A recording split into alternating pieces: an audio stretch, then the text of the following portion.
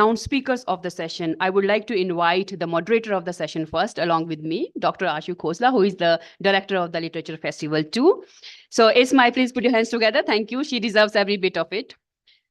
Now I request, or I invite Dr. Shilpi Jha on the stage. And it's my honor to introduce the speaker for you. Ma'am is a writer, academic, and media professional. Currently, ma'am is working as a professor and director at the School of Media and Journalism as D.Y. Patil International University, Pune. Ma'am has worked with Aaj Tak and Voice of America in Washington as a TV correspondent and presenter. Her stories and blogs are published in some of the best-known magazines in Hindi. Both her books, Manpaki, published in 2020, and Sukh Ke Beej, published in 2023, have received very great reviews across the globe. So please put your hands together for Dr. Shilpi Jha. तालियां बजती रहनी चाहिए क्योंकि जो हमारे next speaker हैं वो तो you will get to know. Now I invite Josh Talk speaker, and she is Vibha Rani, who is a multi-faceted personality. And believe me, she has written more than 42 books of short stories, plays, novels, poems, and translation in Hindi and Maithili. Vibha is a veteran solo theater artist, a performer of, I don't know whether you have heard about it, it's the Gali Geet. So you will get to know more about it when the session will be going on. So ma'am is a renowned motivational speaker also, theater and soft skill trainer, and posh enabler. So welcome ma'am on this panel. Now, you will be very familiar with this face and the voice, and she is our ma'am Sunani Sharma. I invite you on the stage, ma'am. Ma'am is a third generation entrepreneur, MA in English and MBA in HR, and event production is a discipline of Khan Sahib Abdul Rahman Khan of Patiala Gharana. So that kind of, the qualities and the things you are going to observe in this particular session. So Ashu ma'am, should we start the session now? Of course, and I would love for Purnima to come and join and take Okay, the seat right. as my co-moderator for the session. तो इस session में Hindi English दोनों में बातें होंगी और एक और लैंग्वेज भी यूज करेंगे जो है संगीत की भाषा, क्योंकि जो एटलीस्ट शिल्पी के बारे में मुझे नहीं पता कि वो संगीत में क्योंकि दो जो हमारे पैनल पर स्पीकर्स हैं वो संगीत से भी जुड़ी हैं in their own different ways. तो इस सेशन का नाम हमने बहुत सोचा, काफ़ी डिस्कशन हुई और ultimately we settled on the name Stree Sahitya और संगीत. सुंदर टाइटल है, सुनने में सुंदर लगता है, I hope you agree. But इसके पीछे भाव भी उतना ही सुंदर है. It is always a pleasure to talk to female artists, female performers and female authors, because मैं समझती हूँ as a female myself कि हम औरतें जो हैं दुनिया को एक डिफरेंट नज़रिए से देखते हैं. हमारा नज़रिया compare to the other half of the population is a little different.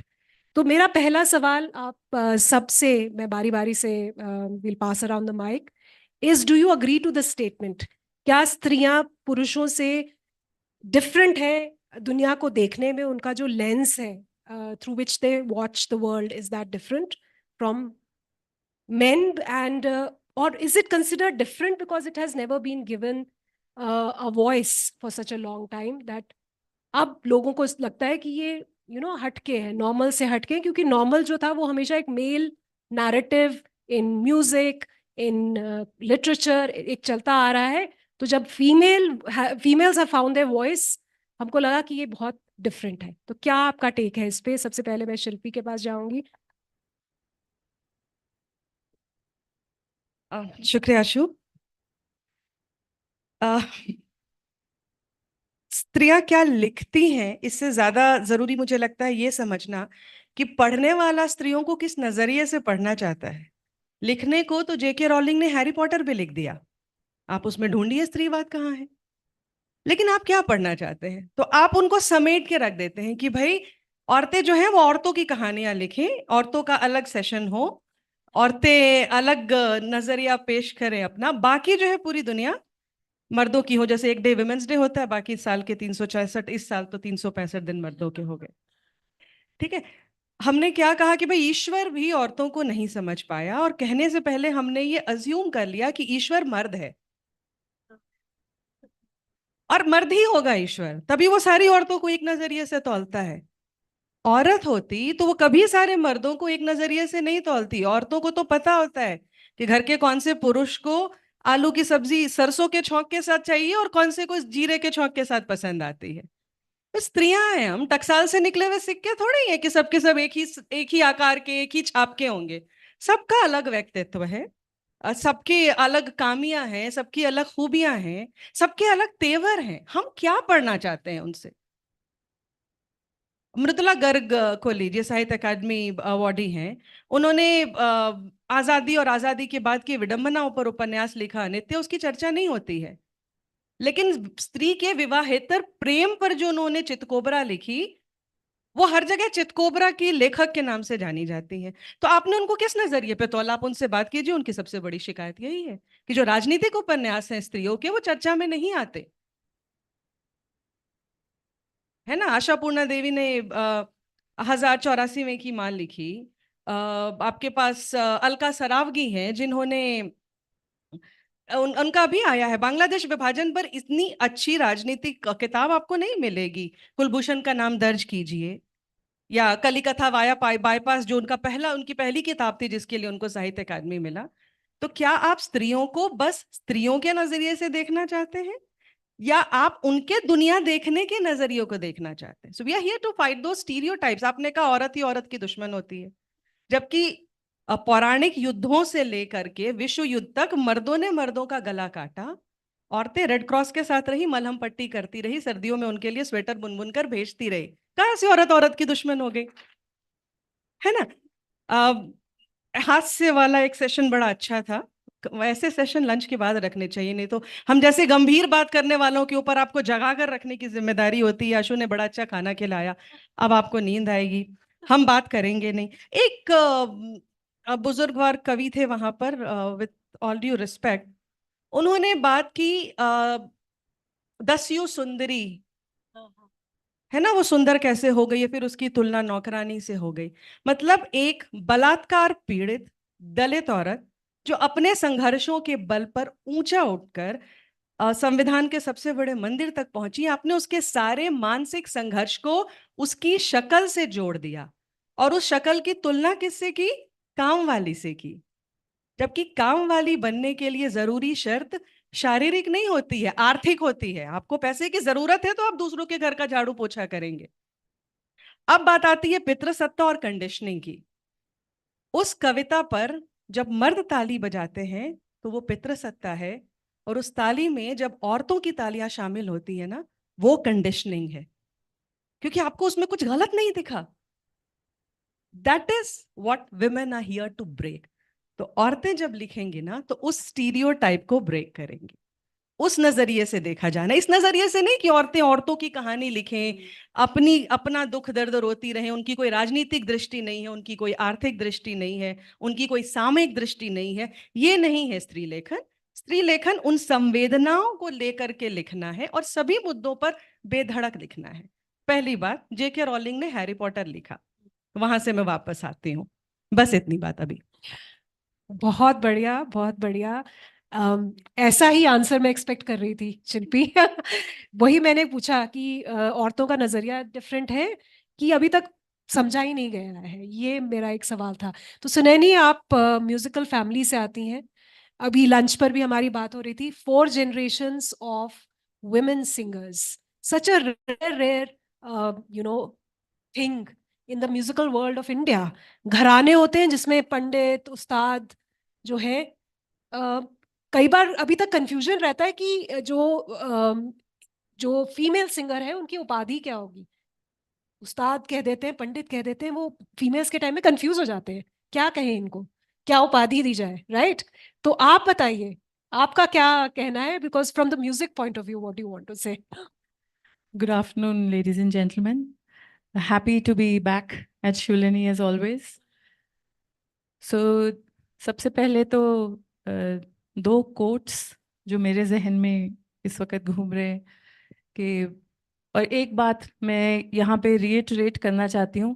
that we do not need to fight and we do not need to claim that we are doing something for women empowerment. We are already empowered. हम ਅਸੀਂ ਤੁਰੋਂ ही empowered ही ਆਈਆਂ. So we don't need to stand on rooftops and yell that we need to be empowered. We are empowered. We just need to understand that. So that put aside, my grandmother at 13 years, when she started singing, Lahore Radio से जब उन्होंने अपनी संगीत के सफ़र की इब्तिदा की थी, तो शायद उनके मन में भी कुछ ऐसा ही ख्याल रहा होगा when somebody like Sarah Collins says that throw me to the wolves and I'll come back leading the pack, or Marilyn Monroe when she says that women do not have, strong women do not have standards. Strong women do not have attitudes. We have standards. So standard maintain karna और पीढ़ी दर पीढ़ी standard maintain करना. So आप सोच सकते हो कि एक घर में एक माँ अपनी बच्चियों को क्या तालीम देती है और फिर वही तालीम वो अपने आगे बच्चों तक पहुंचाती है और वो सेम स्टैंडर्ड्स वो आगे नेक्स्ट जनरेशन तक जाती है. It is a lot of effort. It is a lot of effort.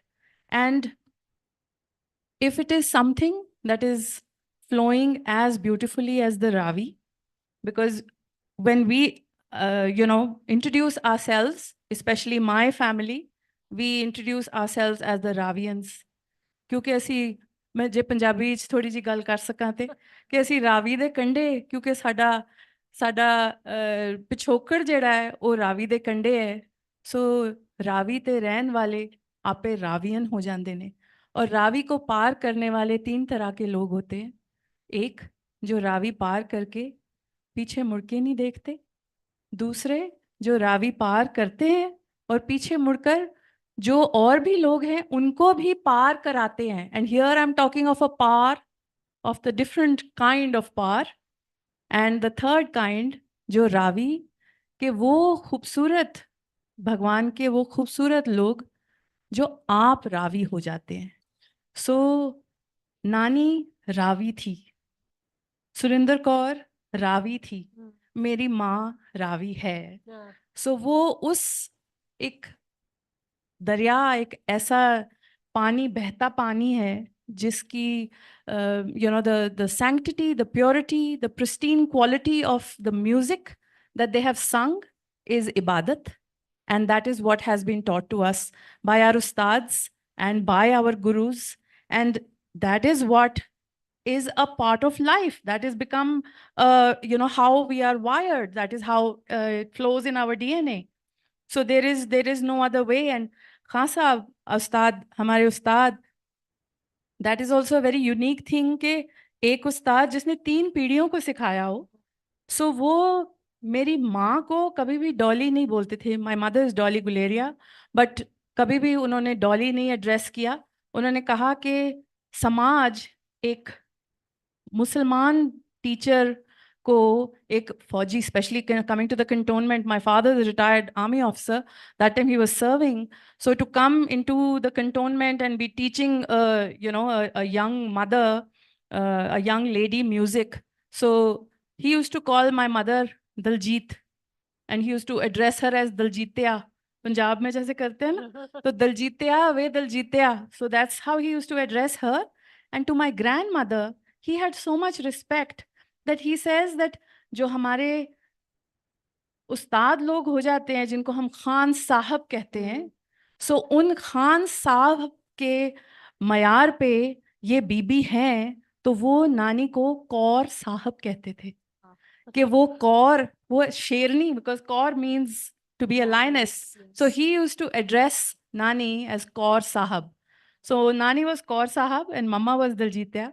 And here I want to also share with you quickly, if I may.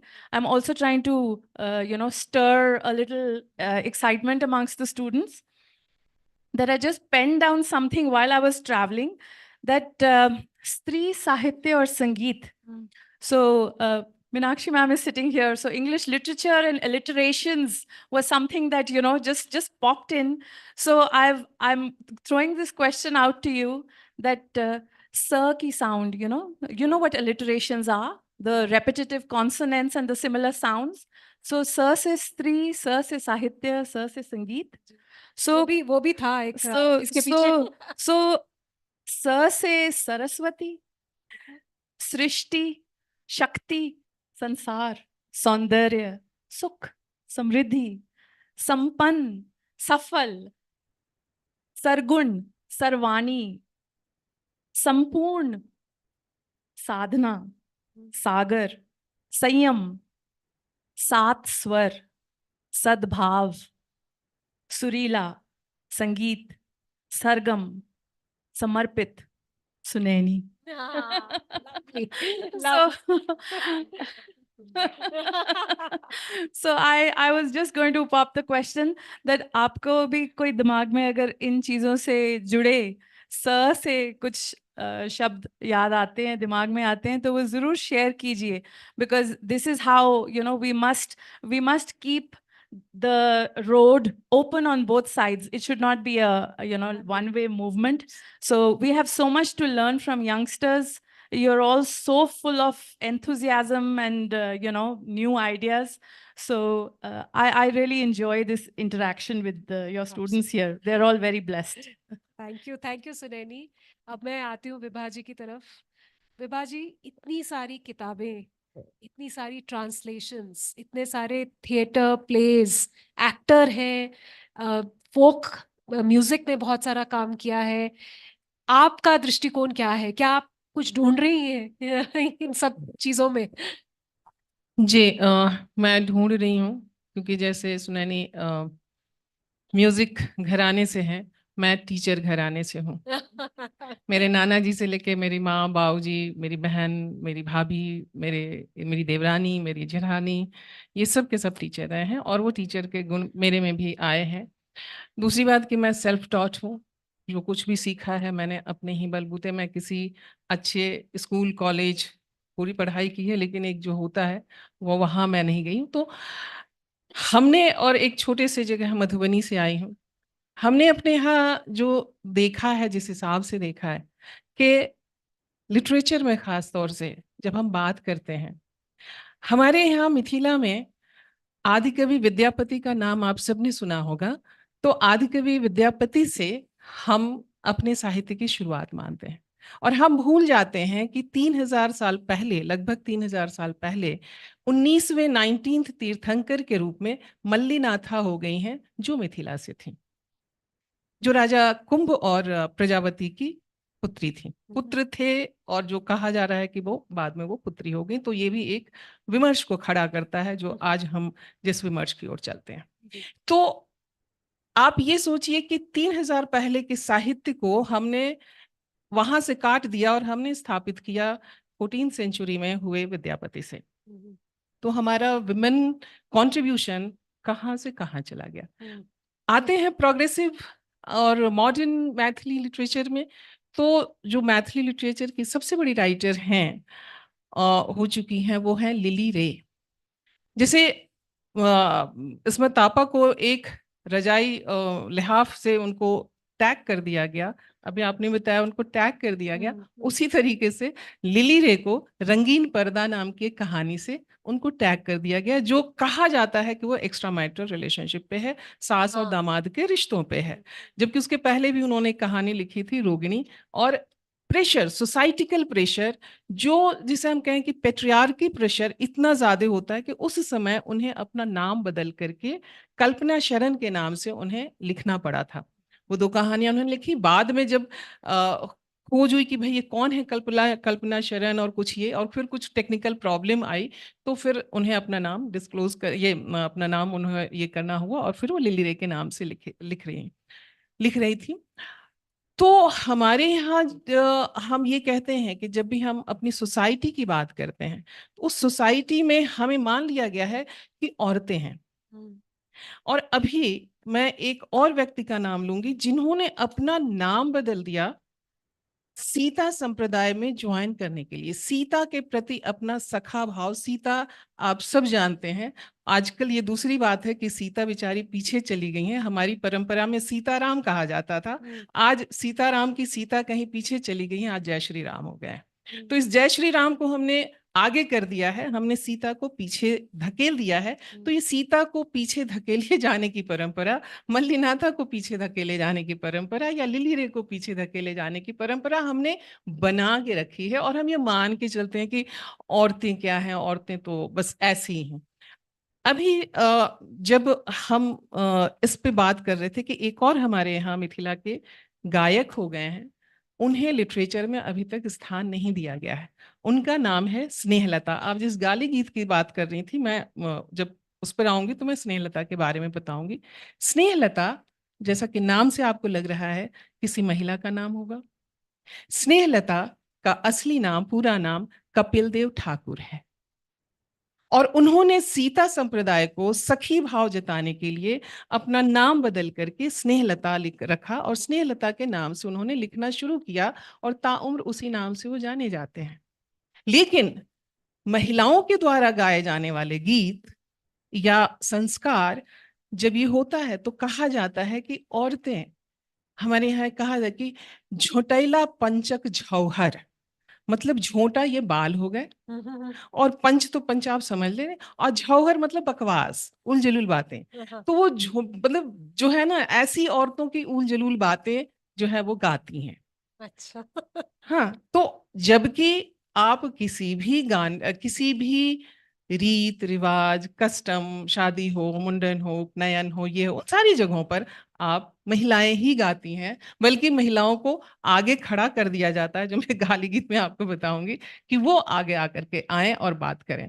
तो वैसी जगहों में मैं ये मानती हूँ कि हम औरतों की लड़ाई, अगर हम ये मानते हैं कि स्त्री है, साहित्य है और संगीत है, तो स्त्री तो है ही, और स्त्री स्त्री की तरह ही सोचेगी, क्योंकि उसे नेचर ने स्त्री बना करके भेजा है। और नेचर इतना बेवकूफ नहीं है, प्रकृति बेवकूफ नहीं है। प्रकृति ने, प्रकृति और पुरुष, स्त्री और पुरुष दोनों को बहुत अच्छे से डिफाइन करके भेजा है कि तुम शरीर से मजबूत हो तो हम मन से मजबूत हैं, तुम्हारे अंदर कुछ और ताकत है तो हमारे अंदर कुछ और ताकत है, और जब वो दोनों ताकत मिलती हैं तब सुंदर सृष्टि का निर्माण होता है।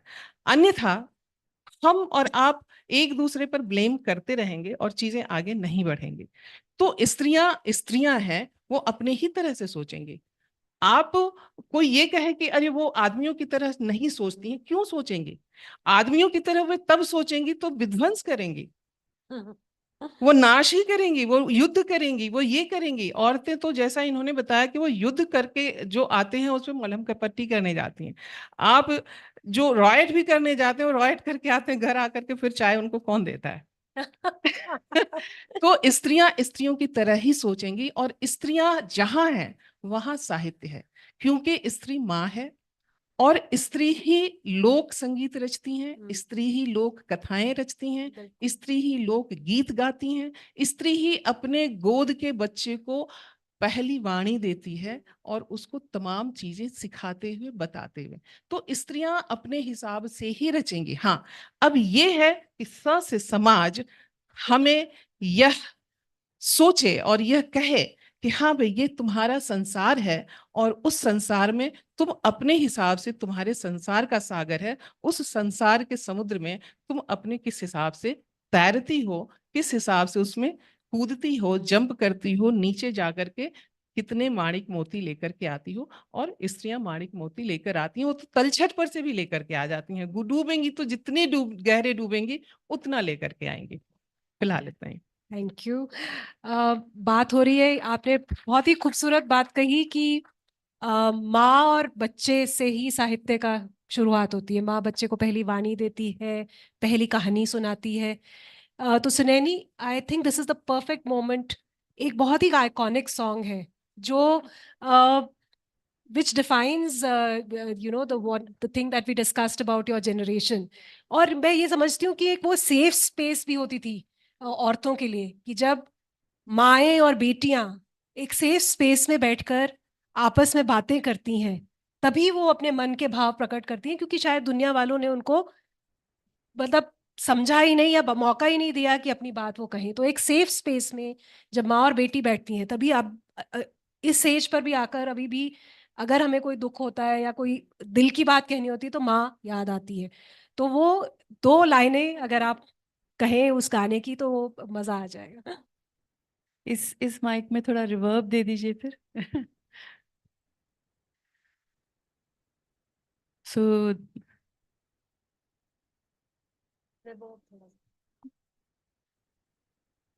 ये स से समाज और ये स से समुद्र और स से सागर वाला अच्छा अच्छा चल रहा है. Lots to learn, from such empowered women sitting on my left and right. स से सक्षम होना भी कितना जरूरी है. So मेरा नैरेटिव इस गीत से बहुत कॉन्ट्ररी है, but I will share the song with you first. I'm sharing a similar song which is also sung by my grandmother and my nani Masi, Surinder Kaur Prakash Kaur.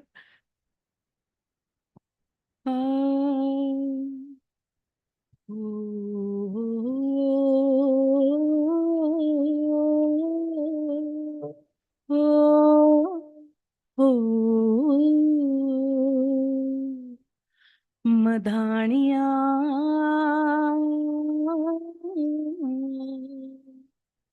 हायो मेरे डाडिया रब्बा किन्ना जमिया किन्ना ने ले जानिया हायो मेरे डाडिया रब्बा किन्ना जमिया किन्ना ने ले जानिया है फीता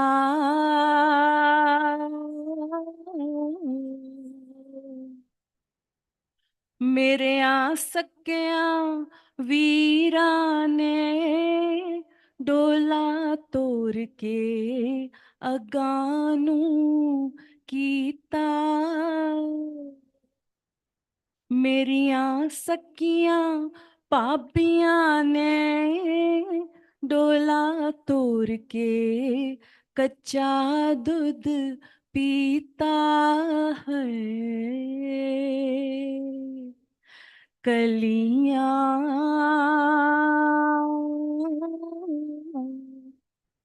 मावां तियां मिलन लगियां चारे कंधां ने चुबारे दियां हलियां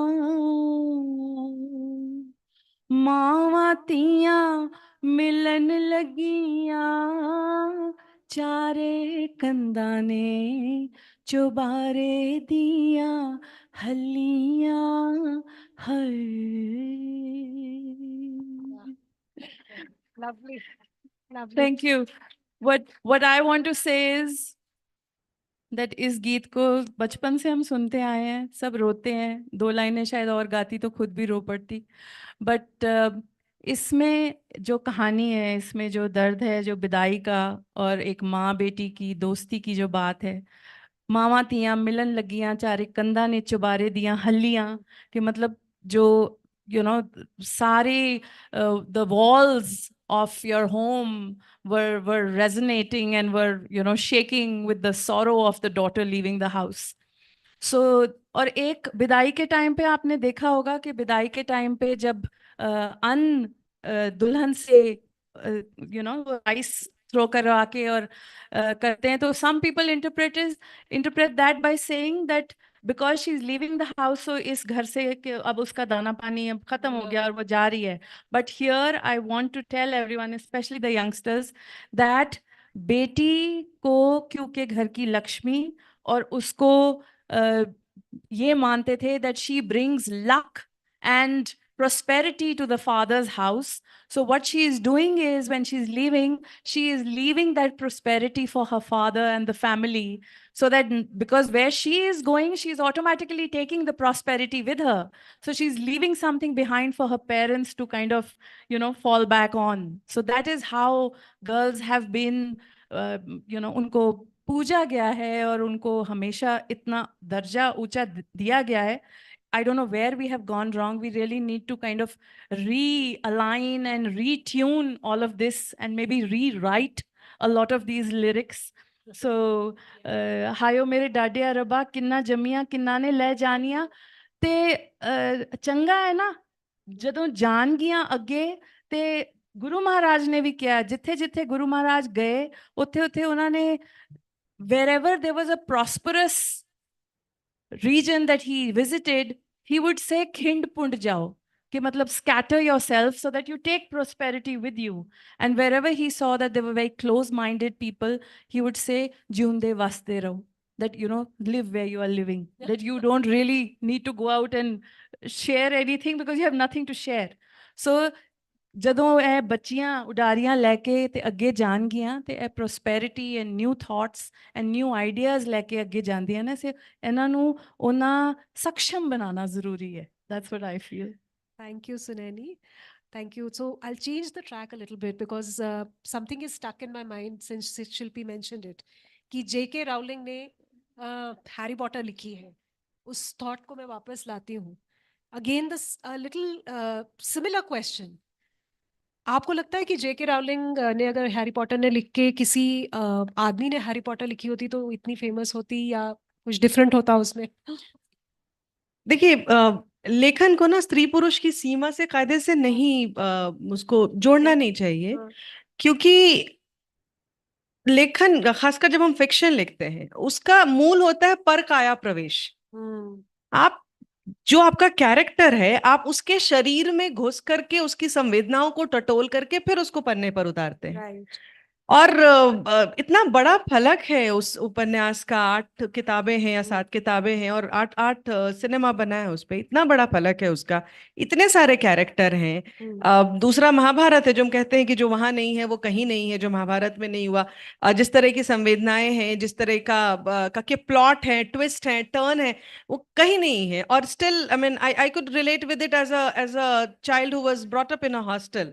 यू नो, वहाँ की पॉलिटिक्स, वहाँ का हाउस, वहाँ के कंपटीशन, Yes. तो वो आप बिना इमेजिनेशन के नहीं कर सकते हैं। तो किसी पुरुष ने उसको अलग तरह से इमेजिन किया होता, मुझे नहीं लगता है, और जरूरत भी नहीं है, क्योंकि it's for us to enjoy what is written. Right. लेकिन क्या पुरुषों का जहां स्त्रियां नहीं है, क्या स्त्रियां वहां होती तो चीजें अलग होती। जैसे हम बॉलीवुड में देखते हैं, जी।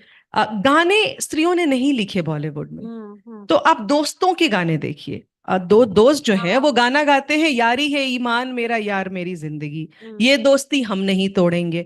दो सहेलियां क्या गाती हैं, जानू जानू रे काहे खन का है तेरा कंगना, छुप के कौन आया तोरे अंगना, या पिया पिया ओ पिया पिया। मतलब आपस की बात नहीं है उनकी, वो एक दूसरे से जिंदगी भर साथ निभाने का वादा भी नहीं कर सकती, उनको पता है कि वो पूरा नहीं होगा, है ना। मर्दों की दोस्ती तोड़ी किसने सिनेमा में, एक औरत आ गई, वो त्रिकोणीय प्रेम बन गया, है ना। तो वहां मुझे लगता है स्त्रियों की जरूरत है कि दोस्ती के गाने होने चाहिए औरतों के। We talk about solo travel, we talk about women going out and about all alone, तो वहां मुझे कमी लगती है। तो वहां शायद अगर औरतें गाने लिखती और औरतों की दोस्ती के गाने लिखती, बल्कि मैं, अब सोशल मीडिया है तो अक्सर जो नए जमाने के सॉन्ग राइटर्स हैं, लिरिसिस्ट हैं, मैं उनको टैग कर करके ये बोलती रहती हूँ कि भाई कुछ करो इधर। नहीं, काफी अब संवेदनशील भी काफी लिरिसिस्ट आए हैं, जो एक फेमिनिस्ट, एक हमारे ही गेस्ट आ रहे हैं जो कल, राजशेखर, जो एक बहुत फेमिनिस्ट पर्सपेक्टिव से बिल्कुल लिखते हैं। बिल्कुल, हाँ। और जो आपने मेंशन किया, I'll tell you, I think it is called the Bechtel's test or something, right? ये एक टेस्ट होता है कि अगर दो फीमेल्स आपस में बातें कर रही हैं without mentioning a man, without mentioning, तो कुछ साल पहले ट्विटर पर, सोशल मीडिया पर मेरा जो ग्रुप था, मतलब जिनको मैं फॉलो करती हूँ, उन्होंने, हम सब म्यूजिक के भी फॉलोअर्स हैं, हमने ट्राई किया कि हम एक गीतों की लिस्ट बनाएं जिसमें औरतें किसी पुरुष की बात नहीं करती। तो सच मानिए, all languages में, not just in Hindi, all language films, when people started collecting those songs, it was only a handful of songs, and that playlist exists on YouTube still, and I would share it with you later on. But very very true कि गाने ऐसे हैं ही नहीं जिसमें औरतें किसी man के बारे में बात नहीं कर रही हैं, and उसका रीजन शायद यही है कि मेल आपकी आपकी जिंदगी उतनी ही है, मतलब फिल्मों के हाँ हिसाब से हाँ हाँ बिल्कुल आपकी दुनिया वही है कि आप पुरुषों की बातें करें, आपस में आपके पास शेयर करने के लिए कुछ है नहीं। राइट। विभा जी, सुनैनी ने गाना गाया जो विदाई के वक्त गाया जाता है। आपका जो जो जॉनर है विवाह गीत का, वो थोड़ा डिफरेंट है। उसमें वो वाला एंगल आता है जब हम एंजॉय कर रहे होते हैं, शरारतें चल रही होती हैं, खुशियां मनाई जा रही होती हैं। और गाली गीत, जो मैं बाद में सुनैनी के पास भी आऊंगी, क्योंकि गाली गीत का एक वर्जन पंजाब में भी है, हिमाचल में भी होता है। तो उसमें आपका बहुत सारा काम है। तो उसके बारे में थोड़ा सा बताइए, और थोड़ा सा हम सुनेंगे भी कि गाली गीत कैसे होते हैं मिथिला के। जी, सबसे पहले तो मैं उसमें ये बताऊं कि जैसे विदाई गीत होता है, शादी का एक ऐसा मौका है कि खुशी से लेकर के अंत में, खास करके अगर बेटी की शादी है तो खुशी होते होते होते होते अंत में जो जब उसकी विदाई होती है तो हम सब दुखी हो जाते हैं। तो जैसे वहाँ वो हीर जो गाया जाता है, हमारे यहाँ गाया जाता है, उसको समदावन बोलते हैं। और उसमें भी वैसे ही है कि वो जैसे ही शुरू होता है किसी के भी आंसू नहीं थमते हैं। और दूसरी बात, मुझे शिल्पी से याद आया कि जो महिलाओं के गीत में पुरुष नहीं आते हैं, ऐसा बहुत कम, जैसे आपने भी कहा। मुझे एक मैथिली का गीत याद आया कि जिसमें हम बचपन में हम गाते थे, आधा ही वो गीत मुझे याद है, बाद में उसको मैंने पूरा किया था। तो उसमें बरसात का वर्णन है, लड़की शादी करके ससुराल गई है तो अपनी बहन और माँ को मिस कर रही है, और वहां से वो है, मैं उस वहां से अपनी बात शुरू करना चाहूंगी। आम छू, मैं खड़े होके हाँ जरूर।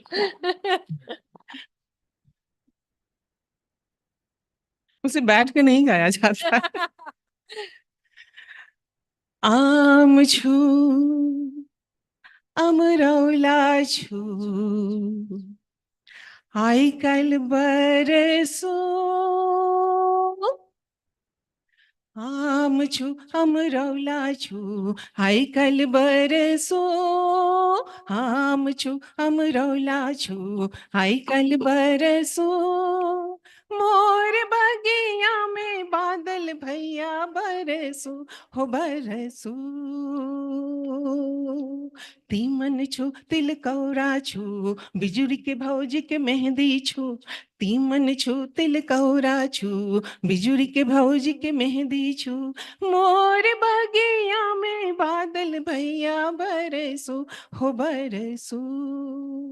यहाँ भी वो अपनी बात कह रही है कि मैं ससुराल गई और अपनी बहन को, मैंने छोटी बहन को, वो उसको मैंने टूर कर दिया। पौर के भाई सासुर गेला, छोटकी बहिनिया के टूअर के लऊं, पौर के भादो सासुर गेलो, छोटकी बहिनिया के टूअर गेलो, पौर के भादो सासुर गेलो, छोटकी बहिनिया के टूअर गेलो, चोरबा नुक्की को ना खिलायब, किनका कान में कहबन को, आम छू हम रौला छू, आई कल बरसू। तो ये ऐसा गीत है जिसमें वो लड़की बादल को एड्रेस कर रही है, बरसात को एड्रेस कर रही है, अपनी बहन को एड्रेस कर रही है, माँ को सोच रही है।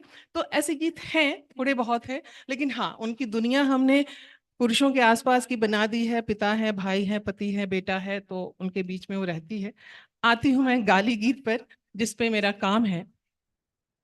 तो गाली गीत मैथिली में उसे डहकन कहा जाता है, DAHKAN, डहकन, डहकन। इसका मतलब होता है कि दहकना, दहकना, जैसे लाल, जैसे आप कोई बात करें और आपके गाल लाल हो जाते हैं, तो गाली गीत सुनने से आपके मन में भी गुलाब जैसे फूल खिलते हैं। आमतौर पर ये जब शुरू में जब इसे मैंने शुरू किया था तो लोगों ने ये कहा कि नहीं, गाली मीन्स अब्यूजिंग, इंसल्ट। तो हमने कहा कि गाली अब्यूज हो सकता है, आप बैठेंगे तो आप पता नहीं माँ बहन कितना कर जाएंगे। हाँ। हम जब बैठते हैं तो हम उसे गाली का स्वरूप देते हैं, ताकि संबंधों में, रिलेशनशिप में एक नमी आए और एक मिठास आए। खास तौर से शादी ब्याह पहले अब होते हैं कि हम होटल में, और डेस्टिनेशन मैरिज है। पहले ये होता था कि 10-10 दिन, 15-15 दिन पहले लोग घर जाते थे, पहुंचते थे, और सब वहाँ शादी ब्याह की सारी तैयारियां होती थी। लड़के वाले दूल्हा और दुल्हन यहाँ केवल तब अरेंज मैरिज में केवल वही अनजान नहीं होते थे, दोनों फैमिली भी अनजान होती थी। तो ये गाली गीत आइस ब्रेकिंग का काम करते थे। दूसरी बात ये होता है कि जब दूल्हा और बारात होते हैं तो वो सोचते हैं कि हम तो राजा महाराजा से कम नहीं हैं और लड़की वाले तो बस कुछ भी हैं। तो ये दोनों के बीच जो एक उस समय शादी के बीच एक टेंशन होता है, उस टेंशन को कम करने का काम आदमी लोग औरतों को दे देते हैं। तो औरतें गीत गाती हैं, और गीत जब हम गाएंगे तो ऐसा कितना भी नाराज वो समधी या लड़के का बाप होगा, उसका चेहरा थोड़ा सा तो नॉर्मल होगा। वो कहेगा कि अरे यार नहीं, इनसे हम कैसे बात करें, इनसे हम ये कैसे करें। इस गाली गीत को हमारे यहाँ मिथिला में हम राम और सीता से शुरू करते हैं, क्योंकि मिथिला में मानते हैं कि सीता से बढ़ के कोई बेटी नहीं है, तो इसलिए राम से बढ़ के कोई दामाद नहीं है। तो जब हम राम को गाली देते हैं तो बाकी तो को तो गाली दे ही सकते हैं। तो वहां से गीत शुरू होता है राम से। दूसरे, इस गाली गीत के पीछे एक और भी मान ये होती है कि ये स्त्रियों का स्वर है। स्त्रियों को इतना पर्दे में रखा जाता है कि उन्हें उनका अपना कोई से नहीं होता। गीतों के माध्यम से वो अपने आप को एक्सप्रेस करती हैं, और कहा जाता है कि जब हम गीत गा रहे हैं, मैं तो कुछ कह नहीं रही हूँ, मैं तो गीत गा रही हूँ, गीत में ये लिखा हुआ है तो मैं क्या कर सकती हूँ। तो गीत में एक है कि एक बहू का खाने का कटहल, हमारे यहाँ जो जैक फ्रूट होता है उसकी सब्जी बहुत अच्छी होती लगती है, हम लोग भी बनाते हैं। तो एक बहू लड़की आई है शादी करके, तो उसे अब बहुत मन है कि कटहल की सब्जी खाई जाए। किसी किसी तरह से बन जाता है, तो रिवाज के अनुसार पहले घर के पुरुष खाएंगे, फिर घर की बड़ी महिलाएं खाएंगी। बच गई सब्जी तो वो खाएगी नहीं, तो बेचारी अचार या नमक के साथ खाएगी। तो वैसे में उसके मन की भावना कैसे ये प्रकट होती है। ऐसे तो जाकर बोल नहीं सकते कि सास में तू खाने को नहीं दे रही है तो तू मर जा, ऐसे तो कह नहीं सकती। तो वो गीतों में कहती है,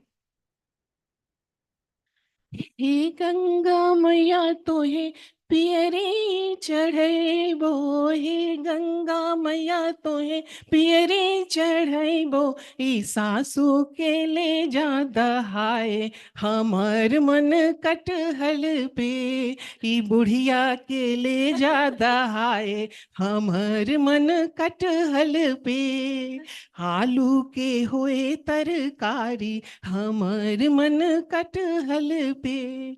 तो ये गाली गीत नहीं है, ये बेसिकली टीजिंग सॉन्ग्स, हंसी मजाक के गाने जिसे हम कहते हैं वो है। अब बारातियों को या दूल्हे को जब गाली दी जाती है, और उसकी शुरुआत जो मैंने स्नेहलता का जिक्र किया था, कपिल देव ठाकुर, उन्होंने सीता संप्रदाय और सखी संप्रदाय जब शुरू किया उसमें गए, तो उन्होंने राम सीता के विवाह के गीत लिखे। और विवाह के गीत लिखे तो सबसे पहला निशाना कौन है उनके गीत पे? राम। तो उनके लिए वो कहते हैं, वो गाते हैं कि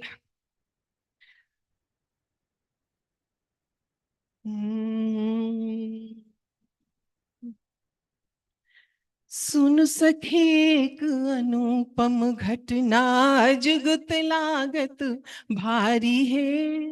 मतलब आप भी सखियों सुनिए, मिथिला की धरती है ये, यहाँ राजा जनक की धरती है, इतने पढ़े लिखे और लॉजिकल राजा हैं। और अवध के लोग क्या कहते हैं? वो ये कहते हैं कि राम और चारों भाइयों का जन्म कैसे हुआ है? खीर खाने से। तो खीर खाने से अगर कोई लड़की कंसीव कर जाए तो आई एम श्योर कि कोई भी माँ अपनी बेटी को खीर नहीं खिलाएगी। तो स्नेहलता लिखते हैं, सुन सखी एक अनुपम घटना, जुगत लागत भारी है। सुन सखी एक अनुपम घटना, जुगत लागत भारी है। खीर खाए बालक जन्मावल,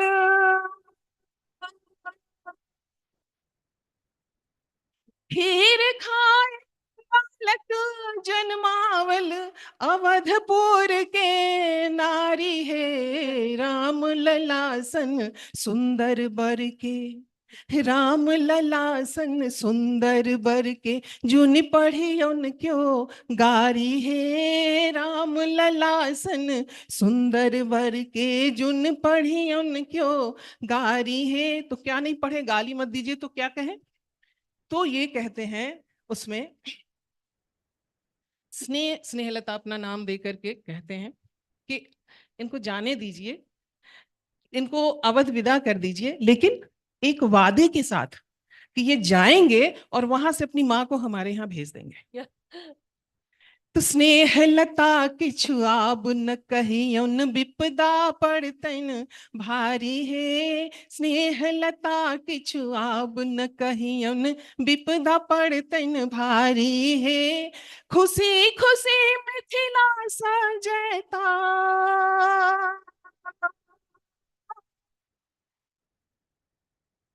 खुशी खुशी मिथिला सजैता, भेज देता महतारी है। राम लला सन सुंदर वर के, जुन पढ़ियन क्यों गारी है। राम लला सन सुंदर वर के।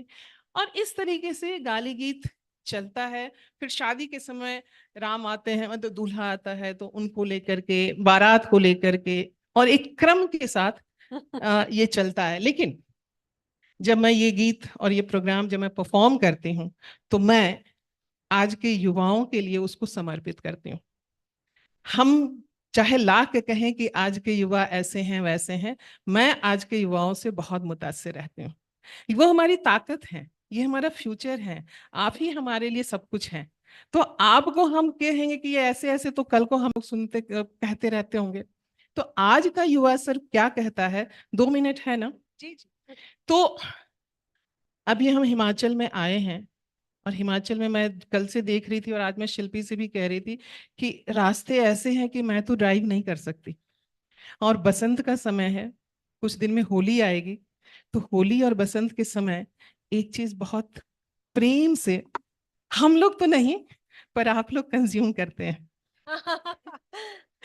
क्या कंज्यूम करते हैं? बोल भी देंगे तो भी कोई फर्क नहीं पड़ता है।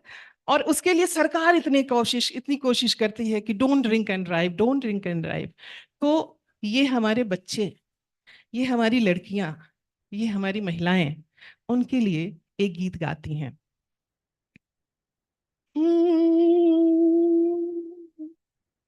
चलावे मोटर गाड़ी,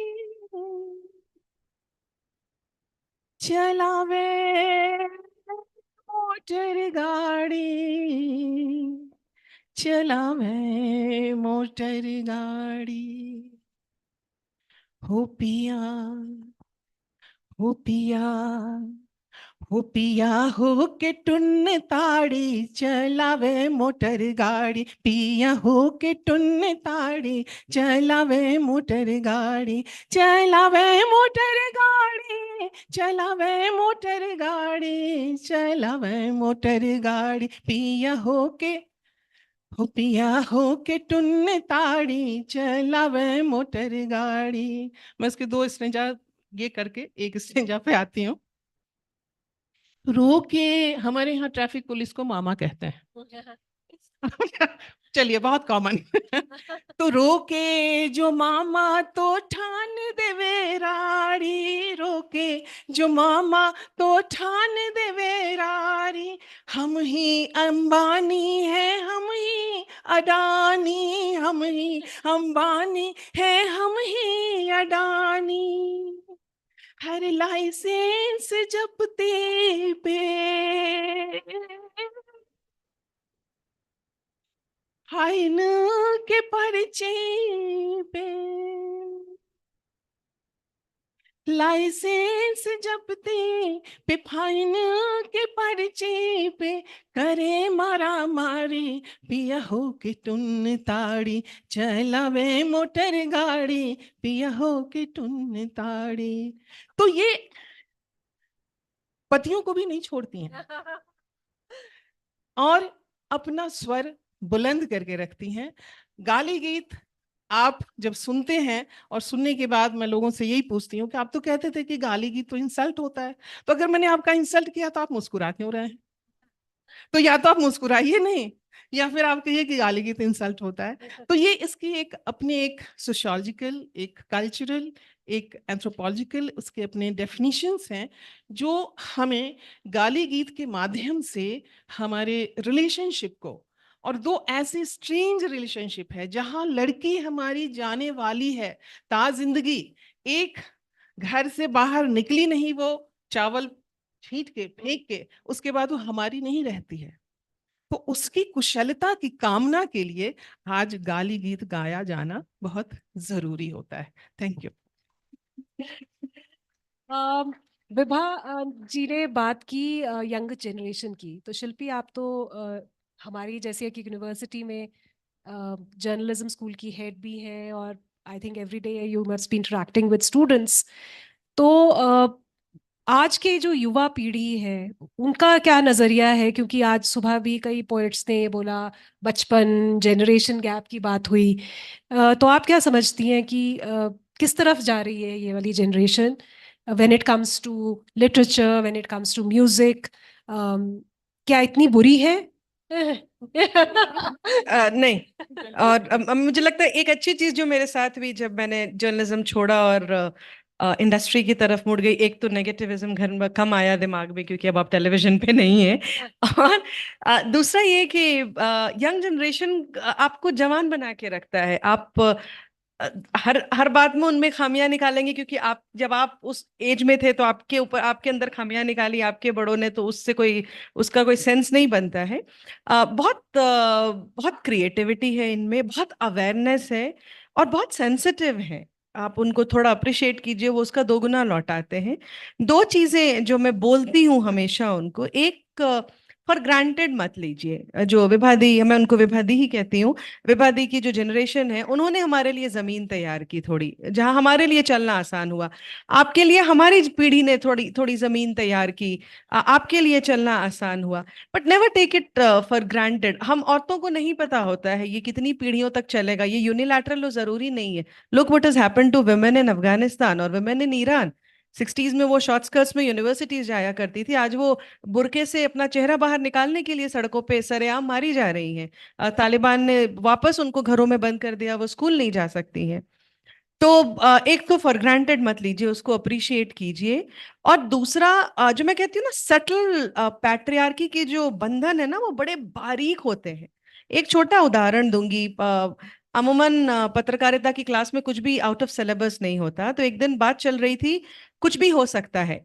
तो हमने एक एग्जाम्पल पूछा कि भाई कुछ भी हो सकता है का एग्जाम्पल बताओ। तो एक ने कहा, एक लड़की ने कहा बल्कि, कि जब अभिषेक को ऐश्वर्या मिल सकती है तो कुछ भी हो सकता है। मैंने कहा क्यों? कह रहे अरे वो फ्लॉप एक्टर है, वो कहाँ मिस वर्ल्ड। और मैंने कहा बिल्कुल सही है, ऐश्वर्या को सलमान से शादी करनी चाहिए थी। मारता पीटता था थोड़ा, उसके सेट पे आके गाली गलौज करता था, है तो सुपरस्टार, राइट?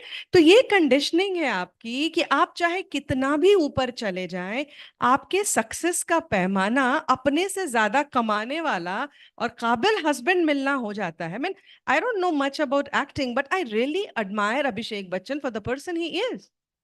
आप 3-4 आपके फैमिली में सुपर सक्सेसफुल लोग हों और उनके बीच में, I mean, the way he supports his wife, I admire him. I mean, I wish my son grows up to be a man like him and stands by his wife. तो ये जो patriarchy के जो धागे हैं, वो वो तोड़ना बहुत जरूरी है। My son is in first year of college and he called me and he said, I'm seeing a girl. I said, you have a girl in your life, please be respectful. That's the only thing I told him. I didn't have to tell him how to act, how to behave. And he's grown up. I mean, I have a set of boy-girl twins. They've just turned 18. तो मेरे लिए तो बहुत बड़ी परीक्षा थी उस घर में दोनों बच्चों को इस तरह से बड़ा करना कि उनको जेंडर का डिफरेंस ना समझ में आए और बावजूद इसके अपने अपने जेंडर के जो प्लस पॉइंट है वो उसको साथ लेके जा पाए। तो ये मैं उनको बार बार, आपकी पीढ़ी को ये चीजें, दो चीजें समझनी होगी। आप समझिए कि आपके आसपास क्या गलत है। जस्ट बिकॉज आपकी माँ ने आवाज नहीं उठाई, उनको गलत नहीं लगा, उन्होंने किसी और चीज के लिए आवाज उठाई, उनके पास बहुत सारी चीजें थी तोड़ने को, कुछ उन्होंने तोड़े, कुछ आपको तोड़ने हैं। And never take your freedom for granted. तो ये दो चीजें मैं बताती हूँ। अशोक चक्रधर जी ने बहुत अच्छी बात की।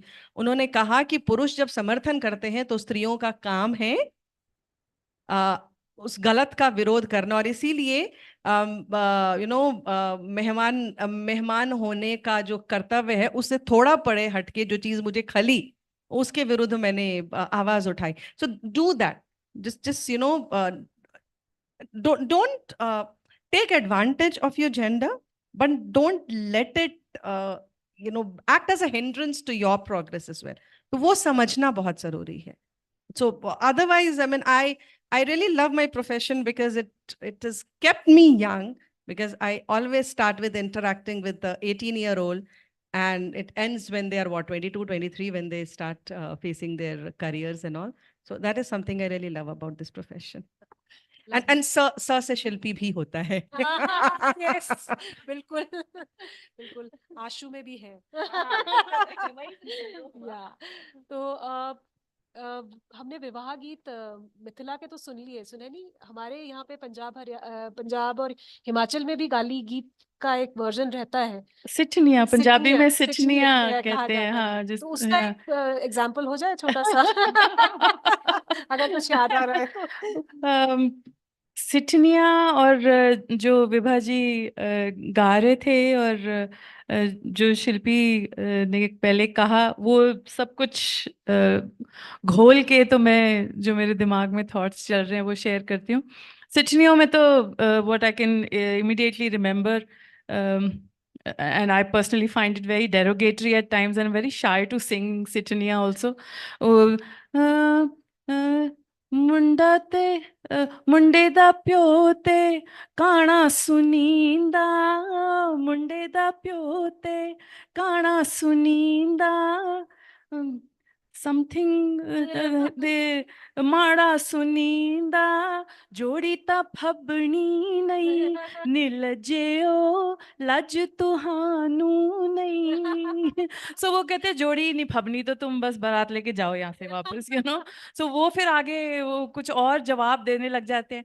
But at the same time बोलियां, जो हमारे टप्पे और बोलियां which go back to the 17th century, टप्पे स्पेशली, तो बहुत स्वीट और बहुत इनोसेंट बातें हैं, जिसमें वो कहती है कि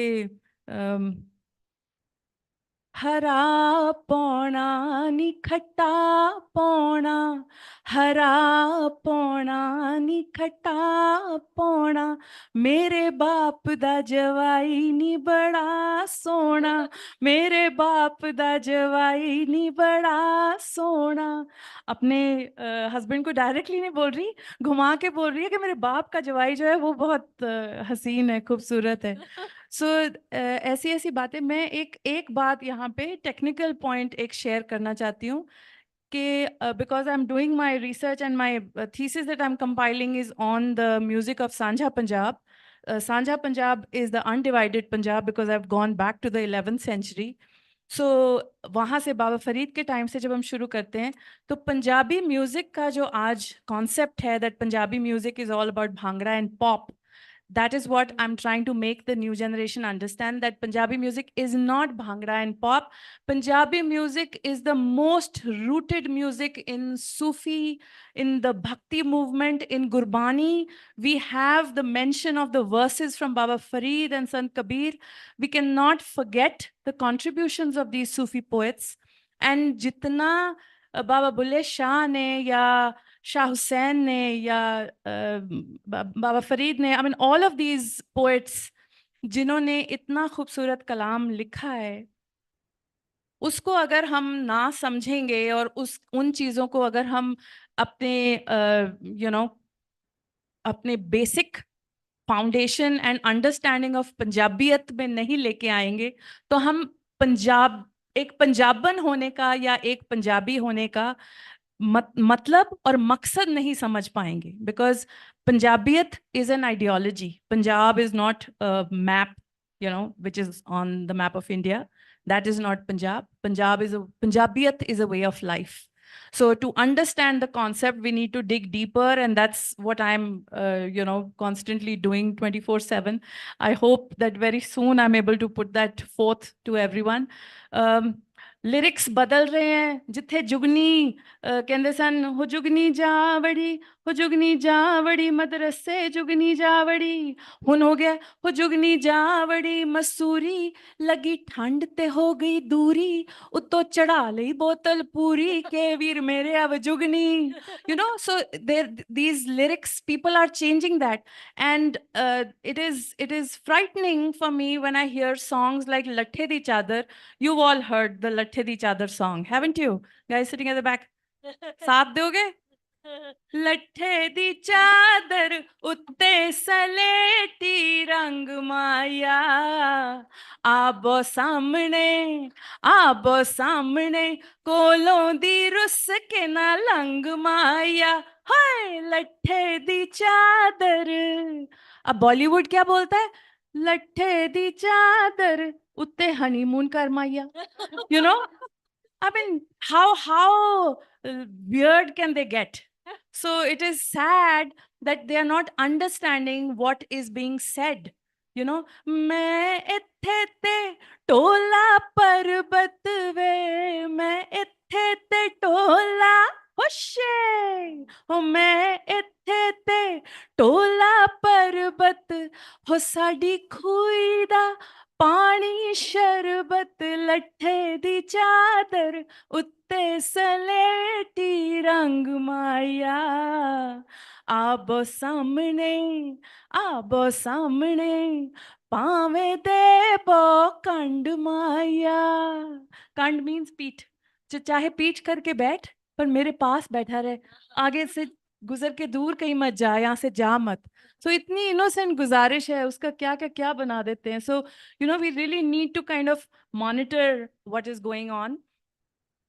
सूफी पोएट्स ने और इवन फॉर दैट मैटर बानी में, मैं ये बात आपके साथ सबके साथ भी शेयर करना चाहती हूँ कि ये एहसास मुझे दिन ब दिन और भी स्ट्रेंथ देता है कि हमारे जितने भी बड़े उस्ताद रहे हैं, बड़े गुलाम अली खां साहब से लेकर भी, और the gurus also, whatever they have written, they have the narrative that they have written is feminine. You know, मैं बंजारन राम की, या जब वो बात करते हैं कि मेरा पिया घर आया, सबने सुना है खान साहब नुसरत फतेह अली का कलाम जो खान साहब गाते हैं, मेरा पिया घर आया, या लागी तुमसे लगन. I mean all of these songs, these are पुरानी बंदिशें हैं जो कई जनरेशन से नीचे आ रही हैं, पर उनमें, उन बंदिशों में और पंजाब की गायकी में स्पेशली, क्योंकि Punjabi women were not, you know, singing these at as courtesans, so the men were singing these. So the ustads were singing the narrative of a woman.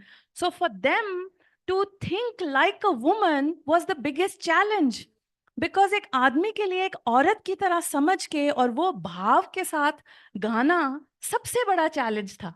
But hats off to ustads like Bade Ghulam Ali Khan Sahab and all, that they have done, not just done justice, they have left behind that kind of gaiki that today when we try to even imitate them, we falter because we are not able to emote the way they have done.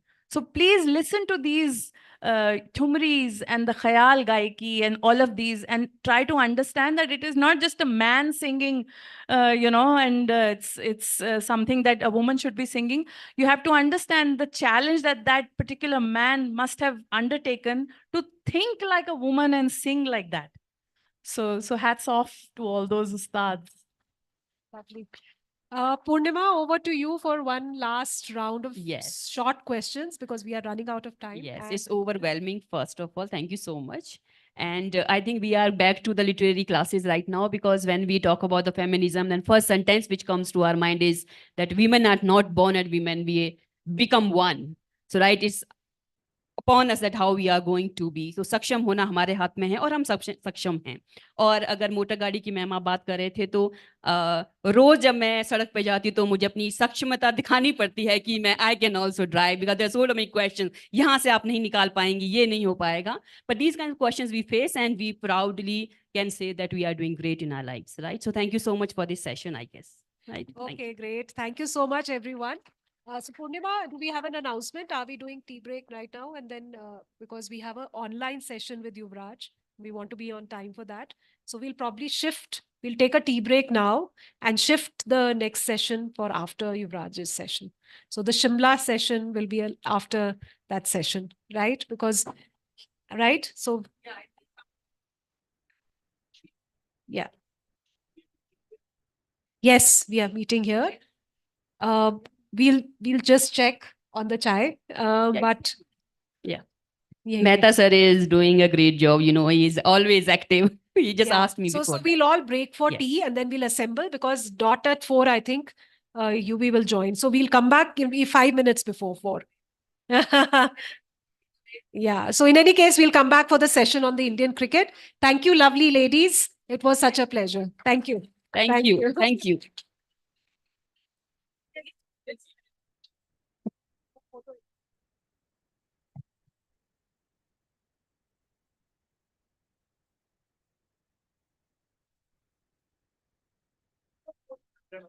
समाधि सबसे बड़ी चीज है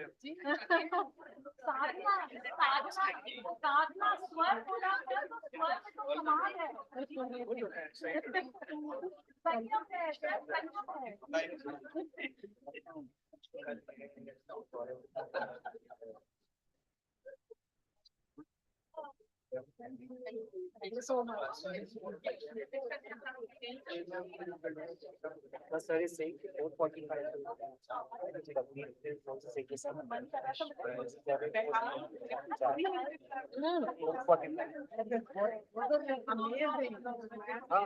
So much to be done. So much to learn from everyone every day.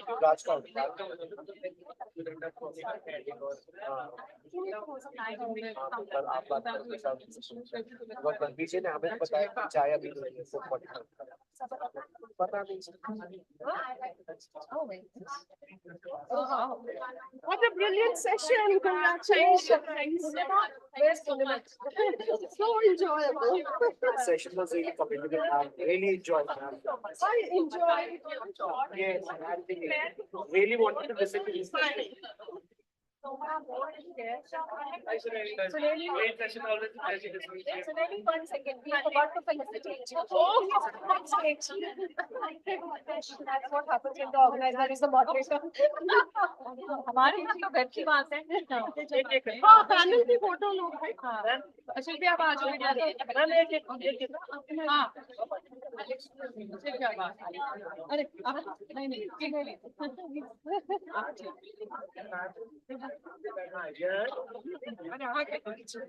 पहले विभाग आपसे चलो इनको बास्केट को पकड़ के फोटो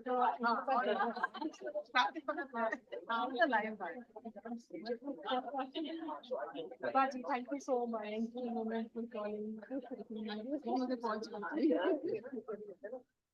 सर बोलिए कि ऑडियो आ रही है इधर आ जाते हो अच्छा आप तो चले गए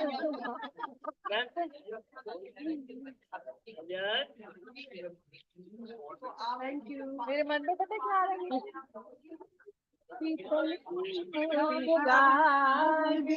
That was one of the songs we added to that list. Rajshekhar, I really admire Rajshekhar ना उन्होंने 8:30 के लिए गाना लिखा था सैया पोरे खाए जरदा कौन सा गाना है कौन सा नहीं हमें 8:30 है ना about those shooter सारे शुभकामनाएं हमारे यहाँ रात माँ बहुआ जो हाँ जी माँ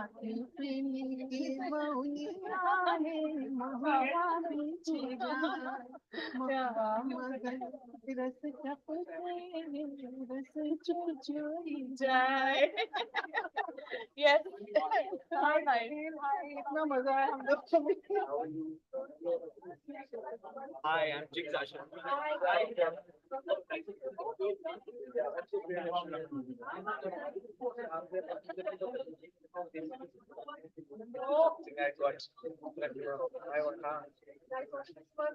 She was feeling hungry, so the mother stick. I said, "Aaj na, the session."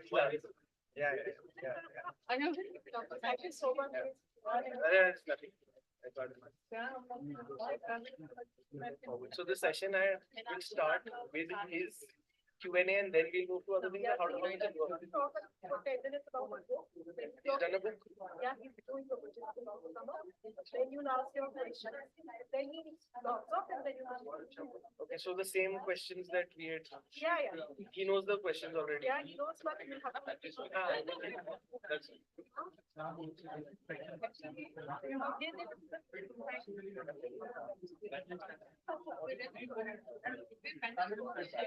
yeah, other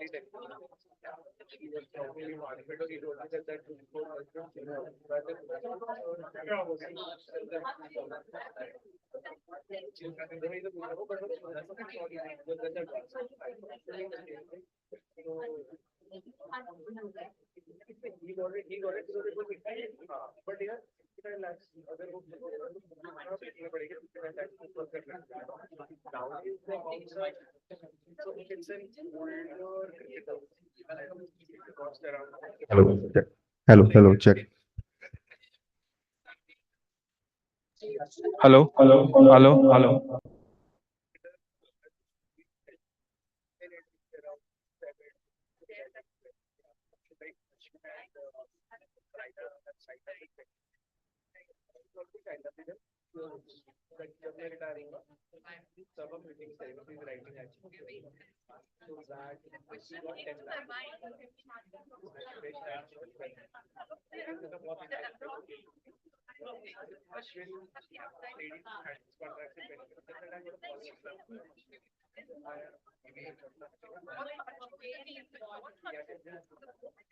I don't watch cricket.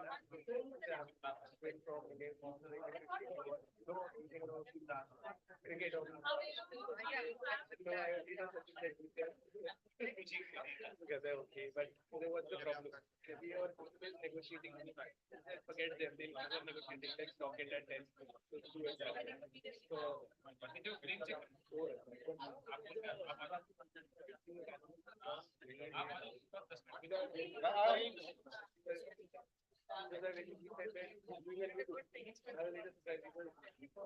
Also reality checks of what he did earlier to what he's doing now.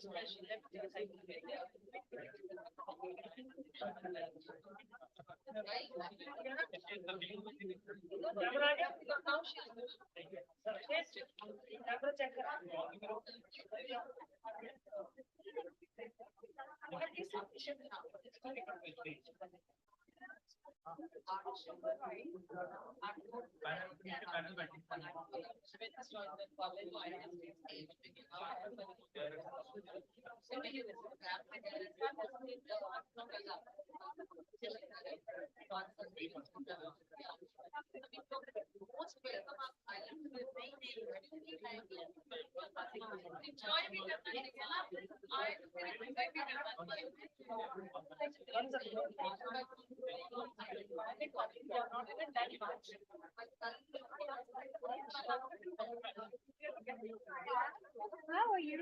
You remember me? Yes. What's my name? And how do you know me? And how do you know me? I make you meet. He wanted to meet you. Come.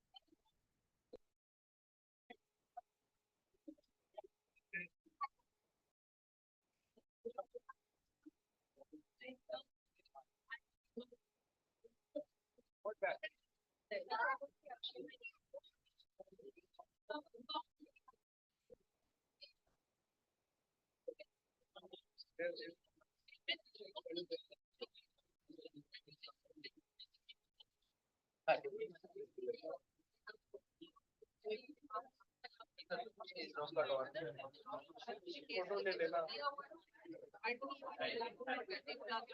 अगर मैं बैठूंगी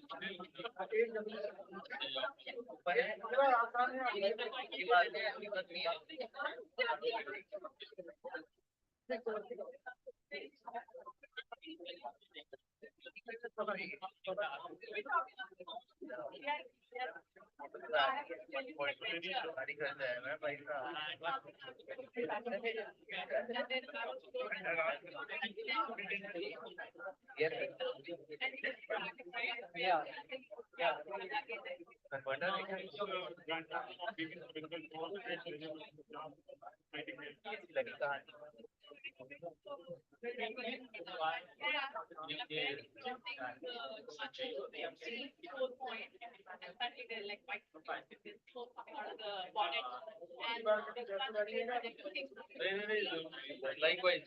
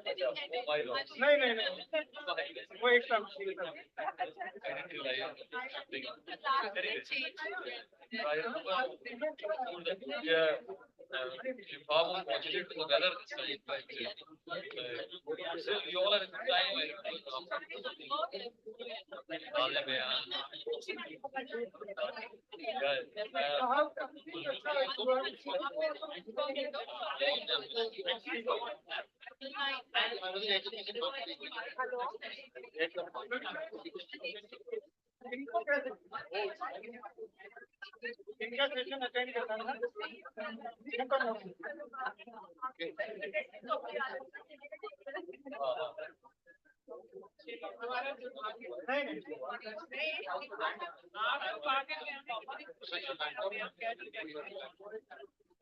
आगे भी कहे एक बार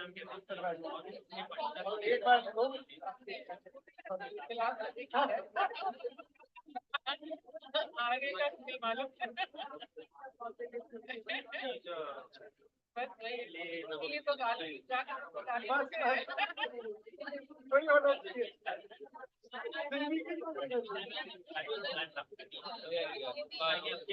ये तो भाभी कहते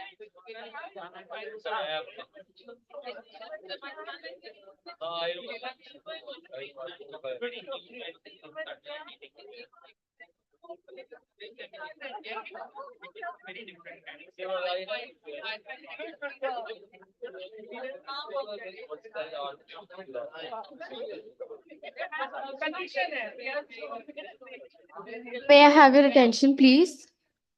Everyone, please, may I have your attention, please? Can you all please settle down so that we can start the session? I request all the guests to please settle down. Good afternoon, everyone. Ladies and gentlemen, attention, please. Ekta, can you please close the door? Yeah. We are going to start the session in a bit. I request everyone to be seated because the discussions can go on and on. We understand that also.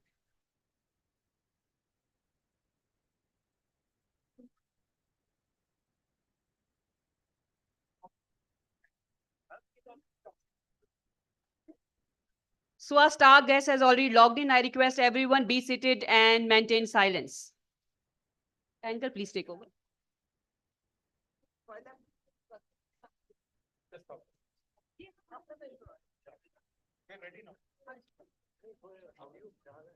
बस बढ़िया. Yes, we met. Another match. Yes. In fact, given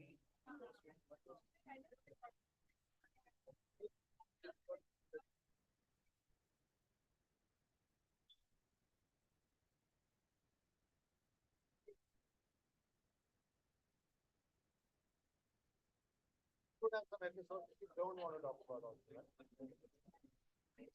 So what's the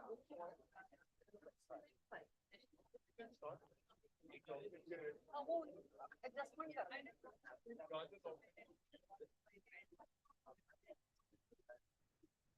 Don't know what the kind of stuff you have. I'm sure that you last month.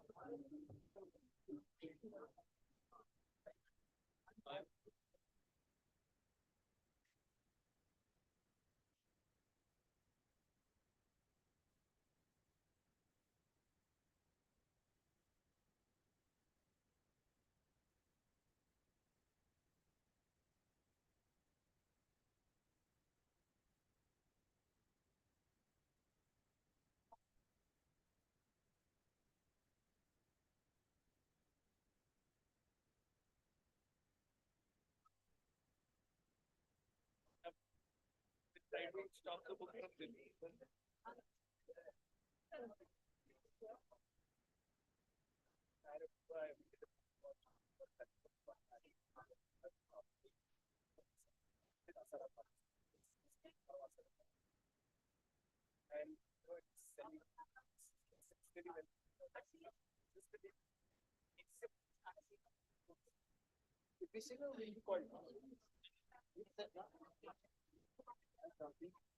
Don't believe in calling. Don't believe in my calling. Am I audible? Yes. Yeah, okay. So I'll call you like in another 2-3 minutes.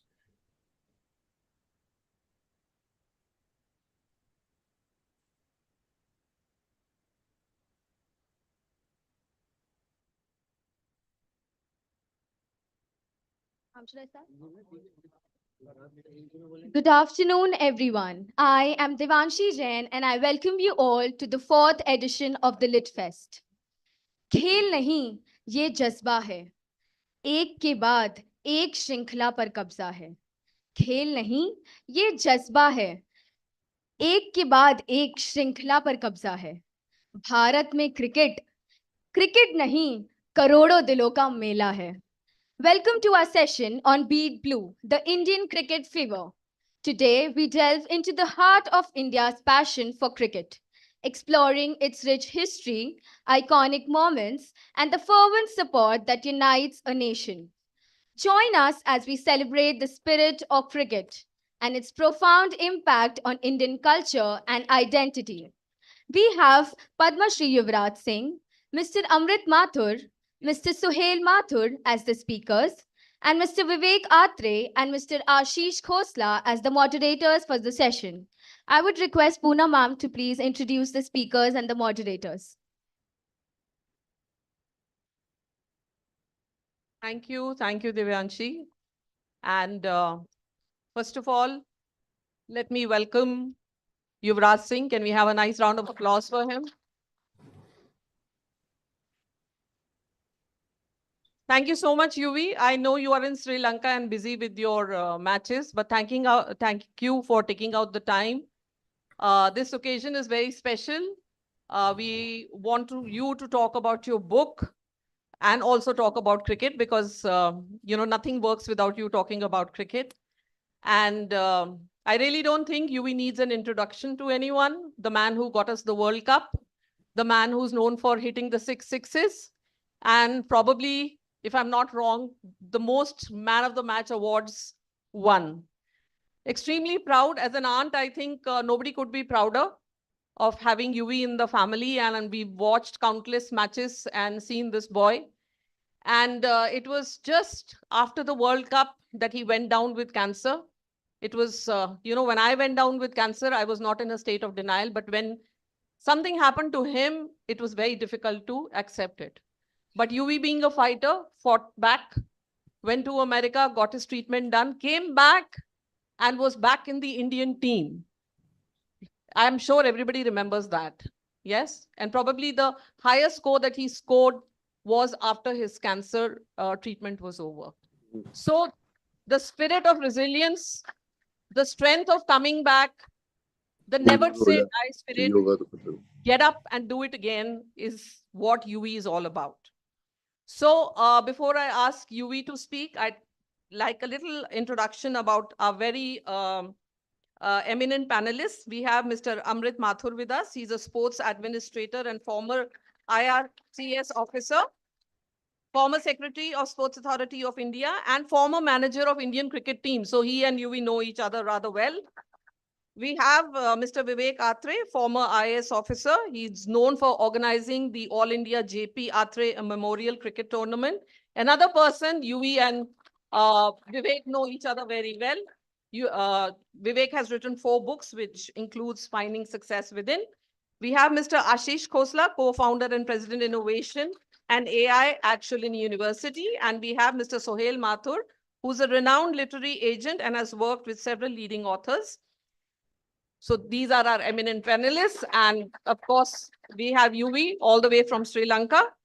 And before anything else, I'd quickly like Mr. Mathur to please present his book called Pitch Side to Mr. Ashish Khosla.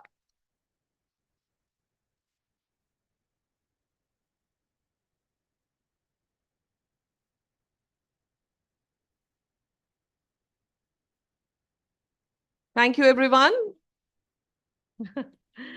So UV, today we'd like you to start this session by talking about your book, The Test of My Life. This isn't a test that you played on the cricket field. It's the toughest test of your life that you faced, when you were attacked by a disease that today you and I know that has no cure. But you've come out of it so beautifully. And this book of yours is so amazingly written. It, brings so much of emotions, a wealth of emotions inside you when you go through it. So just tell us a little more about your book and tell us, why did you write it? Most eminent people would hide behind a curtain and say, I don't want to talk about it. But you wrote a book and you came out so openly about your cancer. Please tell us a little more about your book.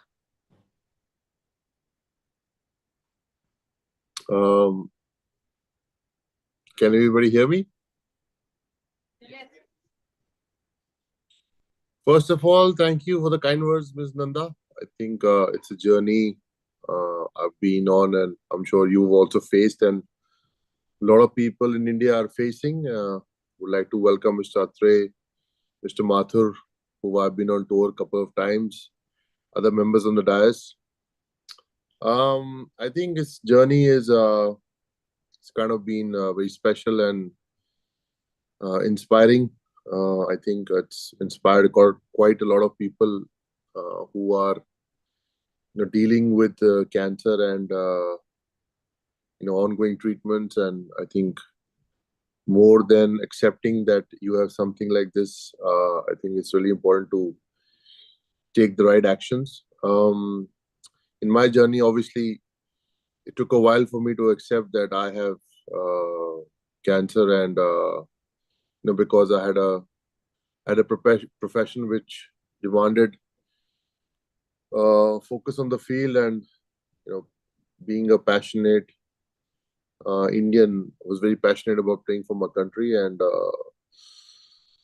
cancer was also had become secondary for me. That playing for country is the most important thing. But I think in the long run, I understood that I have to focus on my health and get better. Unfortunately, it happened at a time where I was probably at the peak of my career, because we had won the World Cup, and I had probably hit back good form. And it was pretty much an up and down year for me before the World Cup. I had lots of injuries as well. And when I got struck by cancer, I think the only choice for me was to, fight it and face the circumstances. And I think I had really good support around me. I had the country's wishes, and it was a long journey. It was a hard journey, but it took some time to come out of it. I was pretty young, and looking forward to play for India for a couple of years, but fortunately, it didn't happen like that. But I'm proud of the way I fought, and I'm proud of the way I handled myself in those circumstances. And through that journey, obviously, as you know, UV Can was born. Meaning of UV Can is UV can fight cancer. And I think when you talk about the book also, I think it's a journey about me, what emotions I went through when World Cup was happening, and what was my journey like through cancer. So I thought it will be nice to write it down, and probably it'll be a good memory in the future. And people who would read it probably would inspire them to come out of their own journeys. I think when I was diagnosed and I was going through my treatment, I was reading a lot about Lance Armstrong's journey, which really inspired me to come back to my field. So yeah, I think these are the emotions I pretty much felt at that time.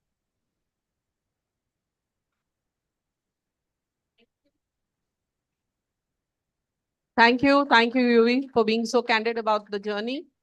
I now hand over the mic to our panelists who are, wanting to ask you some questions. If you give me Thank you. permission, we'll just go ahead with that. Vivek, maybe we can start with you. Yeah, before I ask you the question, Yuvraj, good to see you first of all.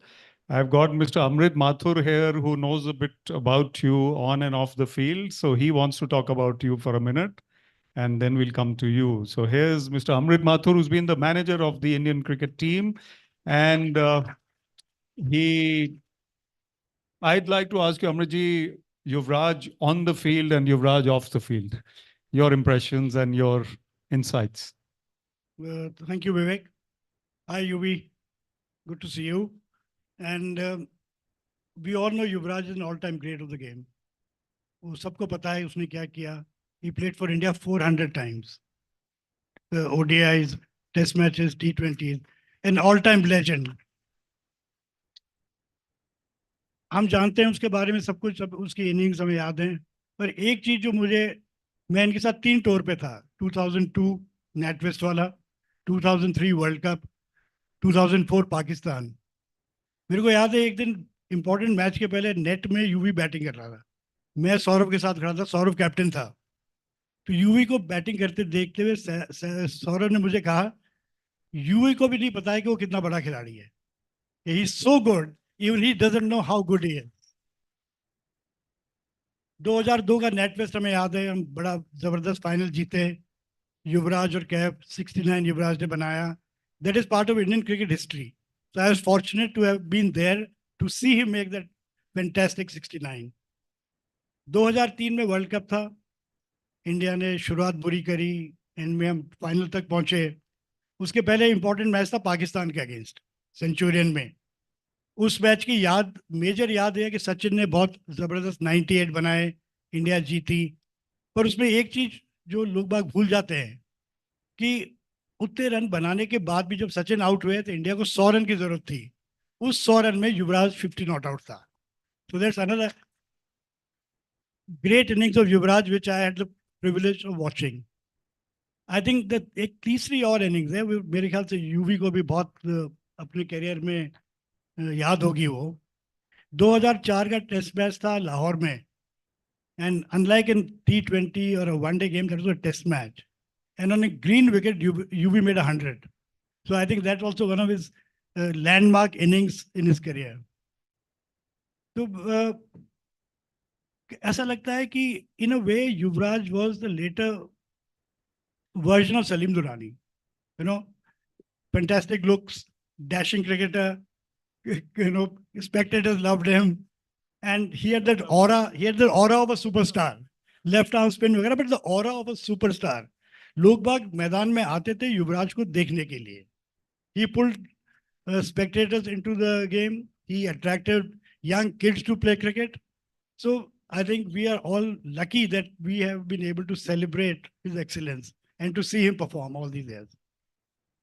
Thank you, Amritji. Now, Yuvraj, we have 3 questions for you. One from Ashish, one from Sohail Mathur, and one from Vivek Atre. That's me. So first, Ashish, your question. No, Vivek, can I stop you for a minute? Amritji wants to say one more thing. I still have some things of Yuvraj which I want to tell everybody. No. We've talked about UV on field. Let me tell you about UV off field. We know about his battle with cancer and how he overcame it, and he's such an inspiration to everybody else. But what many people don't know, that even when he was playing, he had lots of injuries. He required a lot of attention. कुछ ना कुछ चोट लगी रहती थी, और मुझे याद है कि ड्रेसिंग रूम में मैच के पहले जो फिजियो होता था उसको 15-20 मिनट युवराज को ही देखना पड़ता था, स्ट्रैपिंग करने के लिए, कोई ट्रीटमेंट के लिए. तो the physio was always kept busy by Yuvraj and by Ashish Nehra. तो बहुत मेहनत करनी पड़ती थी कि मैच के पहले बाकी सब खिलाड़ी अलग हैं, पर इन दो को special treatment. The point is he overcame all that pain. He went through that suffering to play for India and to do well, unlike many others. दूसरा एक और चीज है इसमें कि आई थिंक यूवी आपको in that NatWest final right in the beginning, Trescothick ने पहली बॉल मारी. I think you were fielding at point which hit you on the finger. शायद कोई आपको फ्रैक्चर भी हो गया था उसमें हल्का सा, या बोन स्प्लिट हो गई थी. He played that entire game with that injury. I don't think many people know this. Maybe we'll get UV to react to that. This aside, one more memory. On the tour to Pakistan, कोई off day था, Pearl Continental Hotel Lahore में team ठहरी हुई थी. सब अपना अपना ऐसे टाइम बिता रहे. तो कोई कॉरिडोर के अंदर एक गोल्फ पटिंग कंपटीशन हो रहा था कि लंबा कॉरिडोर है, उसमें कारपेट के ऊपर एक तरफ ये एक ग्लास रख के पीपल आर ट्राइंग टू पट the ball into the glass. सब कोशिश कर रहे थे, कोई सक्सेस नहीं हो रहा था. आई थिंक युवराज सोया हुआ था, शोर सुन के उठा, दरवाजा खोला, सबसे पूछा क्या हो रहा है. तो सडनली उसने भी वो पटर लिया और बॉल मारी. पहली बॉल चली गई उसके अंदर. So he immediately sort of acknowledged everybody's applause and said, "I'm retiring." हो गया. Would you like to react, Yuvraj, to what Mr. Mathur has said? And especially about that Trescothick hit, which hurt his finger. Yeah, I think Mr. Mathur remembers more memories than I can assess. I think obviously he's been an integral part of our journey, my journey, Indian team's journey. Yeah, I think what he's mentioning is that in the finals of the NatWest, that I had broken my finger fielding at point, and I had fielded for 50 overs with a broken finger and then batted. But it's just that, as I said, country always comes first. So players get injured all the time, and they play through the injuries, they play through pain. You just learn to put your injuries and pain behind and, march on for your country. And as you mentioned that me and Ashish Nehra were on the physio table a lot of times. And that's actually right. It's quite funny because Ashu was definitely more on the physio table more than me. But that's what it is, We have to go through those pains and injuries when we are playing for a country. You're like a soldier on the park, trying to do well for your country, and you're proud to represent your country because you have the badge of the country on your shoulder, on your chest, on your head. So I think these are things is important as a sportsman that you represent. And I think, as Amit Bhai mentioned, all these memories these all were the these all were steps to a major victory that we had in 2011 World Cup. So I think, everything takes time. You have to be patient in life to achieve eternal success. And the journey for being truthful, the journey of success is a long road. And eventually, if you have that belief, you will overcome it. So I think some special memories shared by Amit Bhai, and definitely puts a smile on my face and people who are going to be watching the show. Thank you, Raj. You're one of the bravest cricketers to play for India and one of the most talented. A round of applause, please, for that. And over to Ashish Khosla for his question now. Hi, Yuvraj. So we are a university and, essentially we want to understand behavior and inspire our students to achieve the exceptional. So question is, you would hit 3 sixes in the World Cup match on Stuart Broad's bowling in the same over. 3 to start with. And after the third, what were you thinking? What were your emotions at that time? What were you thinking? Why didn't you just walk and say, 18 run ban gaye, I'll come back to the next over. What can our students learn from this point of view and gain something in their career and adapt this mindset into their careers and lives? So that's the question. I think from what students can learn from the moment is that you have to believe in yourself and you have to believe in your talent. I'm sure that, like in cricket, a lot of times, people come and say that your technique is not right mentally, maybe you're not focused. So I think words have a lot of power, and I think that self-belief is very important at that time, because if you realize what your talent is, eventually success will come. If you keep on working hard and you're true to your game or whatever work that you're doing. And because when I was growing up, my father would yell at me and be very strict with me when I would hit the ball in the air. And but I also knew that when you're batting in the last 10 overs, you need to hit some big shots. So I remembering, that moment, I think I also been hit 5 sixes, so there was a lot of emotions going around that moment, and I think I had a argument with Flintoff in the very midst of that, and I just thought that I'm just gonna focus on hitting the ball. Obviously, I was angry, but that anger turned into focus, and after the first 3 sixes, I was able to predict where Stuart Broad is trying to bowl, because the captain, Paul Collingwood, was telling him to bowl a certain line. And obviously, Stuart was not comfortable. So he came towards to attack my legs, bowl Yorkers. But I think I was predicting where he's going to bowl. And, some days you have in sport where everything goes well for you. There are times when you try very hard, things don't go well for you. That is sport, because it's equal for everyone. So I guess it was my day.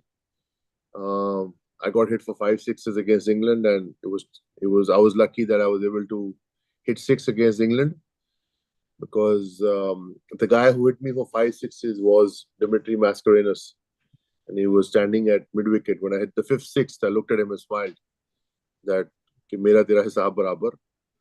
And hopefully the 6th one, when I hit it, it's for me, and it's for all the argument that happened. It was nicely, I gave it back to my in-laws. Well done. Okay, so we have the next question from Sohail Mathur. Yeah. Hi, Yuvraj. How are you? So Round of applause, yeah. great connecting. Yes, this is another Mathur asking a question. In fact, you mentioned 3 sixes. As someone who's followed his career, he came very close to replicating that in IPL when he hit Yuzi Chahal for 3 sixes consecutively. And the 4th one was almost a 6, So those kind of things. But I had a couple of questions, Yuvraj, that I wanted to ask you. So, I have, of course, followed your game, and it's not only cricket, but you were a skating champion before that as well. And I have read the story that, you won medals, and your father wanted you to play cricket, so he threw those medals away. And, he asked you to pursue the game. So I remember on a lighter note, in fact, I was having this conversation with my dad that, was this method correct or not? And I just told him that वो जितने भी strict थे, उन्होंने India को 2 ऐसे sports person दिए जो किसी ने नहीं दिए. एक तो युवराज सिंह और दूसरे हैं मिल्खा सिंह, क्योंकि आप भाग मिल्खा भाग देखेंगे तो वही उनके कोच थे वहां पे. But that's of course on a lighter note. So what I wanted to ask you was that in retrospect, do you think it panned out in a favorable way? And the second question is that, when India had won the under-19 World Cup for the first time, I remember I was in the 4th standard and, there was this magazine that used to come called Cricket Today. So they had come out with a 15-page pamphlet which had the caricatures of all the cricketers and the autographs. So that's the first autograph of Yuvraj that I had. You were the player of the series, and then you were the player of the series in, the 2011 World Cup also. My question to you is, from your personal point of view, how different were these two awards? Because one was before you had made it big at the international scene, and the other was when you had already made it big at the international scene. I think under-19 journey was, first of all, I would like to answer my father's question. I think definitely was a blessing in disguise that he made me focus on cricket and eventually stopped me from playing other sports, so that I can focus on the game. And coming back to under-19s, I think, yeah, winning the World Cup was quite special at that age because I was getting a lot of runs in under-19s and under-16s, and I was not able to get a place in first class because we had some really good players, and I had to do something special in my career. And winning the under-19 actually gave everybody the eyeballs that this guy has been performing. Nice. After that under-19 World Cup, I played, got my first class 100, and somehow after 6 to 8 months I played for India. So it went very quickly from not getting a first class spot for like 2-3 years, and at the age of almost 19, playing for India. So I think it went by very quickly. And obviously, the first game I batted, I don't know how I got to 84 runs against Australia. So everything went past very quickly. And then obviously, I struggled for a bit in international cricket because I was younger. I didn't know how to adapt. It took me a while to learn to adapt. But and then obviously, winning the 2007 and the 11 World Cup were very special because we lost the 2003 World Cup final as Amrit Bhai was the manager, and he saw that what a big disappointment it was for us, and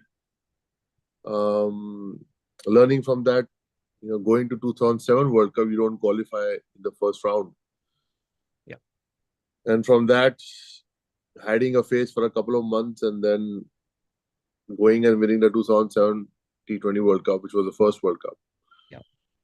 And then eventually winning the 2011 World Cup after 28 years. So, 2 really big wins after a World Cup final loss, and not qualifying after the first round. So I think life has a balance, and able to achieve the highest success in our career is what a player dreams of. So as I said, the road of success is very long. You have to stick to it. All right. Thank you so much. Thanks so much. Brilliantly answered. Thank you. Yuvraj, Vivek here. I've got a question for you. And before that, let me say that I've watched you playing cricket since you're probably a teenager, and you played our JP Atre tournament as probably a 17-year-old or 16-year-old for the first time. And seen your journey. 2 catches which I want to mention here, which are not probably in any other book. There was a Champions Trophy final in Sri Lanka, which was rained off. And before that was rained off, it was played the next day again. And you took 2 catches at point, which were just phenomenal. The fielding part of Yuvraj has not been celebrated enough. I would request a round of applause for Yuvraj, the fielder. And of course, the all-rounder. And we don't remember his bowling enough, getting those wickets. He was hit for 5 6s, but he would also take wickets at times. And Yuvraj, your innings in the quarterfinal of the World Cup at Ahmedabad, perhaps. Australia had won 3 consecutive World Cups. And here they lost in the quarterfinal to India in 2011. And that quarterfinal was also dicey. And Suresh Raina and you, if I remember, had a partnership at the end. Fantastic innings. But my question to you now, a quick one, is you've stopped playing international cricket. You're still playing some cricket. You're in Sri Lanka also playing. Is your muscle memory the same? Do you still imagine yourself playing deliveries which are coming at you? As a former junior cricketer myself, I still haven't got over it. Yeah, I still see a ball coming at me. So do you imagine that ball coming to you and your reflexes, are they similar, or have you left it all behind already? Well, Mr. Atre, obviously talking about the JP Atre tournament is definitely one of my fond memories, because it used to be our pre-season tournament where we could actually get ready for the season. So kind of really helped in terms of preparation for the season. And I don't think I played more tournaments in Chandigarh than your tournament. Then coming back to whatever you said about fielding and then obviously performing at the highest level. I think as a player, you go through lots of ups and downs in your career, and you have, as you said, you have injuries and you bounce back. So I think it's all part of the journey, and so I mean, can you repeat the last line of your question? Just I trying was to asking remember. that even after retirement from active international Yeah. cricket, do you still feel, the imaginary situations? Yeah, Reflexes? I just went back to yesterday's game, and these guys, young boys, were bowling quick, and I was like, the guys were bowling like two short balls in 1 over, and I was like, if you would have bowled me these balls 10 years ago, they would have been in the stand. Right now, I have to leave them. So yeah, definitely the reflexes slow down as you grow older. But I think what you refer to is muscle memory. I refer to it as brain memory. If your brain is sharp, your reflexes and your movements are still there. This is about preparing your skill, practicing. Obviously, we don't practice that much as we used to and train that hard. But I play a lot of golf, which really helps me keep my bat swing. So I think reflexes definitely slow down. But if you are training hard, if you're practicing well, then you still can pull it off. So I think I would say I still have the muscle memory, as you said, and the brain memory still 50%. And as long as your brain is sharp, things will work out. Theek baat hai, Yuvraj. Thank you so much, Yuvraj, for those answers. Fantastic. Over to Poonam ma'am. Poonam ma'am has one last duty for you. Hello. Yeah. Thank you, Yuvi. I would actually now like you to, for a minute, meet a very brave father. Mr. Prabhakar, could you, if you please, come in front? Yuvi, last year when we had our literature fest, Pallavi, his daughter, was here with us. I had empaneled a discussion on cancer survivors. They were all very young cancer survivors. Sir, if you can just look at Yuvi. Yes. So, Pallavi, unfortunately, was, I don't know, we normally blame the patient for not being aware enough, but in Pallavi's case, it was the doctors going wrong in her diagnosis. And 2 months after Pallavi met us, she succumbed to the disease. But here is a father who lost a 31-year-old daughter, but he has spared no effort to celebrate the life Pallavi lived. And he talks about her, he sings praises about his daughter. He has made a documentary which has won an award. We are also, we even stated an award in Pallavi's memory, which we will give later. So I want Yuvi, you and everybody else to give Mr. Prabhakar a standing ovation for Pallavi and for him for braving this loss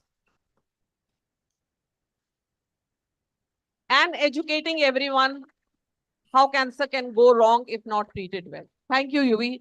Thank you, sir. Thank you so much. We are indebted to have you here today. Thank you. So once again, thanks, UV. I think we've taken long enough. You said 15 minutes. You've been here more than half an hour. Thank you so much for your time. मासी के लिए करना पड़ता हाँ, मासी के लिए करना पड़ता है। वो वैसे ही मुझे काम वाली मासी बुलाता है। तो ही इसकी मासी तभी बात करती है जब उसको काम होता है। But अब मासी फाउंडेशन के लिए बहुत काम करती है. You can see UV Can's brochure standee over here. And UV himself is very actively involved in it, you know, reaching out to underprivileged people for their treatment, mostly kids and women. So thank you, everybody. Thank you, UV. I thank the panelists. We have All the questions for Mr. Mathur. Sorry? We thank UV, but we have a few questions for Mr. Mathur. And we'll continue the panel. Sure. Take care, UV. Bye-bye, and Thank all you, the best Yuvraj. for the rest of the tournament. Thank you very much. Thank you. Thank you. Thank you, everyone. See you soon. So we'll continue with the discussion for a little while with Mr. Amrit Mathur, who's the author of Pitchside. And we already saw his insights. I know that refreshments are being served, but if you can look at us instead of looking at the two young ladies who are serving the refreshments. So this book is basically about a very insightful journey into Indian cricket. And Amrit ji has been a senior sports administrator. So before Ashish asks a question, I have a question for him.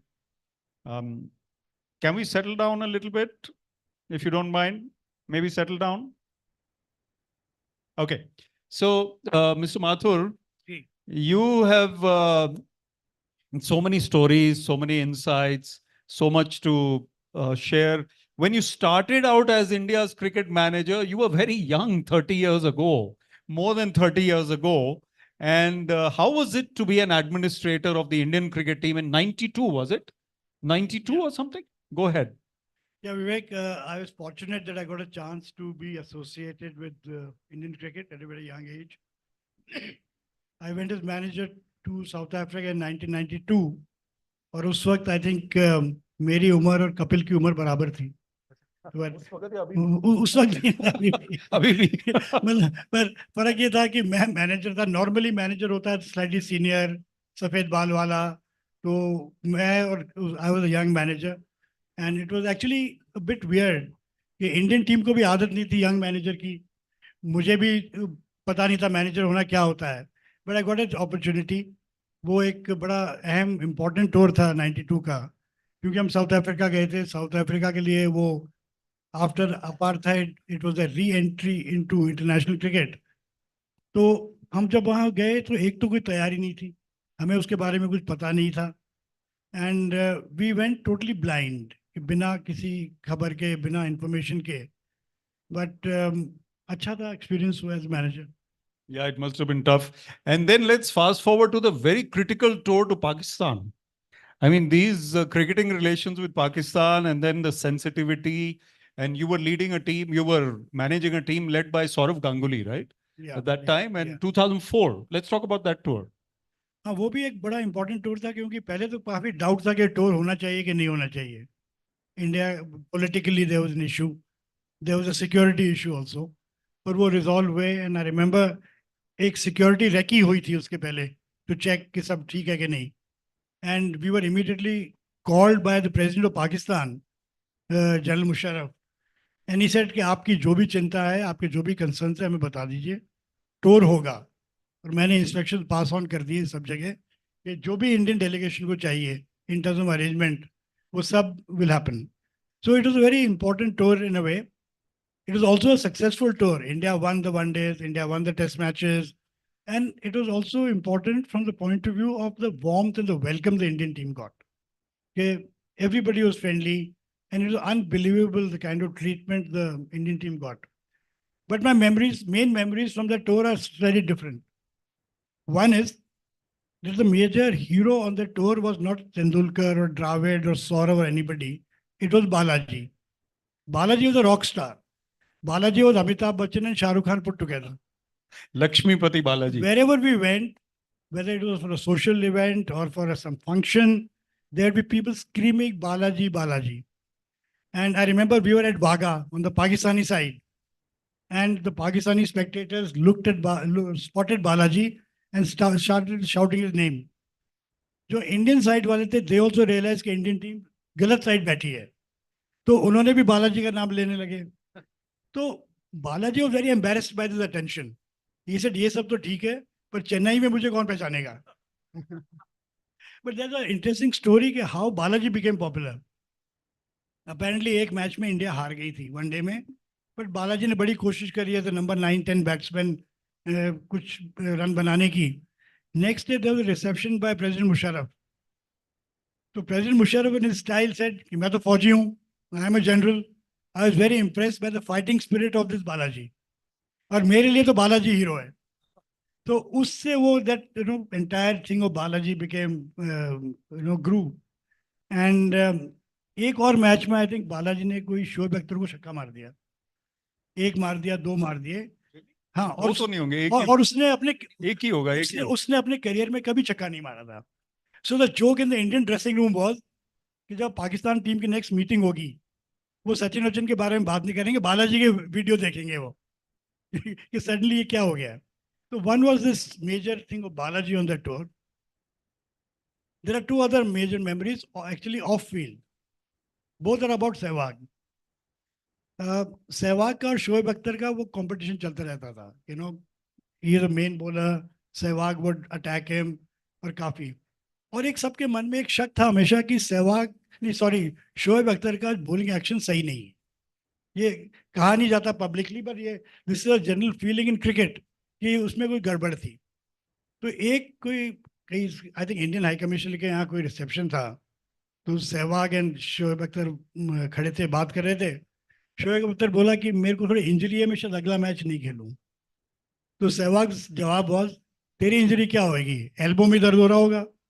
Because he bowls with the elbow. instead He of said, pulling. तेरी injury क्या होगी, तेरा तो elbow ही दर्द कर रहा होगा।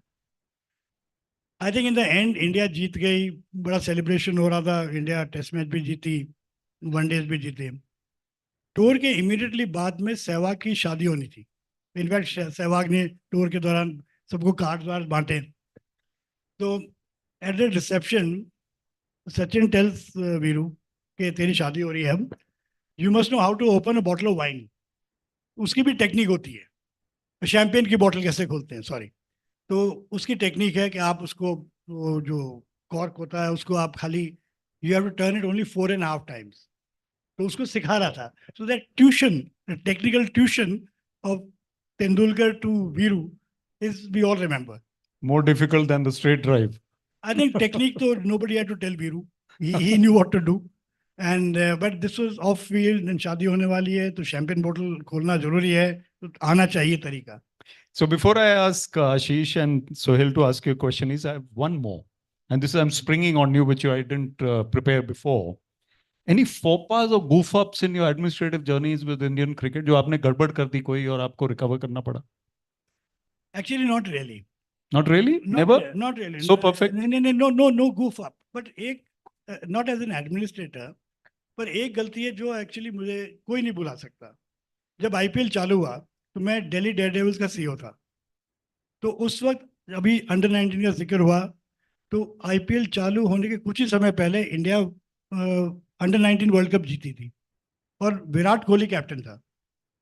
तो उस आईपीएल में ये रूल था कि जो अंडर 19 के खिलाड़ी हैं वो ऑक्शन में नहीं जाएंगे, उनको through draw of lots they will be allotted two teams.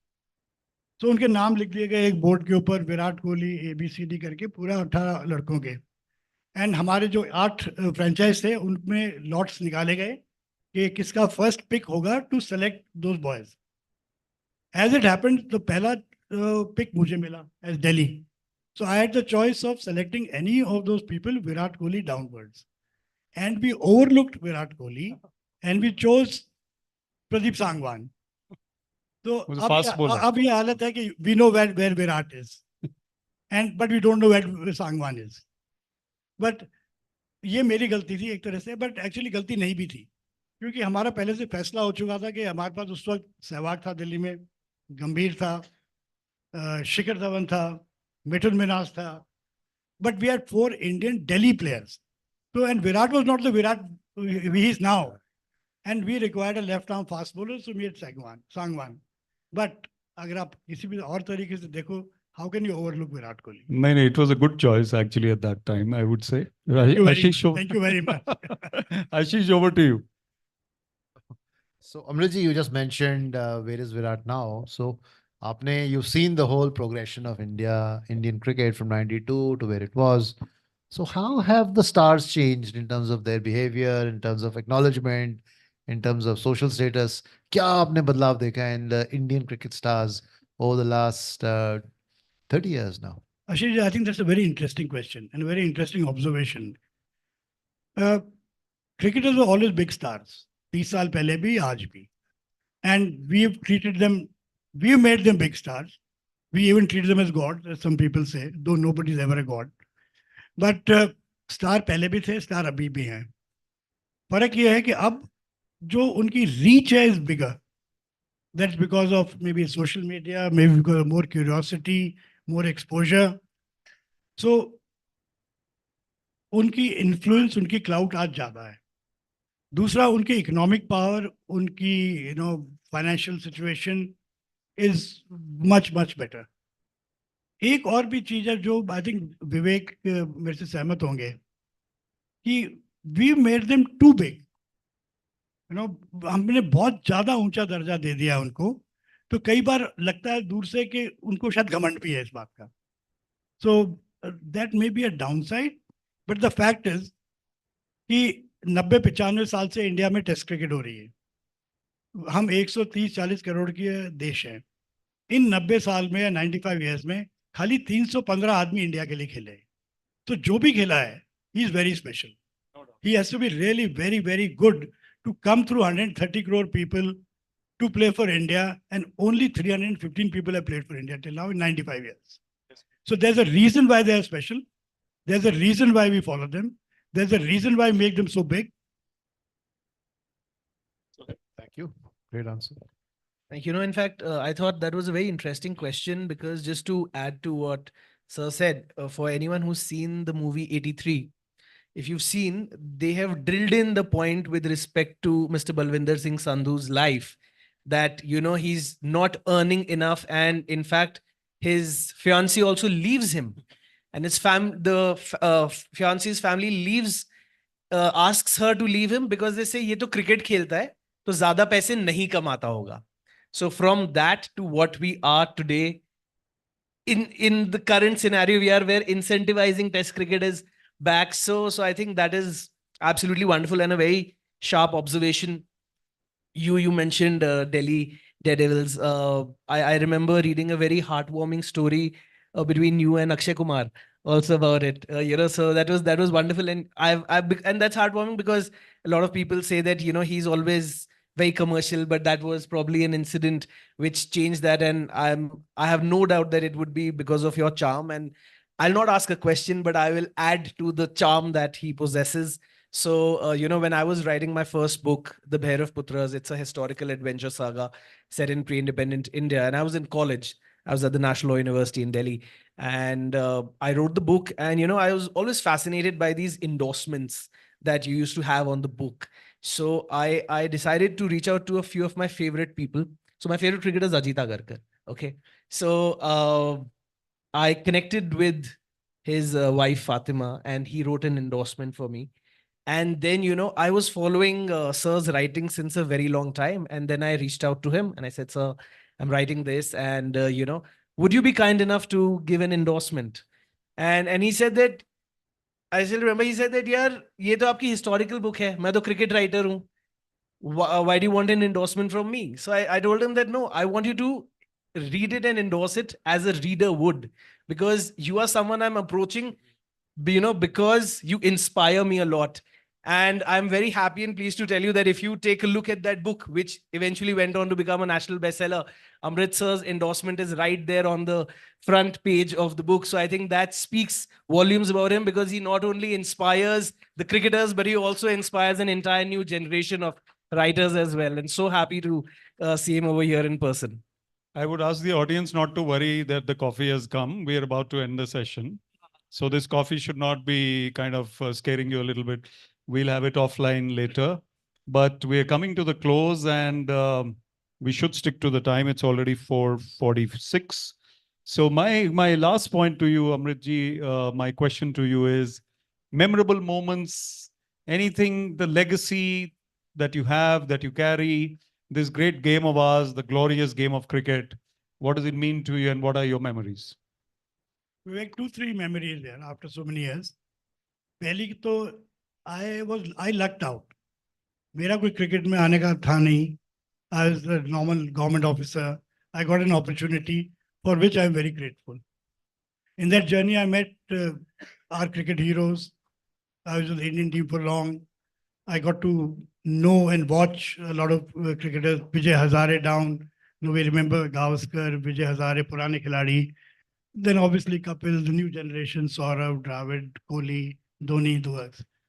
So I think that's been a fantastic, benefit of being a part of Indian cricket. And not only cricketers, I also got to meet Mandela. I met President Kalam, unki tasveer wahan lagi hai. But maybe the flip side is that I also met Mugabe. And I also met Musharraf. So I think it evens out maybe. But jokes aside, the most lasting memory is that I was fortunate that maybe I watched the Indian team play 100 times from the dressing room. I don't think anybody else has had that chance. And I'm very grateful that I got that chance of being there and to sit in team meetings. You have a team meeting before Pakistan. It's a crucial game. And you have Tendulkar talking about strategy, his craft, somebody else, Dravid, etc. talking. That is something money can never buy. That's an experience. Even 10 minutes of that is fantastic. And I was lucky to have done that maybe 100 times. I think the three panelists are feeling very jealous of you about that. We really feel jealous about listen, that. But as I said, I lucked out. I completely lucked out. It was an accident. And in a way, just आजकल Dubai में होता है ना golden visa. So I got a golden visa to Indian cricket.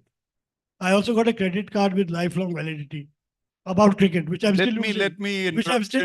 Let me interrupt you and say that he's a very humble man. And Sunil Gavaskar, किसी का भी आप नाम ले लीजिए, personal friends, first name basis, he would call them, they would come for his book launch. Gavaskar, Sehwag, or कौन? Dravid? No, we had Shashi Tharoor in Delhi, we had Anil Kumble and Lakshman in Bangalore, Dilip and Sunil, Harsha, etc. in Bombay. No, but Vivek, it's just, it is, I think, just You lucked out. some goodwill. You lucked out, okay. No, I was, listen, आजकल cricket में होता है ना concussion substitute, where somebody is not meant to play, but by some chance he gets to. तो मेरे साथ वही हुआ. Chaliye, on that very humble note, we should end this session, and I think we can go on talking about cricket the whole day or next day also. One last thing is, One day ki jagah 2 day. Yeah. I've come for the first time to Shulani, and my first impression is fantastic.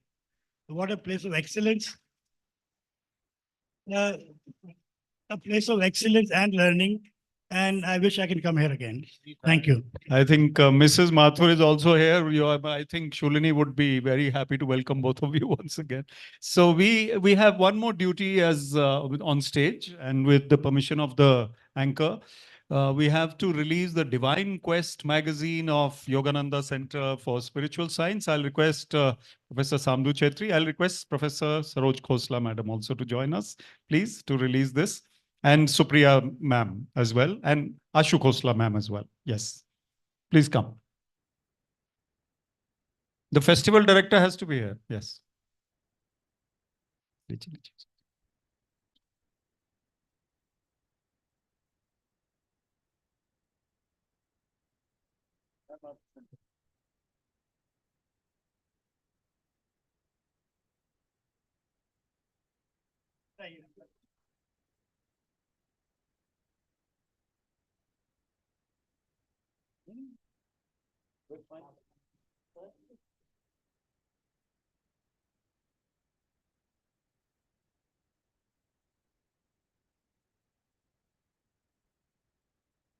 So just to tell you, this is the annual publication of the Yogananda Center for Spiritual Science, earlier known as the Yogananda Center for Theology.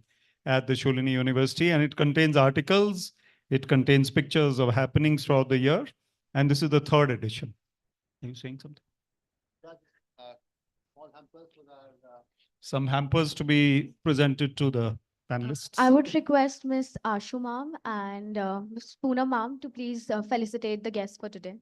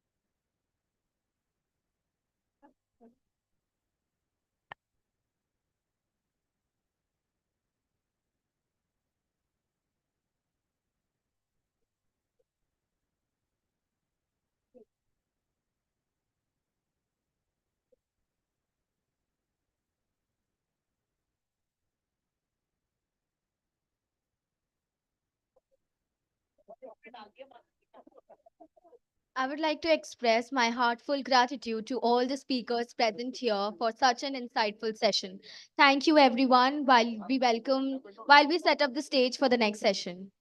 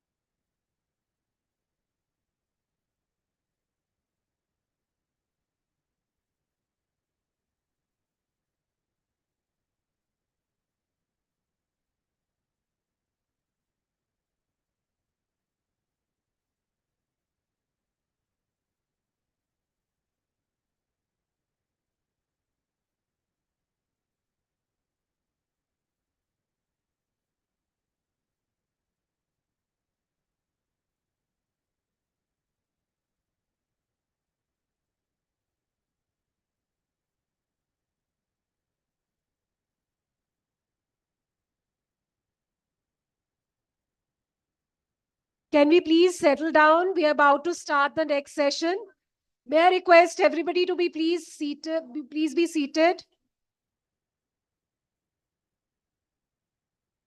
Please take your seats. We're about to start the next session.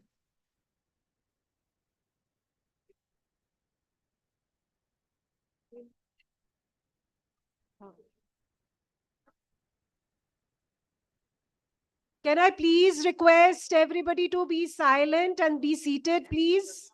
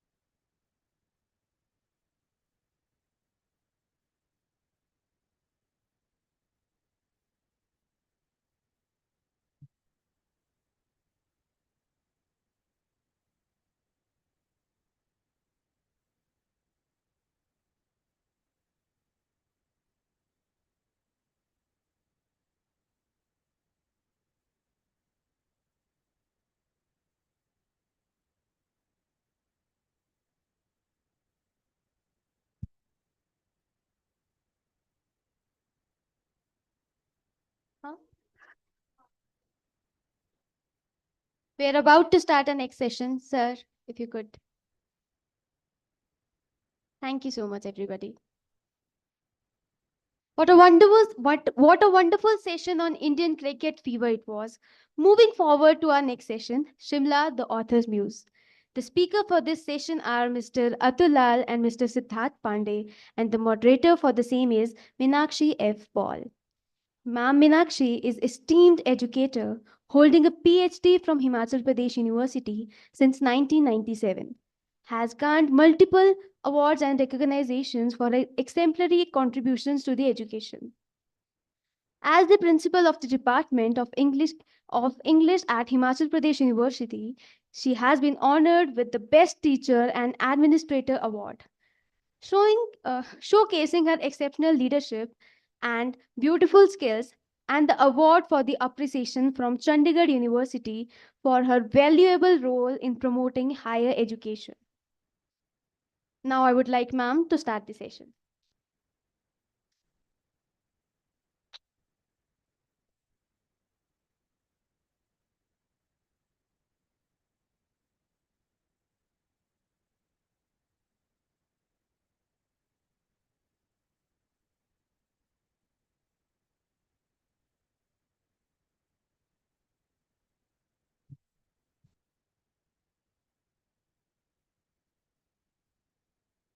So may I invite Mr. Lal and Mr. Pandey to please take their seats. We've had some wonderful sessions, and we actually are still basking in the previous session and the one before that. So I don't know, this might be a little academic. Bear with us. I'm going to introduce the two speakers, first of all, two illustrious gentlemen. To my left is Mr. Atul Lal. He's a retired IT executive with roots in Garli, Himachal Pradesh. He's an engineer by training, a marketing man by chance, a social entrepreneur by choice, and an author by serendipity. These are his words. The last was mine. Dr. Siddharth Pandey, on my right, is a writer, cultural historian, visual practitioner, and musician from the Simla Himalayas. He's a PhD from Cambridge University in Literary and Material Culture Studies. He has held several fellowships in US and Europe, and most recently, he's just completed his fellowship in Global Humanities at Munich. His first book, Fossil, was shortlisted for the 2022 Banff Mountain Literature Awards, which is instituted in Canada. They are here as authors today because both of them have written something which includes Simla, which is my hometown. which is the love of my life. Because Simla, as they say, is not a place, it's a feeling. And it's a feeling of love. And if you go to Simla once, you may hate it for its growth, because many people say Simla has developed leprosy. Imagine the queen of the hills has developed leprosy, but she is the queen nevertheless. And Simla bites you like a bug. It's a virus. It's stronger than COVID. Simla takes you in. It gets into your system. It never leaves you. So both of these gentlemen have dealt with Simla in their writings. The first book is the Rickshaw Coolie murder case, which was a real murder case in Simla in the colonial times in 1925, when a horrid Angrez kicked an Indian native, as they said, coolie, we hate the word, to death. And Siddharth has a very long engagement with Simla. He looks at it through literature. He also looks at Simla through his lens. And he's had beautiful photographs of Simla, built and natural landscape. So I guess he will be talking more about that as we go along. He's also a musician. So we are hoping that he will also tell us about Simla's influence on your music. अभी तो शिमला में horn ज़्यादा सुनाई देते हैं traffic jam में, but yeah, there is so much music in the hills.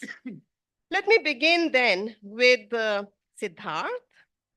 I understand that you came to Simla when you were in school, and that you've been elsewhere, college, okay, and you've been elsewhere. So thank you. So could you tell us, to begin with, what made you think about Simla so differently, and what made you fall in love with Simla? And you cannot say that you're not in love with Simla. It's not allowed on this panel. Thank you. Thank you, all of you. First of all, thank you, ma'am. Thank you, Ashu, Purnima, Mihir, Tina, and the whole team at Shulini for organizing this and for inviting me here. I have been associated with the university through a couple of virtual lectures, but this is my first time physically speaking, being in this on this podium, and it's been wonderful since my arrival. Always good to speak about Shimla in Shimla or in Shimla Hills as we are today. Thank you also, Professor Meenakshi Pal, for hosting this session. I must say that I have, I mean, our relationship goes long, at least to 10 years or so, perhaps even longer. And I strongly regard her as one of the finest intellectuals of the state and a great, great friend as well. She is one of my anchors in Shimla. We lived in Shimla for 10 years. Now we don't. But every time I come back to Shimla, I have to say hello to her and just to get the sort of vibe of the town as to what is going on, so on and so forth. So yes, I say that I am from Shimla. That's what my description also shows in every bio note you will see. But I wasn't born in Shimla and I didn't study in Shimla. I did, however, spend almost all of my childhood in the Himalayas, primarily the Kullu Himalayas. So all of my schooling is from Kullu, and 5 years we were in Dehradun. But apart from that, it was in Kullu. And as ma'am was saying, I was already in Delhi University before going to Cambridge. I was in Delhi University when my father, I mean, my parents, they shifted to Shimla during the last 10 years of his service in the Indian Forest Service. And that was in 2010. So I was then doing my first MPhil at Delhi University then. And I still remember that day very, very vividly when I came, and it was completely sort of bowled over by the whole topography of the town. And I think what struck me first and foremost was just not only the natural topography, but also the cultural topography, the layout, as it were. And because I had spent all of my childhood in the Kullu Valley, so one of the key sort of differentiators between the places that belong to a pre-colonial era in the Himalayas, say for instance, Kulu, Manali, Chamba, Kangra, all of these places, Kashmir, is that all of these places, the pre-colonial places, were set up along rivers. So they all have the word valley attached to them, right? Kashmir Valley, Kangra Valley, Chamba Valley, Kulu Valley. And it was only with the coming in of the Britishers that for the first time, the very idea of urban topography gets shifted up the hill for the very first time.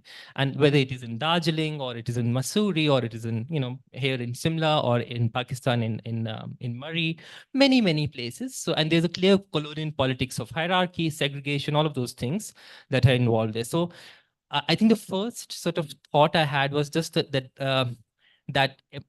the skies opened up in a much more expansive fashion as compared to when I was living in Kulu. Of course, in Kulu too, it's a beautiful valley, as all of us know. But that experience of living along a ridge or on a ridge was something very novel to me, very new to me, very captivating. And after that, of course, my love affair with Shimla started, and I was enchanted, to use the term again and again, actually, by the fact that such a small place had such a huge role to play in not only Indian history but global history, given the point that it was the summer capital of the British Empire from 1864 to 1947, and thereafter, after Himachal became the 18th state of India, it became the obvious choice for the capital of the state as well. So I think, it was the smallness of the place as well as the topography of the place, but there were also other ideas and other issues attached to other factors or features attached to the town, which was a kind of a reconciliation of a number of binaries. So for instance, it was in Shimla that I started thinking about the ideas of intimacy and grandeur in a very interconnected manner. I remember we were having this chat long time back in Hideout or somewhere, and you said that Shimla, I'm sorry, I'm paraphrasing you, but Shimla gives a kind of an experience jahan ki aapko lagta hai ki you're in a kind of a gaon, but it is also incredibly cosmopolitan. So there's this sense of both the intimate and the grandeur, not only in terms of the sociology of the place, but also in terms of its architecture, its layout. So one was the reconciliation of the intimate and the grand at a very physical, topographical, geographical level. The second was the reconciliation of nature and culture. All old buildings, whether they were made for the Indians or, and especially the British buildings, they kind of seemed to mingle with the environment. So we are usually, especially in the humanities and social sciences, we are usually taught to think about nature and culture in kind of oppositional manner. And it's a binary that actually is very falsely constructed. And in Simla, I kind of started thinking about these two things together in a complementary fashion. And the third reconciliation that took place when I started thinking about Shimla was just the idea of the past and the present. They never seemed to be, antithetical to each other. Like Shimla is constantly talked of as a place of memories. And of course, every place can be thought of as a place of memories, wherever human habitation is for that matter. But because of the mall culture, because of the walking culture, and there's a lot of neuroscientific work now and anthropological work that it's trying to show that if you have a concerted walking space connecting one part of a place to another part of the place, the idea of memory will always hold quite strong in that place. And I think that's what happened with Shimla as well, that as we are walking, there are multiple memories from the past, and there might be imaginary memories as well, that kind of, come in a kind of a flash. And these three things, these three binaries, which eventually didn't turn out to be binaries, they kind of impacted my understanding, the initial understanding of the town. And ultimately, this town just became a place of absolute wonder and enchantment. The 17th century philosopher Descartes famously said that wonder is the foremost and the first of passions. So even before we learn how to love or to hate or to despise or to envy, it is wonder that kind of roots us to our surroundings and in our human relationships as well. And I think even though I've been researching the town in innumerable capacities as a historian, as a literary critic, as a photographer, as a teacher, I think that sense of wonder has still not been lost. There is a sort of an inexhaustibility of wonder attached to Shimla that keeps pulling me to the place over and over, even though I'm now not living there. Yeah.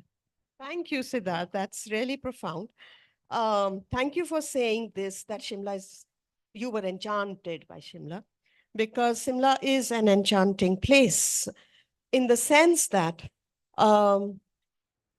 unbelievable things seem possible in the town. Why?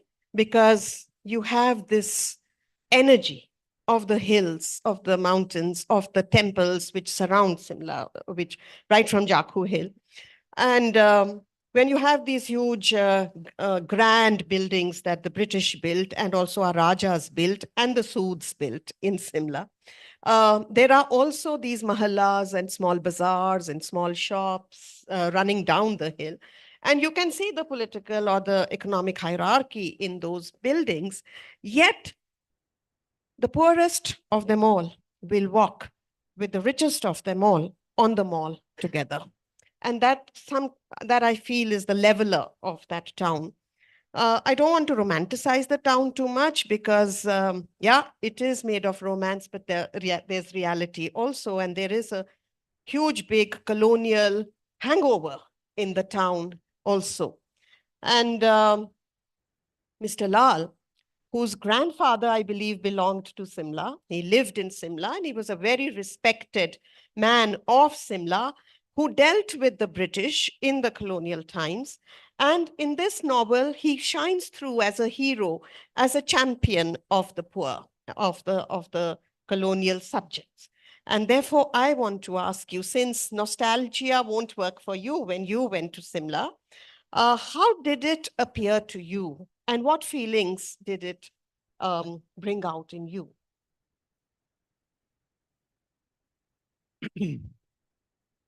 No doubt about it. The first time I went to Simla, I was overwhelmed. And she's not an enchantress. She's a femme fatale. And there's no doubting the fact that initially Shimla started off as a sanatorium for people, for the Fauji's who came to recuperate. But very soon when the Britishers started seeing it as a position geopolitically as a very powerful place, they shifted there. The first time I saw Simla, I was in denial. For the simple reason, we owned a property there, which my father sold during his lifetime. But when I looked at the property, I looked at my father and said, why didn't you stay here? It was obvious. And no matter which way you looked, there was something to behold. Whether it's the architecture, the sky, the plants, the people walking by. And even if you go down middle bazaar and then you go down to the lower bazaar, despite all the hubbub, there's a certain amount of serenity in all that chaos. And I found that very, very fascinating. And since the backdrop of the story which I've written happens to be during the colonial era, it became very apparent that Simla actually consisted of 6 social layers. 3 on the British side and 3 on the Indian side. And like you mentioned about, the architecture, the rich guys lived up there and the poor guys lived by the Nala. And in terms of the British, they also had their hierarchy, the babus, the clerks, and then the aristocrats. So despite this hierarchy, you could see that all those hierarchical components come together, but only on the mall. And it was quite apparent. So yes, to me, she's a femme fatale. She's not an enchantress. Thank you so much. Let's get to the book then, Mr. Lal. Would you like to tell us a little bit about the story? And you have mentioned there that you discovered the story. So we would like to hear the story behind the discovery also.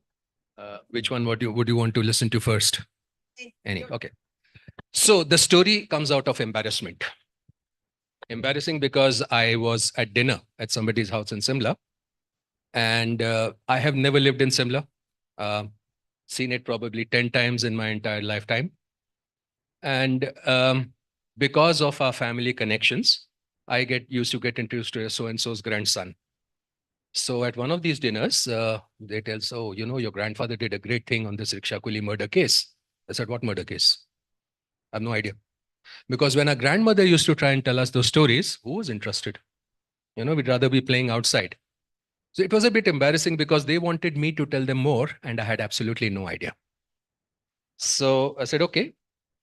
Then a couple of weeks later, MJ Akbar did a review of Pamela Conver's book. And there again, he mentions the similar Kuli murder case. So I said, look, if MJ Akbar is writing about it, I must do something. And that's when this journey of discovery started. And when I mean, the first port of call is Google. So the first book I Google is Mr. Vipin Pabbi's book. One paragraph, just one paragraph. But that's what actually Pabbi Saab started me off on the novel. From that one paragraph, then I went to Pamela Conver's book. Then I found she'd written a thesis. So navigated HPU, contacted somebody, managed to download a thesis. And then from there opened a huge thread of, lines which I pursued. And then I realized that this story had been documented in the Tribune as a court case. And you probably find this hard to believe, but every issue of Tribune devoted at least 4 to 5 column centimeters to this case on a daily basis. So I spent ages and ages in Tribune and managed to pick out everything and then started putting the story together. It took 5 years because, when you write a story, it's fiction, so you can get away with everything. But there's something inside you niggles and says, look, I really want to know what happened. And there are many things I couldn't find out. For example, the protagonist is a guy called Harry Mansell Pleidel. He was the head of the Army Canteen Board.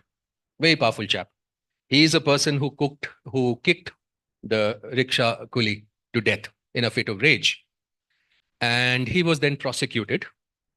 The story is about how the British tried to stand up for their own and tried to obfuscate, tamper with the evidence, do all sorts of falsities, which you read about the press even today. And how finally the gentleman is brought to justice. And then when he's in jail, he commits suicide. Now, I needed to look at his grave. I needed to see, where he was. I've done all the cemeteries in Simla. I've done them in Kasauli. There's only one left in the defense forces. There's no record of his jail. There's no record of his death. I wrote to his family. His family refused to respond. And then you have these websites where you can go through the genealogy, so-and-so, they go back 7 or 10 generations. His name is not there. So although he's committed suicide is what people say, I haven't found any, evidence of it so far, and I'm still looking. So what happens is, in this pursuit for knowledge, one went all over. Like I decided I need to meet Pamela Conver. She's the ultimate in terms of, having documented Simla. I went to Minerva, asked the gentleman, Pamela ji kahan rehti hain? He said, wo Mite ke piche rehti hai. So I went over there. Then there was a lady sweeping the floor. Says, नहीं, वो वकील साहब जो हैं दिल्ली में रहते हैं. मेरी बिटिया आएगी तो मैं आपको नंबर दूंगी. So then I made 3 trips, waiting for बिटिया, but the बिटिया never landed up. So then I asked somebody else, भाई और कुछ है? They told me, जी एक रेडी में एक जलपू राम लड़का है. वो यहाँ पे देखभाल करता है. So उसको पकड़िए. So I went to the ready. Now Jalpur Ram had an attitude. साहब अभी मैं सब्जी बेच रहा हूँ, मेरे को डिस्टर्ब मत करो. 2 घंटे बाद आओ. Okay. So 2 hours later I land up over there. I said, Jalpur Ram ji, वकील साहब का नंबर चाहिए. आप कौन है? Those which you see in the movies about suddenly the look of cunning coming in the person's eye, saying, "Isko वकील साहब से क्या काम है?" So I tried schmoozing him. I tried, sort of, Jalpur ji कर दो, सेवा पानी कर देंगे.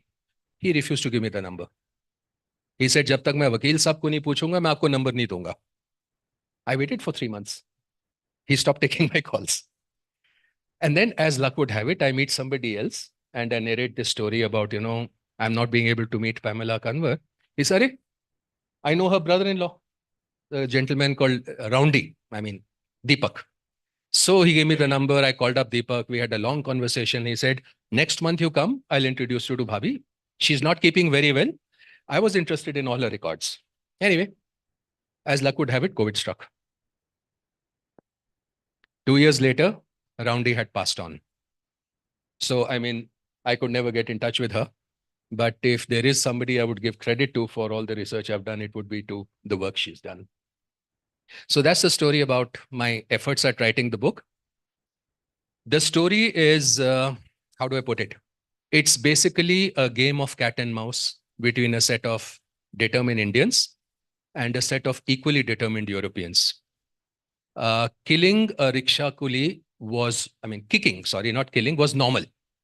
And if you look at the past record, average European was not subject to Dafa 302. A Britisher could not be convicted for murder. At the best, he would be probably given a slap on the wrist, fined 200 rupees or something and let go. So in this process, the odds were stacked against the case, but the case got registered. And the case got registered because I thought my grandfather was a rich guy, but turns out he was also powerful. I didn't know it at that point of time because he insisted the case be lodged. And once the case was lodged, it had to follow the system to fruition. So the game of cat and mouse is that there were 23 coolies who saw this one gentleman being kicked as witnesses. And there was a party at this gentleman's house where there were 11 Europeans who watched the incident as well. All the 11 Europeans said, I didn't see anything. And all the coolies recounted the incident in great detail. So it was a question of whose word do you take? Now, because the overwhelming evidence was there from the coolies, the civil surgeon turns around and changes the time of death on the certificate. So now he couldn't have done it because the time of death doesn't match with what the coolies have said. And the coolie has to be a liar. You know, the hierarchy. Ye chota aadmi hai, ye to jhoot bol raha hai. From there, the story takes a turn. And ultimately, it comes to a situation where the jury is prepared to give a verdict of not guilty. All the witnesses have been, discredited or bailed in. But the judge, who happens to be a baron, coming from lineage and a soldier, he has this bout of conscience where he goes against the grain and then finally convicts this European gentleman to 4,000 rupees and 18 months of imprisonment. So it's a story about cat and mouse, a battle of wits, and how a set of determined Indians managed to use the British system against themselves and managed to come out, victorious. So that's what it's about.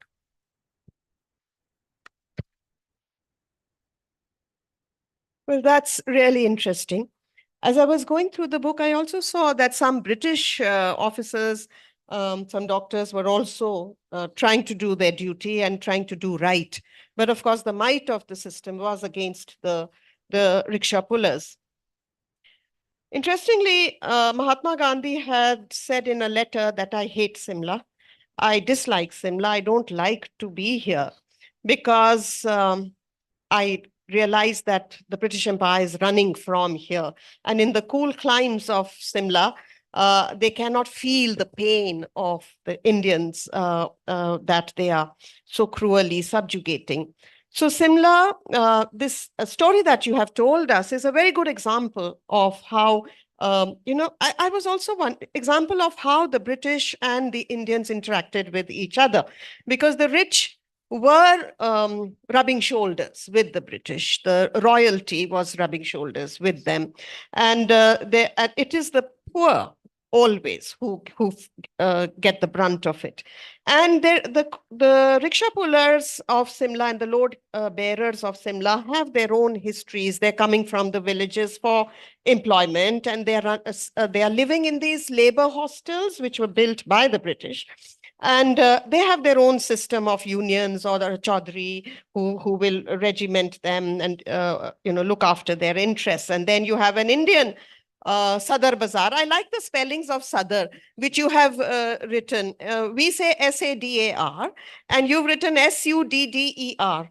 So I guess that is how it was documented. It's very interesting because they suddenly turned the Urdu word Sadar to Sadar. No, so it's in the spellings how they've done it. Kanpur and Kanpur. Kanpur. And Simla and Shimla. It's very interesting because maybe it was Shimla all along. But the Pahadis have this strange way that we always pronounce sh as sir. So it was probably Shimla. It was Simla. Angrezon ne le liya. When they say Simla, we start saying Shimla. And when it was officially turned to Shimla, So now we have started saying Simla. So it is a problem with the sh and s sounds. While you were talking, it just occurred to me that, you know, if the person died by suicide, he wouldn't have a grave. Because for Christians, suicide is the cardinal sin. So they are not allotted graves. They are buried and forgotten in a separate plot, and it won't be numbered and it won't be entered. So that's probably what happened. No, nothing so macabre as chopping off the heads, but they would be just put in an unmarked plot of land and then they'd be forgotten. So that was really interesting. I would like to ask you, when you went through all the records and you were following the case, Kuli had become a word of abuse. But in Simla, even today, we say Kuli bulao. अब बहुत कम मिलते हैं. Kuli ko bulao ya kuli ko se uthwao, etc. Today, if you were to say Kuli, people would respond very strongly against it because Kulis really bore the brunt of the British Empire on their backs. You have the Kashmiri Khans, jinko hum Khan kehte hain. People don't like being called Khan, even though Khan is a title. Yes, or an aristocratic title. They don't like it because these are stereotypical words used for the beaten and oppressed people in Simla. So nobody likes. So bhaiya is what is going around nowadays, which seems okay, theek hai. Itna bura nahi hai. But then that's getting stereotyped also. I'm happy that you refer to Pamela's book because it's a beautiful book. It's an in-depth study. And incidentally, I live in the house where Pamela lived during her childhood. So there's a lot of connections suddenly coming forward. But your grandfather is who I want to talk about, Lala Mohan Lal. There are so many Lalajis of that time, timber merchants, because timber was the profession of the Souds and trading besides that. How do you think he became the vice president of Simla Municipal Committee? Because there is this myth, I think it's a myth, which goes around that Indians and dogs are not allowed in many places, on the mall or here, there, wherever. Did you find any such reference? Okay. There are three things here. First of all is this concept of Kuli was actually a very respectable term because there were three types of Kulis. One was the Khans, the tough guys who could scurry up like monkeys with huge loads. They were from Kashmir. Then you had the Kulis from Ladakh, who were actually the builders. They are the ones who, you know, laid the bricks and did the masonry and stuff like that. And then there was the Kulis from the Kangra, Palampur area, the one who would actually carry the load. So there used to be a saying, you know, that the Kulis carried, India's economy on their back. During the mid-20s, there were 40,000 inhabitants of Simla, of which about 4,000 were Europeans, 36,000 were Indians. Out of those 36,000, 22,000 were Kulis. So, and they used to live in the most squalid conditions and not looked after. And it was not the British who built it. It were the Chaudhrys. So the Chaudhrys were these Shylocks. You know, they were the middlemen between the Goras who couldn't be bothered with this vermin and exploiting. So if the Kuli was getting, say, 18 rupees a month, the Chaudhry was probably taking away 12, leaving just 6 with him. So it was a very cozy arrangement of exploitation where the Britishers couldn't be bothered how the work got done. And the Chaukidars couldn't, and the Chaudhrys weren't bothered because if one died, 2 more would come. You know, it was like that. Now, the twain never met. Till 1857, dogs and Indians were not allowed. What happened is that towards the end of the 19th century, prosperity kicked in because development was going on. Railways were being laid. So most of the timber which was bought was actually to lay the, so my grandfather, for example, had the contract for laying the rail up to Waziristan. Now, automatically you make lots of money. And if you read Shashi Tharoor's book, he talks about how corruption was rampant. I don't think my grandfather was a saint. He was a shrewd businessman. Do tere, do mere. and I have no compunctions in accepting that. So what happens is when you make money and you get certain British officials to be beholden to you because they now depend on you for their, for their due, they grudgingly start accepting your presence. So initially the station ward, which is about 4 houses in Simla, was purely for the Europeans. But by 1900 and up to 1930, the Maharajas muscled in and then the Soods muscled in. So by about 1930, I think out of the 400 houses, about 45 houses were occupied by Indians, all bought from the Europeans. The interesting part is that all the young ICS officers who came during 1925 had a remit. They were told very clearly, we have to hand India back. So they came with the intent of transfer of power. I mean, that I discovered in my research. So whatever started happening during the time of the book was a resignation on the part of the British that we have to give India away. We don't know when. And a resurgence as far as the Indians are concerned, tum kitni der hum pe hukumat karoge. So the first, and in any power game, I now realize it, is the municipal corporation. Everywhere anywhere, even today, if you find out, most of the fierce battles are after the municipal corporation. So I'm assuming that must have been the case at that point of time. So what he did was, being a shrewd businessman, he actually aimed for the municipal corporation. Now that gave a bit of negotiating power. And of course, his business dealings are phenomenal. And just as a sidetrack, I used to wonder while writing the book, why did they listen to my grandfather? Aisi kya cheez thi?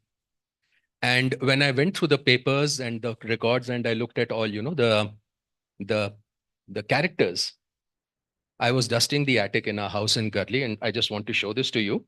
I came across this card. It's a election, soliciting votes, written by my grandfather in 18th of August, 1923. Right? And to my surprise, this is more than 100 years old. You can touch it. All the characters behind are the people who are supporting my grandfather in the municipal elections. So then suddenly everything fell into place, because I couldn't understand why a Britisher was being convicted. Not a part of the remit. Now I've understood why. Because there were forces at play which forced the Britishers to accept the fact that, they had to give in. And and as far as my grandfather is concerned, since he was a member of the Legislative Council from Punjab, I went through all the records of his proceedings in the Legislative Assembly. Most of them are in Lahore. And we as Indians, we can't access Pakistan websites. So courtesy my cousin in Dubai, I managed to get all the records. And most of the questions he's asked in the Legislative Council are about the Dalits, the downtrodden, education, women's health. That's basically the type of questions which he's asked. And even Dr. Ambedkar in his book has referred to him having asked these questions. So in spite of the fact that he was wealthy and powerful, but most of his efforts were directed towards upliftment of the downtrodden. So that's where it, a little information. That's excellent. And I love this letter that he has written. I'd like to read 2 lines from here. He says, I would be grateful for your support. Will you give it to me, please? It's as direct as that, asking for votes. It's wonderful. Let's turn to Siddharth now. Siddharth, as a literary scholar and a historian, how has this town helped you to understand the Himalayas? Because I believe, your interest is in the Himalayas per se. So, and you also had an exhibition, and you also talked about framing Shimla, and you also talked about femininity of Simla. Would you like to talk about that? Sure, definitely. I do have a couple of photos to show, which I will 2 minute members.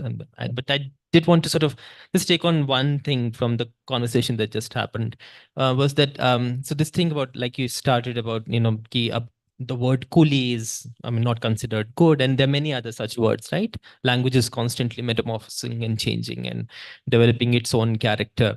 So, my much of my research on Shimla, and because I also researched the post-colonial history of Shimla, has shown that I mean the rickshaws were I think phased out by the late 70s, early 80s tak chale gaye the, right? And because they were considered to be a huge symbol of oppression and so on and so forth. And I was very convinced that okay, ठीक है, अब यहाँ पे at least in the Shimla Hills that kind of awareness has happened, and that's what as a critical thinker, you know, that's the awareness that sort of fed me as well. Ki I am not supposed to look at the act of rickshaw pulling or even the hand pulling, especially in any kind of positive terms. And that's what I had in mind. But as you know, much of my work has also sort of spread out of Shimla, and I'm also trying to write a kind of a pan-Indian history of hill stations. So in the last few years, I've been visiting as many of these hill stations as possible, Darjeeling, Mussoorie, Nainital, this and that. When I visited Matharan, which is a very small hill station in Maharashtra, a few kilometers beyond Bombay, it was very interesting. So that's still the only the wholly walkable hill station, and you have to walk a considerable amount of time and hours in order to even reach that place. It's like a mini, you know, Disneyland kind of a thing. And they were hand-drawn rickshaws there all through. And I was very convinced that I will not, I mean, सवाल ही नहीं उठता है बैठने का, you know. And I remember, so I was going to stay in Matharan in a kind of an old rest house for 3 days. And I started walking and it took around 2 hours. And throughout, I mean, the people, the locals who were the rickshawalas, you know, they kept sort of imploring to me, ki, sir, baithiye, baithiye, baithiye, baithiye, to the extent that many of them even got irritated by me. Ki, aapko samajh nahi aa raha hai ki hamare liye ye, this is our job, you know. And that kind of sort of, you know, punctured my whole idea of awareness. So what I'm getting at is that even when we think, especially as humanities and social sciences scholars, ki dekho ab hum yahan tak pahunch gaye hain, ab iske baad ye nahi ho sakta.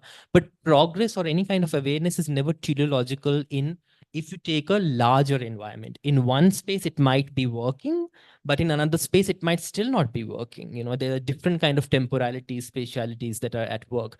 And as I was returning, I just sort of, you know, there was so much guilt in me for not using the rickshaw there, that as I was returning, I made it a point that I'll just put my, you know, bag there and I will walk. I will not sit on it. And I paid him whatever it was supposed to be, you know. And it's an incident that kind of critiqued my own sense of critique of Shimla. So that's something that I keep. These kind of contradictions are very important whenever you are, I think, speaking as a critically engaged thinker or whatever it is. Regarding my literary journey, all of my degrees are in literature, so history kind of happened at the side. But as all of us know from the literature background, you can't study literature without also studying history, of course, right? And there are a number of ways in which literature and geography or cultural geography or topography or urbanity comes together. Literature is essentially about narratives. It is about making sense of symbols, of, you know, meaning making and signs and codes. But the same thing goes for geography as well. I mean, whenever we are talking about a city or a village or any kind of place, there is an element of story attached to it. When I will go from here back to Delhi, the way I'll talk about Solan or Shulini would be in the form of a story. So I think it is at that level of story and narration that the idea of literature and place kind of come together. And it is this sort of a linkage that I have been constantly looking at for the last many years now. So if we look at, say, the first detailed description of Shimla that takes place in May 1822 by someone called William Lloyd, who was working under the East India Company. And he comes and he climbs the Jaku Hill and he writes very beautifully about all the landscape and all that he looks at. But he ends that viewing that he has of the sublime Himalayas through a very nostalgic and a very emotional kind of a note. And he says that this day's journey I will never forget because it reminded me of my boyhood, my childhood, and my memories of my mother. And I was very moved by that. But it also sort of, you know, rung a bell in me because as a student of literature, you do come across at some point the Romantic movement, and you realize that Wordsworth is also writing literally at the same time. And many of his poems are about childhood and nature coming together. So because William Lloyd is coming from Britain into this, he's bringing that kind of vocabulary that is already in circulation in Britain, right? And then using that in order to appreciate a completely different landscape 7,000 miles away from Britain. You come down the 19th century and there are thousands and thousands of descriptions of Shimla taking place. 95% of which take place between the months of April to November, because that's when the government would shift to this place and then go back to Calcutta first and after 1911 to Delhi. And Kipling is of course the most celebrated of them. And there, there are just tons of descriptions about the parties and the fairs and the footballs and all the sort of British social cultural life, which is very interesting and a very important historical cultural document in itself. But this then made me feel how do we perceive not only the Indian side, but also those months which don't get accommodated by the British, which are the winter months, which don't merit that kind of an attention. And then when I came into the 20th century and I discovered that Nirmal Verma, the one among the greatest writers of Hindi literature, was born in Shimla and was a Simlawala in the place where you live, near the place where you live. Talks actually is not interested about describing the Britishers, but he's actually is interested entirely about describing the winter seasons. And there is in Lal Teen Ki Chhat, which is his most celebrated Hindi novel, describing Shimla. There is almost nothing about the Britishers, but there is a highly melancholic understanding of mountains that takes place between the seasons of November, December, January, February. It's a highly melancholic understanding, but there is a certain romance in that as well, So I think as a literature scholar, you become kind of attuned to these kind of sensibilities, these varieties of expressions that exist and change over time. But I also remember being, again, to repeat the term that I already used, being bowled over by the signages and the plaques that are spread across the mall in Shimla, coming from a place like Kullu, where you just didn't have anything like this. And then you are walking on the mall, and almost every 100 meters, you see this plaque describing this place, written by Raja Basin. And I was struck by how much power those plaques have, because the moment you have a description attached to a place, immediately the relevance of that place sort of changes over time. So what I'm trying to say here is that literature is not just what is written in books, but literature is whatever is written in different kinds of texts. And a third understanding of literature comes through oral histories, talking to you and talking to hundreds of other people whose stories are not documented, and yet all of you have some kind of a story to tell. Like Sir is also narrating the story of his grandfather. I think that's so. I think working on Shimla also made me aware of the different textures and layers that literature itself had. So, and finally, I think the question on photography, I'll end with that. Yeah, pick my on kar denge, and then I'll just show a couple of photos and possibly end there. Yeah. So as a photo, I'll just go full screen kar denge. Thank you. So as a photographer, I hope you can see. Yeah, you can see. Okay. I have been hugely influenced by cinema. I write a lot on cinema. I teach cinema as well. And Bansali is one of my favorites. And I remember watching Black, sitting in Kullu in 2005 or 6, and being completely again enchanted by this place. And this was also one of the first things or documentations, even though it is a completely fictional film, about how a different place looks like. So I often study his cinema, I take screenshots and try to understand the act of framing. Much of my photography is therefore about how do you frame a public space, So something like the Gorton Castle, which is one of possibly my favorite building in Shimla. This is also supposed to be the only Gothic Rajasthani building of the world. So it has elements from Gothic architecture as well as Rajasthani architecture, the jalis and all. Now, why I'm showing you this is because I often connect the idea of photography with walking. People often think of photograph as capturing a stillness or a still moment, but for me, the opposite has kind of rung true, because the idea of movement is something which is very important for me as a photographer. When you move from place to place, the same place kind of starts looking like very different. So this is how it would look like from, say, the US Club side. That was from Vidhan Sabha side. This is how it would look from Elysium side. And this is how it would look from Tara Devi side, where it's a very sublime sort of side where the mountains seem to float quite high. The same can be said about the town also. And it's very interesting that, when I go to... Sorry. So this is, I was lucky to capture this photograph, which not many people have been able to capture, simply because, you need a certain kind of a clarity in order to, sorry. You need a certain kind of a clarity in order to see these greater Himalayas sort of, hovering over the main city of Shimla, which you can't never ever see from Shimla itself.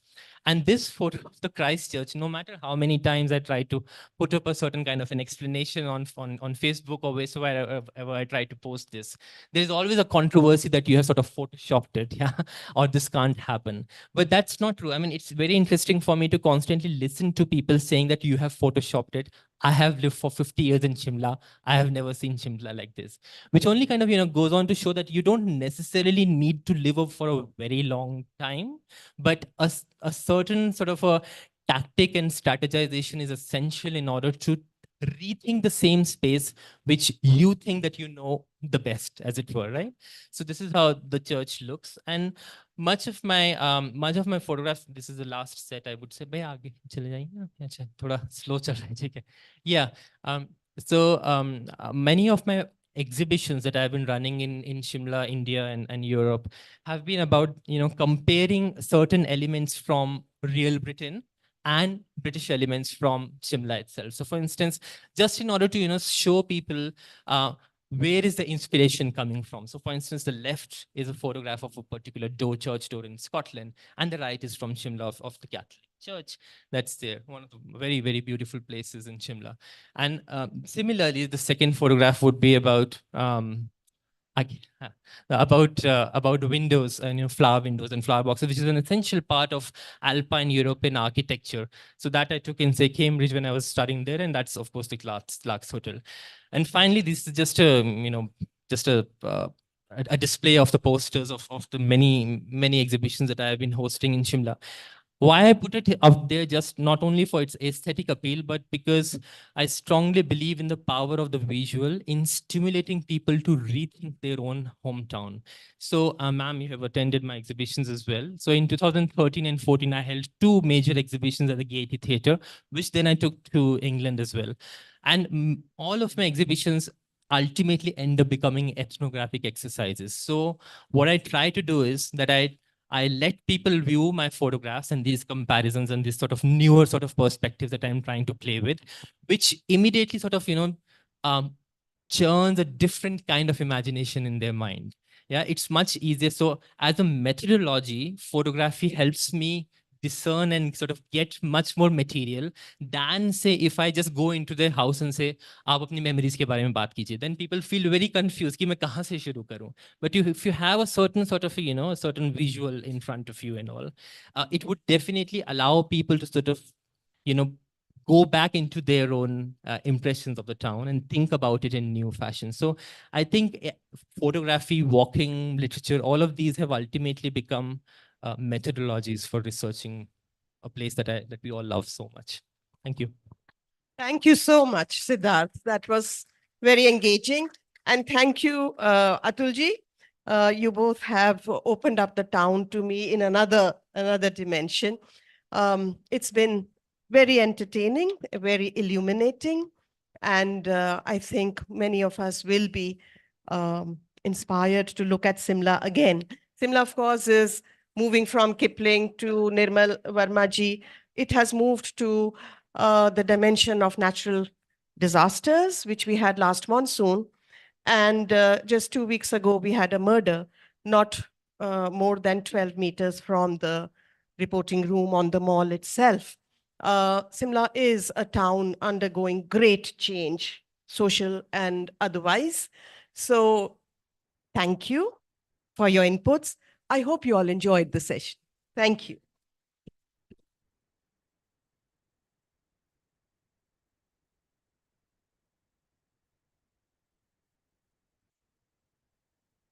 Thank you so much, everyone. And thank you so much, Siddharth. I had no idea that you are such a great photographer. Thank you so much for the visual treat.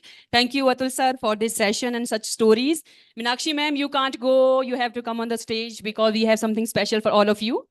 So our reason of Shulini is here, and one person who is our role model, our Chancellor, is with us. That's why this session is very important.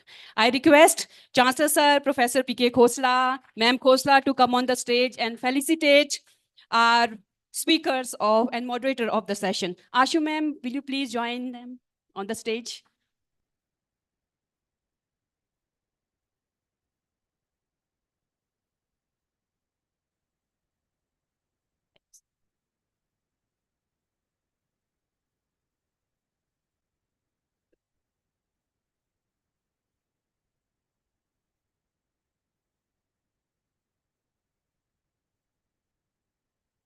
You know, Professor Meenakshi is role model for the English faculty. Yes, right? We are what we are today just because of her. She is the best faculty I have seen in my life.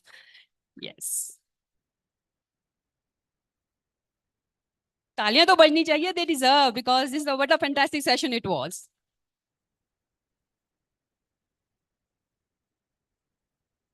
Fossil pair discussion रह गई है Siddharth. We will continue this some other time. Yes, tomorrow. Yes, you have another session. Okay.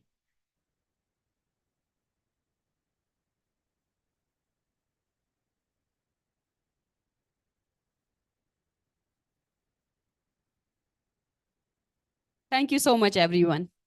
Ashu ma'am, can you please join me for a moment?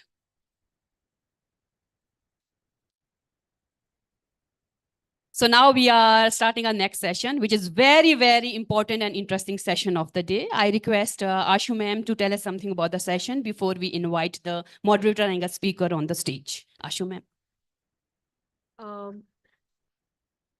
So this session is a book launch, and it has a very interesting twist to it. We just met Mr. Prabhakar in the session with Yuvraj. Pallavi was a participant in last year's LitFest. And like you all heard, she succumbed to her breast cancer that she was suffering from and that she wrote about a couple of months after she came to the LitFest. So we have instituted an award in her name, which we are going to give annually at the LitFest, which is called Pallavi Saraswatullah Memorial Award for the Courageous Woman Author. And we thought that this was very apt to include it in this session because the book launch is a book that is a nominee for this prize. So the book is called She Storms the Norm. And I would like to invite Priyadarshini on stage. And I would request the volunteers to please bring the copies of the book. I will once again request the Chancellor and Ma'am Khosla and Samdhu sir all to come on stage and release the book. After that, I'm going to invite Manju. Can you join us?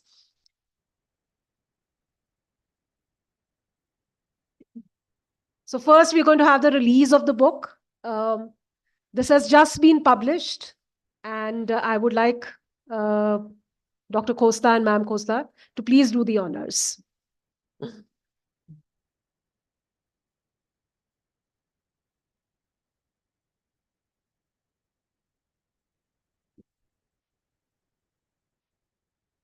She Storms the Norm is a book about breaking barriers.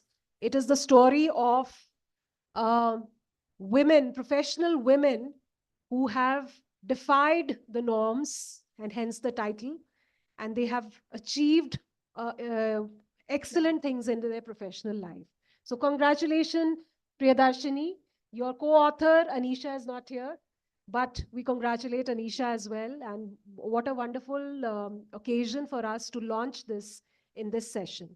Thank you so much.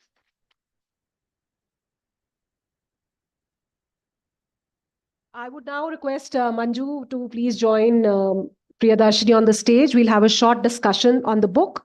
After that, we will announce the award which has been instituted in the brave heart Pallavi's name. So let me give you a short introduction of the people on stage. So first, I'm going to introduce Manju. Just give me a second. She just sent me her bio, which I seem to have lost. No. So Manju is a dear friend, firstly. And she's a reputed journalist who's based in Dubai with 2 decades of experience in the field. She was the editor-in-chief and the head of content for Filmfare Middle East, as well as Femina Middle East in the UAE. She has interviewed several celebs. And Priyadarshini, you have been added to the list today. And many inspiring women, both in Middle East and India. She's writing currently her 6th book, I Did It My Way, which is based on Dubai state businessman Rajan Lal's life. She has a YouTube channel, and she also spoke at our TEDx event last year. Priyadarshini, I'm going to invite Ashish because Priyadarshini happens to be Ashish's classmate from IIM Calcutta. So why don't you come and do the honors and introduce Priyadarshini to us, and then we will go ahead with the discussion.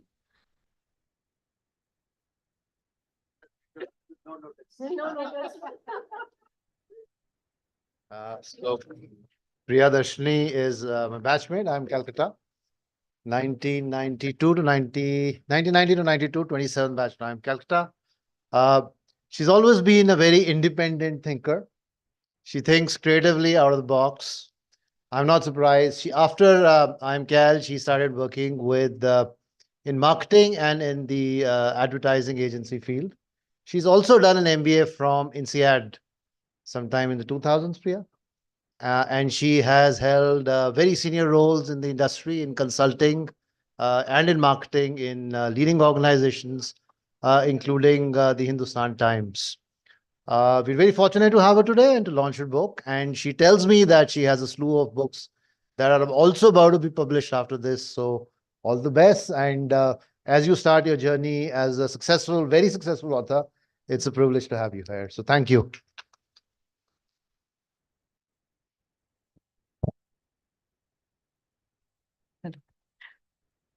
Am I audible? Yeah.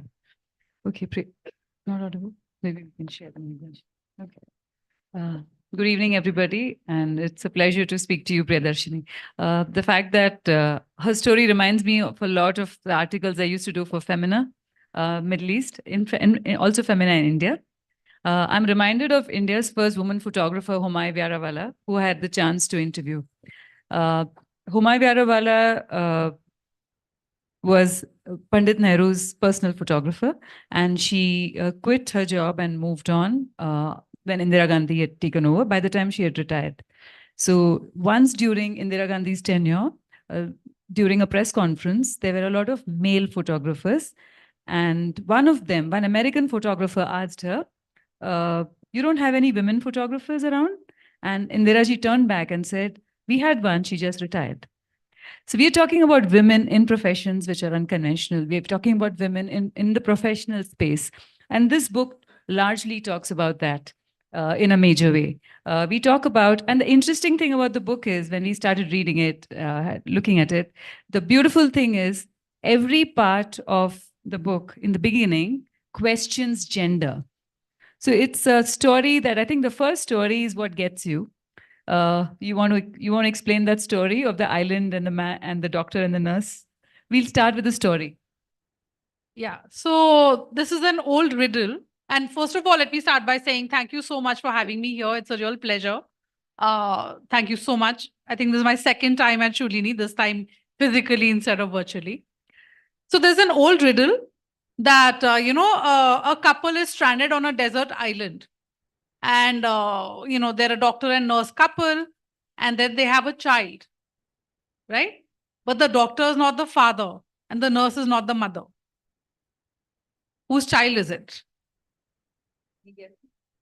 Any guesses from the audience?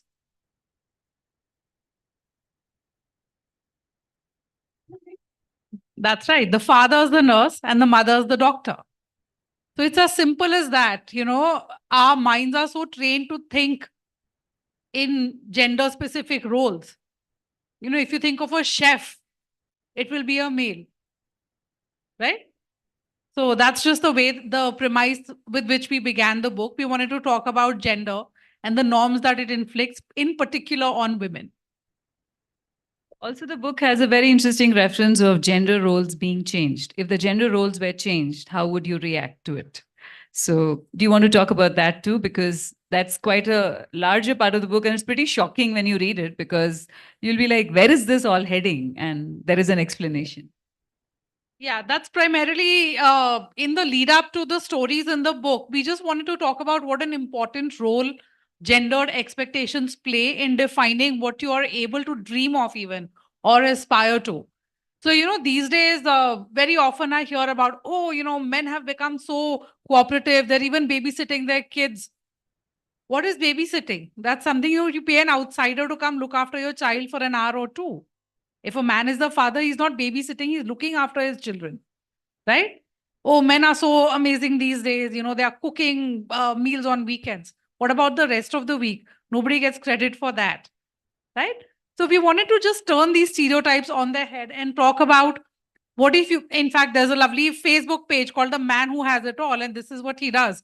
That, you know, men really need to look better and take care of their skin. Here are 5 things that they can do to get summer-ready skin. You know, the kind of stuff that women's magazines always talk about. So that's really the flip that we wanted to do, that, you know, why don't you try inverting the gender norms? And once you look at it from that prism, and then you look at the stories, then you see how gender has impacted the lives of the women that we talk about. The book has a collection of stories of successful women, CEOs. I mean, there's a cross-section of women who've been interviewed. Their stories are there, and the learnings from their lives is part of the book. So it's a compilation of a lot of other powerful women, which derives home the point of what are the do's and don'ts of what their lives were. And it starts from Oduna Akhtar to a lot of people, including, I think, the Nali family and a lot of women who've been interviewed. I first wanted to ask you, how did you choose this list? How did the list come about? So my co-author Anisha and I, we actually developed a long list to start with of all the women that we found inspiring. And, you know, if we had started reaching out to everybody on that list, I think we would have never finished the book. So then we kind of said, okay, let's look at a few broad categories. And, you know, within that, let's look at what are some of the top names that come up to our heads as inspiring to us, whose stories we know a little something about and who are just incredible. So that's how we went about it. So, of course, we looked at people who were corporate CEOs and stuff, but we didn't want to make it just about corporates. You know, the genesis of this book was really a few years, you know, of course, I've been a working woman, Anisha's been a working woman. And over time, we know from the statistics that the percentage of working women is declining in India. It's not growing despite all the development. And in particular, it's declining in urban areas. So we thought, you know, loads of young women are growing up in towns across India without role models of career women, let's say. And so when there are those twists and turns that come into everybody's career, they can't really figure it out from a father's example, because there's some things that come specifically in the way of a woman's career advancement, be it personal or professional, right? A husband gets transferred. What does a woman do? Does she move along or does she stay? Does she give up her job? You have a child. What happens after that? There are many such twists and turns, not just at the personal, like I said, but professional. So we wanted to actually we said, okay, how do we create role models for them? Let's talk about stories, right? And therefore, we didn't want to restrict ourselves to any one sector. So yes, we've got some people who run family businesses.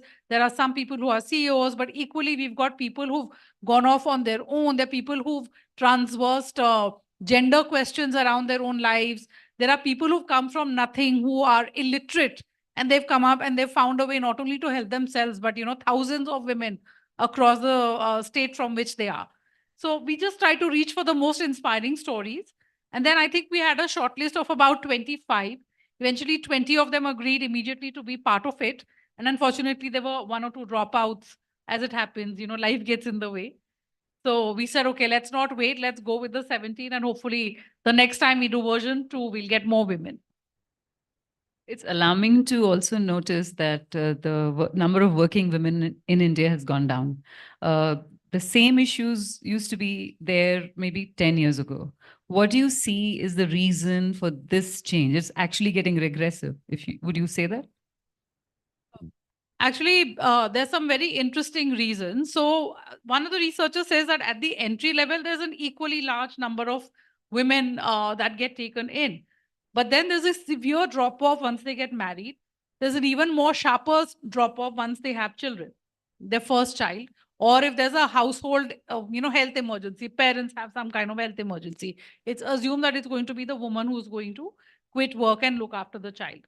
The other interesting thing, which I think may be peculiar to South Asia or particularly to India, is that as incomes go up of the family, it's assumed that the woman doesn't need to work anymore because the family is earning enough. So therefore, the woman should now just focus on children and home. And that's fine if that's a conscious decision that a woman is making. But it's not so fine if it's only social norms which are driving her to make that. Also, women in the workforce are still, there is still much to do with HR policies. And I'm sure the book does talk about a lot of amends that you would like an ideal, it's never going to be an ideal world. It's going to be an aspiration for the ideal world that we look at. So what do you think in the working space, in the corporate space, the amends that need to be made in HR policies with women working and encouraging them to be including family, including children? There are policies, we are aware of it, but are they implemented practically well?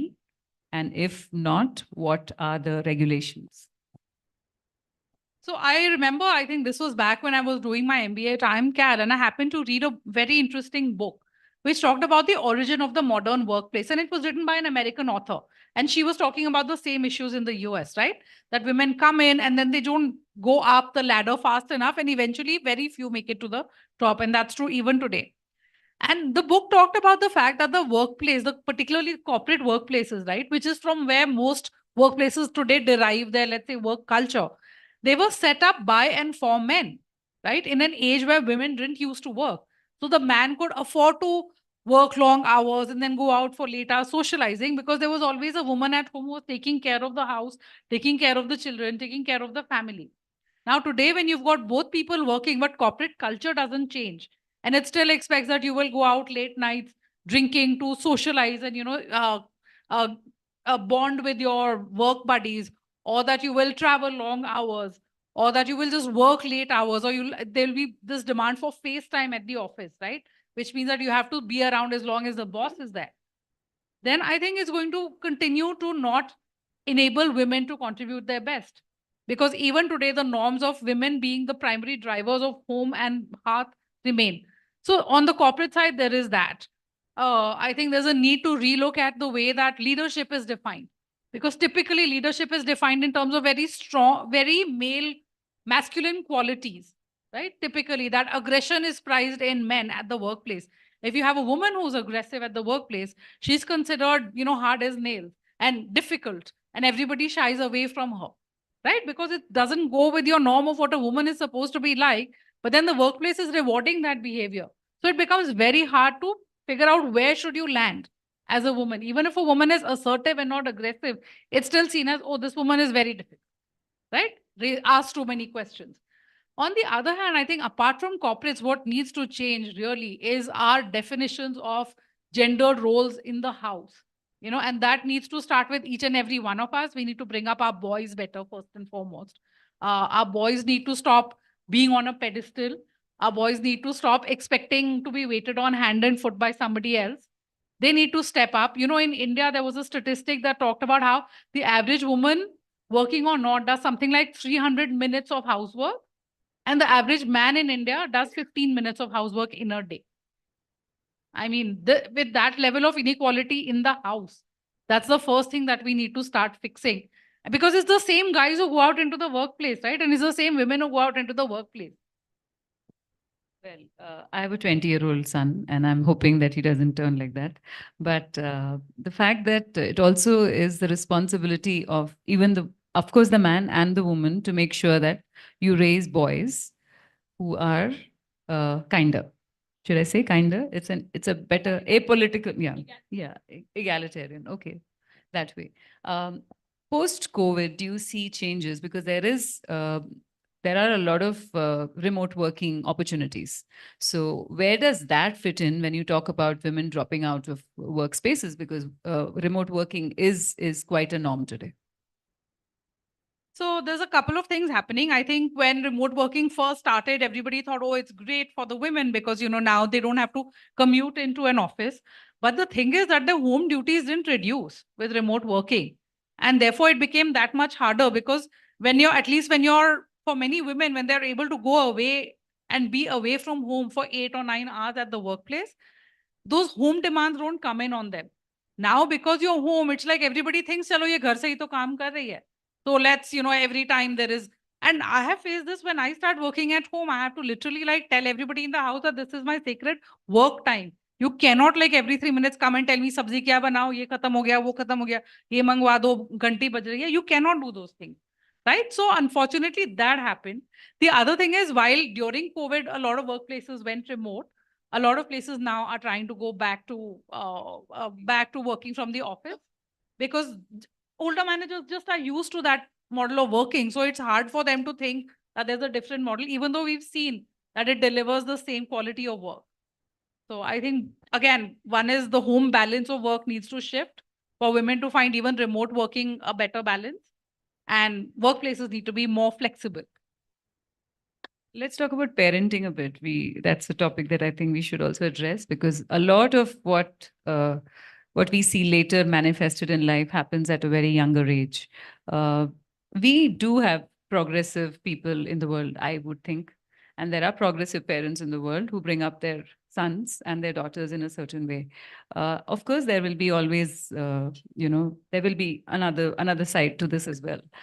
Now, when you look at that generation of people, I would look at it positively. I wouldn't look at the fact that it will never happen and this is how it will be. How do you see the future then, if you're looking at it in this manner and saying that now we need to make these changes? We all do need to, but there is progressive thought too. How do you balance that with this? I think there is progress, but it's still very slow. At the current rate of change, the UN Authority for Women anticipates that it's going to take something like 200 years to achieve gender equality. And that's on an average, right? So that's not even counting countries like India, where the patriarchy is so ingrained. The problem, I think, is that the patriarchy is so ingrained that it actually impedes men as much as women. So, and we are not conscious of how much patriarchy impacts us. So we just take it for granted. So I think there needs to be a lot more education around what is patriarchy. You need to be able to recognize that patriarchal pattern. Otherwise, you will just not think of it like that. And if you don't think of it like that, you won't rebel for yourself or for your children. So change is happening, but we would like it to move faster than the glacial pace. Also, the book has many references to how to deal with this issue with reference to a lot of interviews of women. So can you give us 5 points and then we'll wind up with that. 5 points on what to do now. Okay, I think that's really putting me on the spot because I have not memorized these hacks. But I think one of the biggest hacks I remember from one of the stories in the book is that there's this lady who runs, she's run her family firm. She's grown it to billions of dollars of revenue. And then at one point, there's an investor who's giving her a lot of problems. And she's thinking of, let me borrow some this much, that much, this much, that much. And then her partner tells her, why are you thinking so small? Why don't you bet on yourself? And then she decides to take a 600 crore loan, right? And then she turns around the company and she gets rid of that pesky investor. So I think learning to bet on yourself, that is a very big learning. Then there is another lady who discovered, I think almost at age 50, that she was actually a lesbian. And she had been married, she had children. Yeah, okay. Yeah, so there you go. So that was a very tough journey. But I think one of the lovely lessons, which I think her chapter is also called, is that closets are for clothes, not for people. Yeah, so I love that quote from her. Then even when you look at somebody like an Odhuna, right, who came from England and kind of decided to move all the way around the world as a hairstylist, she came to India with 500 pounds and a pair of scissors in her pocket. That's it. And of course, her skills. So one of the things she talks about is never stop getting better at what you do. And if you have a passion for something, it's lovely to want to follow it, but do your groundwork. Make sure that you're really good at that area of passion, right? Otherwise, it can just remain a hobby and that's just fine. So these are 3 of the ones that I remember off the top of my head. Yeah, there's a Nalli story, there's a very interesting anecdote there. So, sometimes I think while the book is called Storming the Norms, sometimes you don't storm it in a rebellious way. You just negotiate your way around it, or you figure out how to make it work for you. So Lavanya Nalli, she was the daughter of the house of Nallis, and no girl from the family had ever worked before. Most of the girls used to get married. So after she did her engineering, she said, I want to work in the business. And everybody thought this is just some hobby, this child whom I've seen in diapers is coming here to work. And she used that beautifully to her advantage, because she said Then I could go and ask people questions, even if they thought it was stupid, but they would answer it because they thought, chalo, ye choti hai, she doesn't know anything. So let's tell her. As a result of that, she was able to get a lot of intel on how the company was working and come up with a new strategy. She spotted an opportunity in the market just because she was able to go and ask these questions. So never be afraid to ask the stupid question. That was one beautiful learning. And then there was another one from the same story where, she found that when she was working in Myntra, she found that every day, they would start with a meeting where business decisions had to be taken. Then there would be a smoke break. And then people would come back saying, okay, we have decided to do X, Y, Z. She said, when did we decide? Meeting mein to hui nahi. We didn't come up to a conclusion. It turns out all these decisions were happening on the smoke break. She got really pissed about it. And I think many of us have been through this smoke break issue. If you're a non-smoker, it is intensely annoying, right? It always takes longer than 5 minutes. And the conversation goes into areas which you were thinking you will be part of and you're not. So she got upset about it to start with. Then she realized that there is not a gender angle to this. I think that's the other important thing to remember.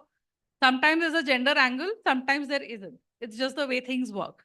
So then she decided that rather than rebelling and telling people, no, you can't have these discussions, she said, I just went along for the smoke break. Even though I did not smoke, I was part of that group which stood there. And so therefore I was able to be part of those decision-making sessions. So sometimes you just have to negotiate it like that. Thank you very much. I think we've exhausted our time. Thank you. Lovely speaking to you. Thank you, Ashu. Thank you, sir. I will request you to stay on stage. We are now going to announce the award. So I'll keep this mic with you.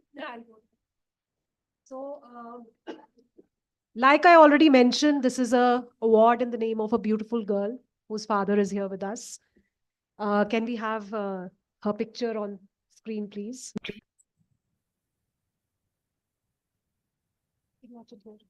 Manju, you can. Okay. So we had asked her to record a small video when she came for our LitFest last year. So you will get to know a little bit more of her when you watch that video. So let's play that video where she introduces Hi, herself. I'm Pallavi and I'm attending the Sulini LitFest on the March 17th and 18th. It's a festival of world ideas and creativity and I hope to see you there. There is a lag, I think. Okay. So we, had sourced some nominations for courageous women storytellers. One of our nominees is sitting right here, and there are 5 other nominees. So there's a small AV with the nominations, which we would like you to see, and then we'll announce the award. And the nominees are Yamini Prashant, a young student battling anxiety and an eating disorder, is trapped in her hostel room in a country far away from home. During the pandemic, turns to poetry to express and console herself. Priyadarshini Narendra and Anisha Motwani. The authors bring us stories of working women who broke barriers, defined tradition, and defined their success. Sachi Dillon. The arduous trek to Everest Base Camp is not everyone's cup of tea, but Sachi wasn't the one to shy away from it. Kamaini. Kamaini's poetry collection unabashedly explores female identity. It describes what it means to be a woman, emotionally, physically, and philosophically. Ankita Shrivastava. From marching in uniform to walking the ramp, Ankita's semi-autobiographical book proves those who think a woman cannot have it all wrong. Namkala Shevkin. In a semi-autobiographical book, Namkala shares her journey across countries, across traditional boundaries to discover herself and find her happiness.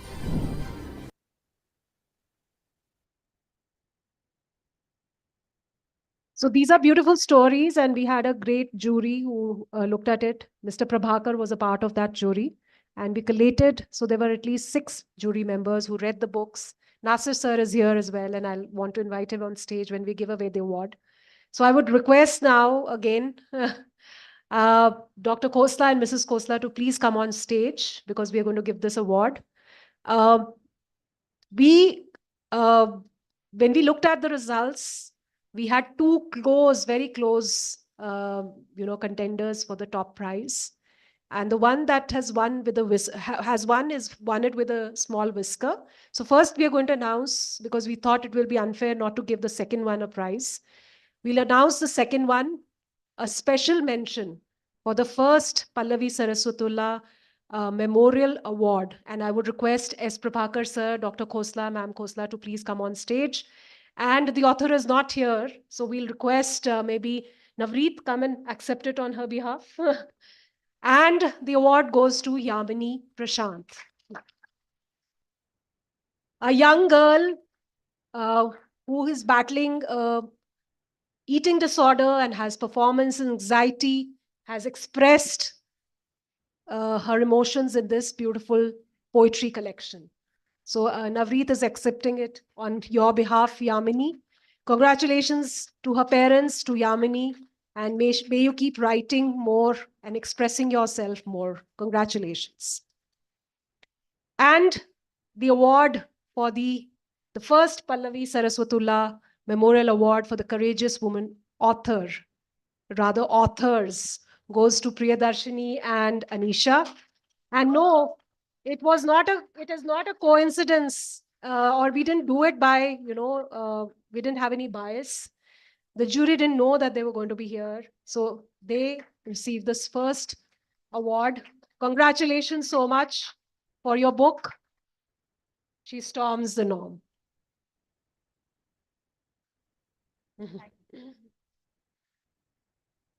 Thank you, everyone. And now we'll move on to the last session of our day. Purnima, if you're around. Okay, we have moderators. Come, anchors. Thank you.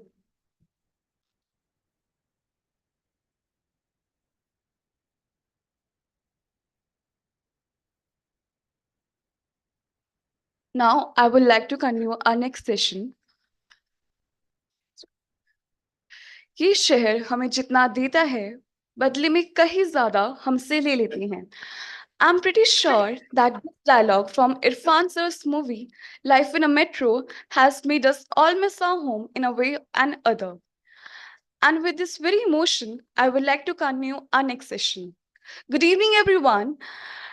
I'm Sana Thakur from BSc Macrobiology, and it gives me an immense pleasure to be your host for this session.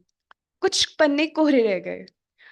We have Mr. Ajay Brahmatmach as a speaker and Ms. Gopika Panchmatya as the moderator for the session. Ajay Brahmatmach is a film critic, journalist, and a blogger. He has worked as a critic for Dainik Jagran and maintains a popular Hindi blog called Chavani Chap. He is the author of the famous book, Kuch Panne Kohre Reh Gaye, The Legacy of Irfan Khan. Next, we have our moderator, Ms. Gopika Panchmatya.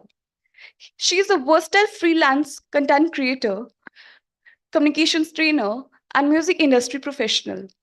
Her experience spans roles such as radio jockey, music manager for radio stations in India and the UAE, and the editor at YouTube India.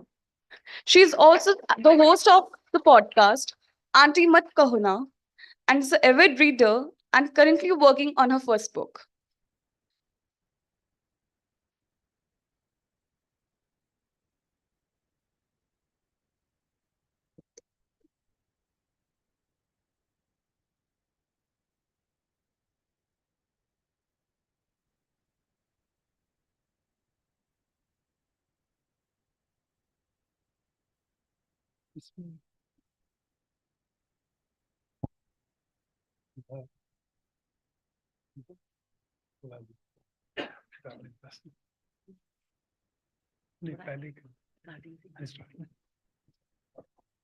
Hi, good evening, everyone. Thank you for everyone who is here. I am, this is my second time at Shulini. The Literature Festival has always fascinated me. And thank you, Ashu, for giving me a chance to be a part of this session. I'm excited, but honestly also a little nervous because as an RJ and a podcaster, I've had a chance to speak to a lot of very exciting and important people. But जब मुझे पता चला that I'm going to be speaking to Ajay ji and also talking about his book on Irfan Khan, I'm like, oh, everybody loves him. Like everybody loves him. मुझसे कुछ गड़बड़ हो गई तो not just trolling, लेकिन पत्थर भी पड़ेंगे. So I will start only saying sorry अगर मुझसे कुछ गड़बड़ हो जाती है तो. And now that disclaimers are over, thank you so much, for talking to me on stage. And we've had a chance to meet in Bombay. हम थोड़ा हाँ पृथ्वी थिएटर में मिले थे. And conversation बहुत सारी चीजों पे हमने बात की थी. But I would like to ask you how you got started in film journalism. आपने चाइना में थोड़ा time spend किया था, and then you decided to move to Big Bad Bombay. And then dip your hands into film journalism. तो वहां से थोड़ी शुरुआत करके बताइए कि वो कैसे शुरुआत हुई थी आपकी? मैं बिहार का रहने वाला हूँ और ग्रेजुएशन मैंने दरभंगा से किया था. वहाँ से पढ़ाई करने के बाद ऐसा लगा कि ये शहर मेरे लिए छोटा हो रहा है, तो अपने कुछ दोस्तों के साथ मैं दिल्ली आ गया. और दिल्ली में आज की सबसे बदनाम यूनिवर्सिटी JNU में पढ़ा मैंने. और वहाँ 6 साल तक रहा मैं. और उस दरमियान ऐसा कुछ हुआ कि तय हो गया कि मैं टीचर नहीं बन सकता, लेक्चरर नहीं बन सकता, पॉलिटिकल एफिलिएशन की वजह से. और फिर मेरे पास एक ऑफर आया कि चाइना जाना चाहोगे, एक जॉब है, छोटा सा ट्रांसलेशन का जॉब था. और ट्रांसलेशन में करने लगा था अपने पढ़ाई के दौरान कुछ एक्स्ट्रा मनी के लिए. तो मैंने एक अच्छा ऑफर देखा कि अब मैं लेफ्ट लीनिंग का व्यक्ति हूँ, तक कल भी था, आज भी हूँ, और तमाम ट्रोल होता रहता हूँ मैं उसके लिए, तो कोई बात नहीं. खैर मैं चाइना चला गया, रहा वहाँ पे, गया था 1 साल के लिए, रह गया 5 साल. और जब मैं लौटा वहाँ से, मेरी पत्नी विभा यहाँ बैठी हुई हैं, इनकी जॉब बॉम्बे में लग गई थी. और फिर मैंने तय किया कि नहीं, अब मुझे लौट जाना चाहिए, और बॉम्बे आ गया मैं. बॉम्बे आने के बाद से जैसी बात है कि फ्रीलांसिंग कर रहा था मैं, जर्नलिज्म के फील्ड में था, ट्रांसलेशन के फील्ड में था. कुछ दिनों तक 8-9 साल तक मैंने फ्रीलांसिंग की, उसकी कुछ वजह थी. लेकिन फिर बाद में उस फ्रीलांसिंग के दरमियान ही ऐसा हुआ कि जब मैं एडिट पेज पर लिखता था, ऑपेड पेज पर लिखता था, और फिर मेरे लेफ्ट लीनिंग की वजह से मेरे आर्टिकल छपने बंद हो गए, कम होने लगे. क्योंकि उस समय भी जैसे आज की सरकार आई हुई है, वैसी ही एक सरकार उस समय अटल जी की आई थी. तो खैर वो पॉलिटिकल लीनिंग की वजह से ऐसा कुछ हो रहा था. फिर मैं परेशान था कि अब मैं क्या करूं, कहाँ मैं काम करूं, पैसे भी कमाने हैं, लिखना भी है. तो ये किताब इरफान पर लिखी है मैंने. इरफान से मेरी दोस्ती या कह लें जान पहचान जो भी कहें, अब 91 से है. और इरफान कुछ ही समय पहले मुंबई आए थे. अच्छा. और हमारी जान पहचान हो गई, तो मिलना जुलना इनसे होता रहता था. तो इन्होंने ही मुझे सजेस्ट किया, मैंने इस किताब की भूमिका में भी लिखा है कि भैया भैया कहा करते थे मुझे ये, कि भैया आप फिल्म जर्नलिज्म कीजिए. फिल्म जर्नलिज्म में ज़्यादा पॉलिटिक्स लोगों की समझ में नहीं आती है, तो वहाँ आपको जो भी कहना हो आप कह सकते हैं. तो इस तरीके से मेरा फिल्म जर्नलिज्म धीरे धीरे शुरू हुआ. और फिर बाद में मैंने पहले दैनिक जागरण, फिर दैनिक भास्कर, और फिर से दैनिक जागरण, 3 ज्वाइन किया. 2017 में मैं रिटायर हो गया, और उसके बाद से फ्रीलांसिंग कर रहा हूँ. एक छोटा मोटा यूट्यूब चैनल है मेरा, सिनेमा हॉल नाम से, अगर आप लोगों को कभी मन हो तो जाके देख सकते हैं. और एक इंडिपेंडेंट विचार लेकर के आता हूँ मैं. जब हमारी पहले भी बात हो रही थी, वी वर डिस्कसिंग कि आपने जब शुरू किया film journalism, you were very clear कि ऐसे गॉसिप मॉन्गरिंग या सिर्फ गॉसिप के बेसिस पर आप ऐसे स्टोरीज नहीं करेंगे. तो आपका वो विचार कैसे हुआ, and how were people reacting to that? Because usually when you think of film journalism, अच्छा गॉसिप कॉलम लिख रहे हैं, या सिर्फ मसालेदार खबरें, या that is the impression that most people have. But आपने थोड़ा कुछ हटके किया. थोड़ा सा बैकग्राउंड में अगर जाए तो फिल्म जर्नलिज्म अपने आप में बहुत रेस्पेक्टेबल जर्नलिज्म नहीं माना जाता है. आप अखबारों के दफ्तर से अगर थोड़ा भी परिचित हो, तो 2 जॉब जो होते हैं अखबारों के दफ्तर में, वो किसी भी ट्रेनी को दिए जाते हैं या न्यू इंटर्न को दिए जाते हैं. एक तो क्राइम का बीट, उनको कहा जाता है जाए थाने में चले जाना, रिपोर्ट ले आना, लिख देना, और दूसरा फिल्म जर्नलिज्म। तो बहुत ही नॉन सीरियस अप्रोच रहता है अखबार के मालिकों का भी, एडिटर्स का भी।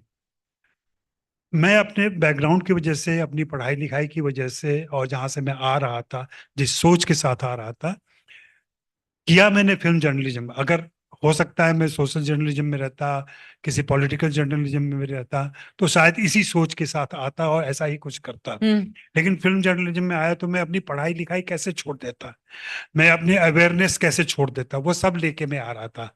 और जो फिल्म जर्नलिज्म को लेकर या फिल्म की रिपोर्टिंग को लेकर के एक आम धारणा लोगों के बीच में है कि यहाँ क्या होता है, गॉसिप होता है, उनकी ऐसी लाइफ होती है, वो लोग बड़े इमोरल होते हैं, कहीं से उनकी कोई नैतिकता नहीं होती है, बड़े खुले मिजाज के होते हैं। ये सारी धारणा मेरी भी थी, जैसे आम इंडियन की है। और ये भी मैं मानता था कि अगर पढ़ा लिखा व्यक्ति कोई जर्नलिज्म में जा रहा है तो उसको क्यों फिल्म जर्नलिज्म करना, फिर पढ़ने की जरूरत क्या थी। इतनी पढ़ाई, मैं मास्टर करके एमफिल करके तब आया था मैं, तो इतने पढ़े लिखे फिल्म जर्नलिस्ट नहीं थे तब तक। खैर मौका मिला, और मौका मिलने के बाद मैंने महसूस किया कि गॉसिप कि इतना ही इंटरेस्टेड कोई भी चीज हो सकती है, वो है हार्ड न्यूज। अगर उनके बारे में हम सही जानकारी दें लोगों को, उनके पर्सनल लाइफ के बारे में भी सही सही बताएं, तो वो भी गॉसिप से ज्यादा इंटरेस्टिंग हो सकता है। और यही हमने शुरू किया। मेरी शुरू से बातचीत है, अब तो लॉन्ग जो इंटरव्यूज हैं वो शुरू हो गए हैं, फैशन में आ गया है, स्लो इंटरव्यू फैशन में आ गए हैं। मैं 20 साल पहले से ये स्लो इंटरव्यू कर रहा हूँ, और लंबी लंबी बातचीत की है हमने। मेरी बातचीत कोई भी 10,000, 12,000, 15,000 शब्दों से कम की नहीं होती है। वाह। तो उसमें क्या होता है कि एक्ट्रेस के बारे में बहुत सारी जानकारियां मिल जाती हैं, जो आप इंटरेस्टिंग स्टोरी बना के डालें तो लोगों का इंटरेस्ट होता है। तो ये हुआ, और उसकी वजह से मुझे नहीं जरूरत पड़ी। हाँ, स्पेस हमारे पास भी था और हमेशा से रहा है अखबारों के दफ्तर में। तो अगेन मैं अपनी कुलीग को या किसी दूसरे को ये जिम्मेदारी दे देता था कि आप कर लो इसको, लेकिन रखो ये कि उसको पहले कहा जाता था की होल जर्नलिज्म, कि आप की होल से देखते हैं कि बेडरूम में क्या हो रहा है और फिर स्टोरी लिख रहे हैं। फिर येलो जर्नलिज्म शब्द चला, फिर ये सब।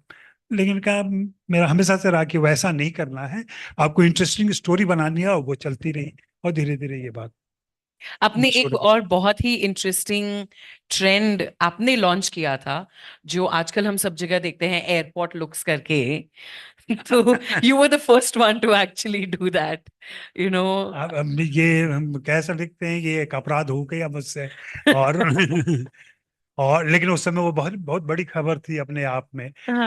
हुआ यूं था कि माधुरी दीक्षित लंबे समय के बाद भारत लौट रही थी, और फिल्मों में आने का इरादा था उनका। ये पता चली थी मुझे इनर सर्कल से। तो मैंने उनके जो सेक्रेटरी हुआ करते थे, राकेश नाथ, तो उनसे बातचीत की, पता किया कि कब आने वाली हैं, क्या आने वाली हैं। फिर मैंने अपने एक फोटोग्राफर दोस्त थे, योगेश शाह, जो आज मशहूर पेपराजी हैं, तो वो लिखते भी हैं कि फर्स्ट पेपराजी, अपने इंस्टाग्राम पे लिखा हुआ है उनका। अच्छा। तो उनसे मैंने रिक्वेस्ट किया कि आप आ जाइए एयरपोर्ट पे प्लीज, 2 बजे रात में माधुरी आने वाली हैं, वो लैंड करेंगी और 2 बजे रात में बाहर निकलेंगी। तो वो हुआ और वो फोटोग्राफ लिया गया। शर्त ये रखी गई थी कि माधुरी की यह तस्वीर अखबार के फ्रंट पेज पर छपेगी। वो अखबार के फ्रंट पेज पर छपी, लेकिन तब हमें नहीं मालूम था कि ये रूप ले लेगा या बाद में ऐसा चला जाएगा जहां एयरपोर्ट लुक की इतनी डिमांड हो जाएगी। मुझे याद आता है श्रीदेवी का इंटरव्यू किया था मैंने उनके मरने के कुछ समय पहले। तो उन्होंने कहा था कि अजय, मैंने पूछा कि आजकल क्या बदलाव हुआ है, तो उन्होंने एयरपोर्ट लुक को ही लेके बात की थी। उन्होंने कहा था कि मेरी बेटियां, तब ये जानवी और खुशी जो 15-16 साल की थी, तो ये दोनों बेटियां मुझे तंग करती हैं। मेरा चेन्नई में मकान बन रहा है और मैं सुबह जाती हूँ, दोपहर में आ जाती हूँ, शाम में जाती हूँ। तो पहले तो मैं जीन्स पहनती थी, एक टी शर्ट डालती थी, चली जाती थी। हाँ?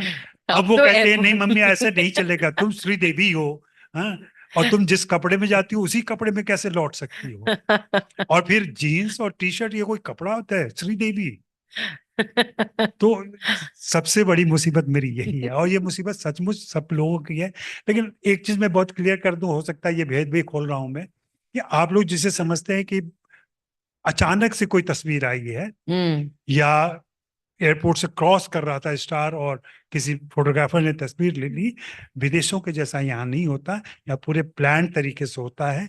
सारे फोटोग्राफर्स को मालूम रहता है कि 3:25 पर ये फलाना स्टार निकलने वाला है, और 3:25 पर वो मौजूद रहते हैं। The cat is out of the bag. हाँ। Now we know how it happened. तो उसमें कोई सरप्राइज की बात नहीं है, और ज्यादातर ये तब होता है जब किसी की फिल्म आनी होती है, या फिर एवरग्रीन स्टार में जो सेलिब्रिटीज हैं जैसे मलाइका अरोड़ा, बगैर कुछ किए हुए वो छाई रहती हैं, तो उनकी तस्वीर हर जगह छपती है। नहीं तो ज्यादातर लोग जिनकी फिल्में आ रही होती हैं उनकी तस्वीरें उनकी रहती है। I think after airport look, the second most viewed one is सबके gym looks. And I'm like, हाँ। वो भी बताते थे हमारा स्केड्यूल कि हम इतने बजे जिम भी जाने वाले हैं। ज्यादा जिम से निकलते समय होता है, ये भी जिम पता जाते समय नहीं होता है। बट आप जब बात कर रहे थे कि ये डिफरेंस है between how it works in Hollywood, तो थोड़ा द होल फ्लो कि is it that sudden, how does the whole flow work? क्योंकि आपको एडिटर बता देते हैं, या how the PR people get in touch with you, वो थोड़ा सा फ्लो अगर बताएंगे, और are you in touch with the stars directly and they say अच्छा नहीं हमारा ये लॉन्च हो रहा है? Because I'm a little curious about all this, how does... अभी सिनेरियो चेंज हो गया है, अभी टोटल PR कंट्रोल्ड है, एंड सेलिब्रिटी डिसाइड करते हैं कि क्या करना है। हम लोगों के जमाने में, मतलब हम लोग उस लास्ट जनरेशन में हैं जिनके पास स्टार्स के नंबर होते थे, और हम कॉल करते थे उनको, तब लैंडलाइन फोन हुआ करता था, और देव साहब जैसे लोग भी थे, और देव साहब खुद फोन उठा के कहते थे देव इज नॉट हियर। तो और आप आवाज से पहचान लेते हैं कि हाँ ये तो यहीं पर है, यहीं पे हैं, लेकिन उनको रिस्पेक्ट देते हुए कि अगर इसका मतलब कि वो बात नहीं करना चाहते हैं यार, तो आप आज के पत्रकारों की तरह नहीं आप ही बोल रहे हैं, आपने ड्यू रिस्पेक्ट के साथ कह दिया ठीक है बाद में कॉल करता हूँ, या उन्हीं से पूछ ले कि कितने बजे कॉल करूं मैं, कब कॉल करूं मैं, तो बता देंगे भाई उस समय आएंगे ऑफिस तो बता देना आप उनको। तो वैसे लोग भी थे। फिर हमारे पास सारे, मैं खान से जब बड़े हुए उस दौर का जर्नलिस्ट हूँ मैं, तो तीनों खान के नंबर हमारे पास हुआ करते थे। तो अब कभी भी किसी से बात कर लो, कई बार तो ऐसा हुआ कि मैं पत्रकार हूँ, लोकल ट्रेन में चल रहा हूँ, लोकल बस में चल रहा हूँ, अचानक से शाहरुख खान का फोन आ गया। वाओ! अब आप फोन पे बात कर रहे हैं, और फोन पे बात करने से अगल बगल के लोग सुन ही लेते हैं थोड़ा बहुत, हाँ, तो उनको लगता है क्या आदमी है यार, मैं तो शाहरुख खान से बात कर रहा है, बस में चल रहा है। तो हाँ, और घर में भी होता था, घर में कोई रिश्तेदार आया हुआ है और किसी का फोन आ गया, इवन महेश भट्ट का फोन आ गया था एक बार, और किसी मेरे रिश्तेदार ने उठा लिया, उन्होंने कहा महेश भट्ट बोल रहा हूँ, अजय से बात करनी है। महेश भट्ट आपको फोन करते हैं? तो ये दौर कुछ और था। हाँ, अब ऐसा दौर नहीं है। अब तो एक तो स्टार्स के नंबर नहीं है लोगों के पास, और आपको अगर कुछ कहना भी है तो उनकी कोई फिल्म आ रही होगी, उनका कोई प्रोडक्ट आ रहा होगा, उनका कोई इंडोर्समेंट हो रहा होगा, तभी जाकर के वो मिलते हैं। नहीं तो ये बर्थडे के समय नजर आते हैं, जैसे कल आमिर खान नजर आए, आज बर्थडे है मेरा तो मैं मीडिया से मिलूंगा। और बहुत मजेदार चीजें हैं ये, वो मिलते हैं मीडिया से, फिर रिक्वेस्ट करते हैं कि आप कुछ भी रिकॉर्ड मत कीजिएगा, जबकि वो जानते हैं कि सारा मीडिया रिकॉर्ड कर रहा है ऑलरेडी। फिर वो कुछ ऐसी बातें बताते हैं, कहते हैं कि प्लीज मीडिया में इसको मत छापिएगा, और अगले दिन सारी बातें फिर से छप जाती हैं। तो ये बड़ा ये WWF चलता रहता है अपना। WWF। मैं आपसे पूछूंगी, ऐसा कोई बहुत ही बड़ा जूसी पीस ऑफ गॉसिप जो आपको बहुत ऐसे लग रहा था ये तो बाहर आएगी मार्केट में, तो सनसनीखेज, but you were told not to publish it? नहीं, मेरे तरफ मैं अपने मालिकों के साथ, मतलब अखबार के जो ऑनर थे उनके साथ ऐसा संबंध रहा कि उन्होंने कभी कोई प्रेशर मेरे ऊपर नहीं डाला कि आपको ये स्टोरी करनी है या नहीं करनी। एक बार किसी वजह से शाहरुख खान मुझसे नाराज हो गए, उन्होंने 6 साल मुझसे बात नहीं की, तो मैंने नहीं छापा उनको अपने अखबार में। लेकिन मेरे ऑनर ने कभी नहीं पूछा कि आप उनसे क्यों नहीं मिलते हैं, क्योंकि सच्चाई मैंने उनको बता दी थी कि क्या हुआ था, किसकी वजह से। तो ये होता है, फिर बाद में जरूरत उनकी भी पड़ती है, जरूरत हमारी भी पड़ती है। अच्छे एक्टर, अच्छे स्टार्स जानते हैं कि किसी पत्रकार को जितनी स्टार की जरूरत है, उससे ज्यादा स्टार को उस पत्रकार की जरूरत है। आपने कैसा रिस्पेक्ट खुद के लिए पैदा किया है, कैसे खुद को स्टैब्लिश किया है, उस पर सारा डिपेंड करता है।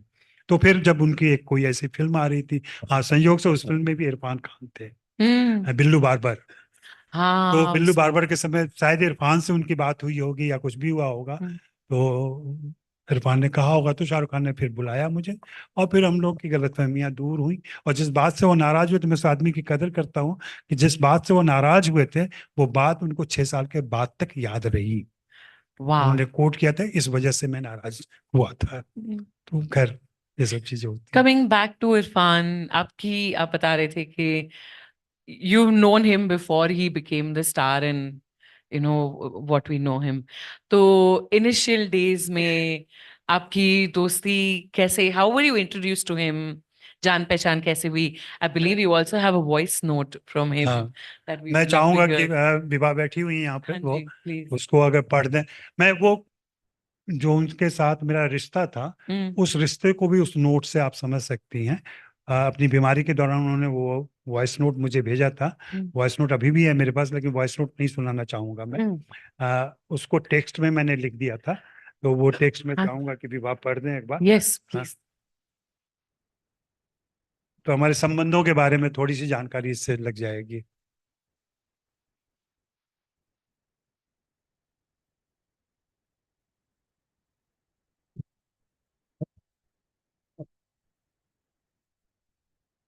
कोशिश करूंगी कि इरफान ने जिस मूड में इन्हें अपना वॉइस नोट भेजा था, उस के हिसाब से पढ़ने की कोशिश करूं। अजय भैया नमस्ते, इरफान बोल रहा हूँ। हाँ, आपसे बात करने का कई बार मन हुआ, लेकिन मेरी शारीरिक और मानसिक स्थिति थोड़ी थोड़ी नहीं, बहुत ज्यादा अस्थिर है। तो मेरी समझ में नहीं आया कि बात शुरू करूंगा तो बात पूरी हो पाएगी कि नहीं हो पाएगी, या किस तरफ चली जाएगी। उसको मैं बाद में जारी रख पाऊंगा कि नहीं रख पाऊंगा, इसलिए बात नहीं कर पाया। लेकिन आपसे बात करने का मन होता रहा है मेरा, और मैं मैं जब जब मौका मिलेगा मैं जरूर करूंगा बात। फिलहाल ये है कि मेरा इलाज शुरू होने में तो थोड़ा वक्त लग गया, कुछ कॉम्प्लिकेशंस हुए थे। इन्फेक्शन मेरा बढ़ गया था तो कीमो शुरू नहीं हो पाया। इन्फेक्शन के नीचे होने का इंतजार वो करते रहे। रिपोर्ट में भी कई जगह स्पष्टता नहीं थी, तो स्पष्ट होने में वक्त लग गया, महीना भर। अभी भी इन्फेक्शन है, लेकिन अब क्योंकि ट्यूमर का साइज बढ़ रहा था, तो उन्होंने इन्फेक्शन के साथ ही कीमो शुरू कर दिया है।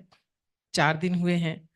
इन्होंने कीमो का पहला साइकिल दिया है, उसके सब रिएक्शन धीरे धीरे शुरू हो रहे हैं मेरी बॉडी में। लेकिन मेरे दर्द की इंतहा बढ़ चुकी थी, जो काबिले बर्दाश्त नहीं थी। तो इन लोगों ने कुछ मॉर्फिन दे करके उसको दबा दिया है दर्द को। कीमो के इफेक्ट शुरू होंगे तो पता नहीं उसको मैं किस तरह झेलूंगा, देखा जाएगा जो भी होगा। ये मैसेज करने का मकसद यही है कि मैं आपको बताना चाह रहा हूँ कि मेरा बात करने का मन होता है तो हम तरीका ढूंढेंगे। मैं उसको काम नहीं बनाना चाहता अपने लिए, और मैं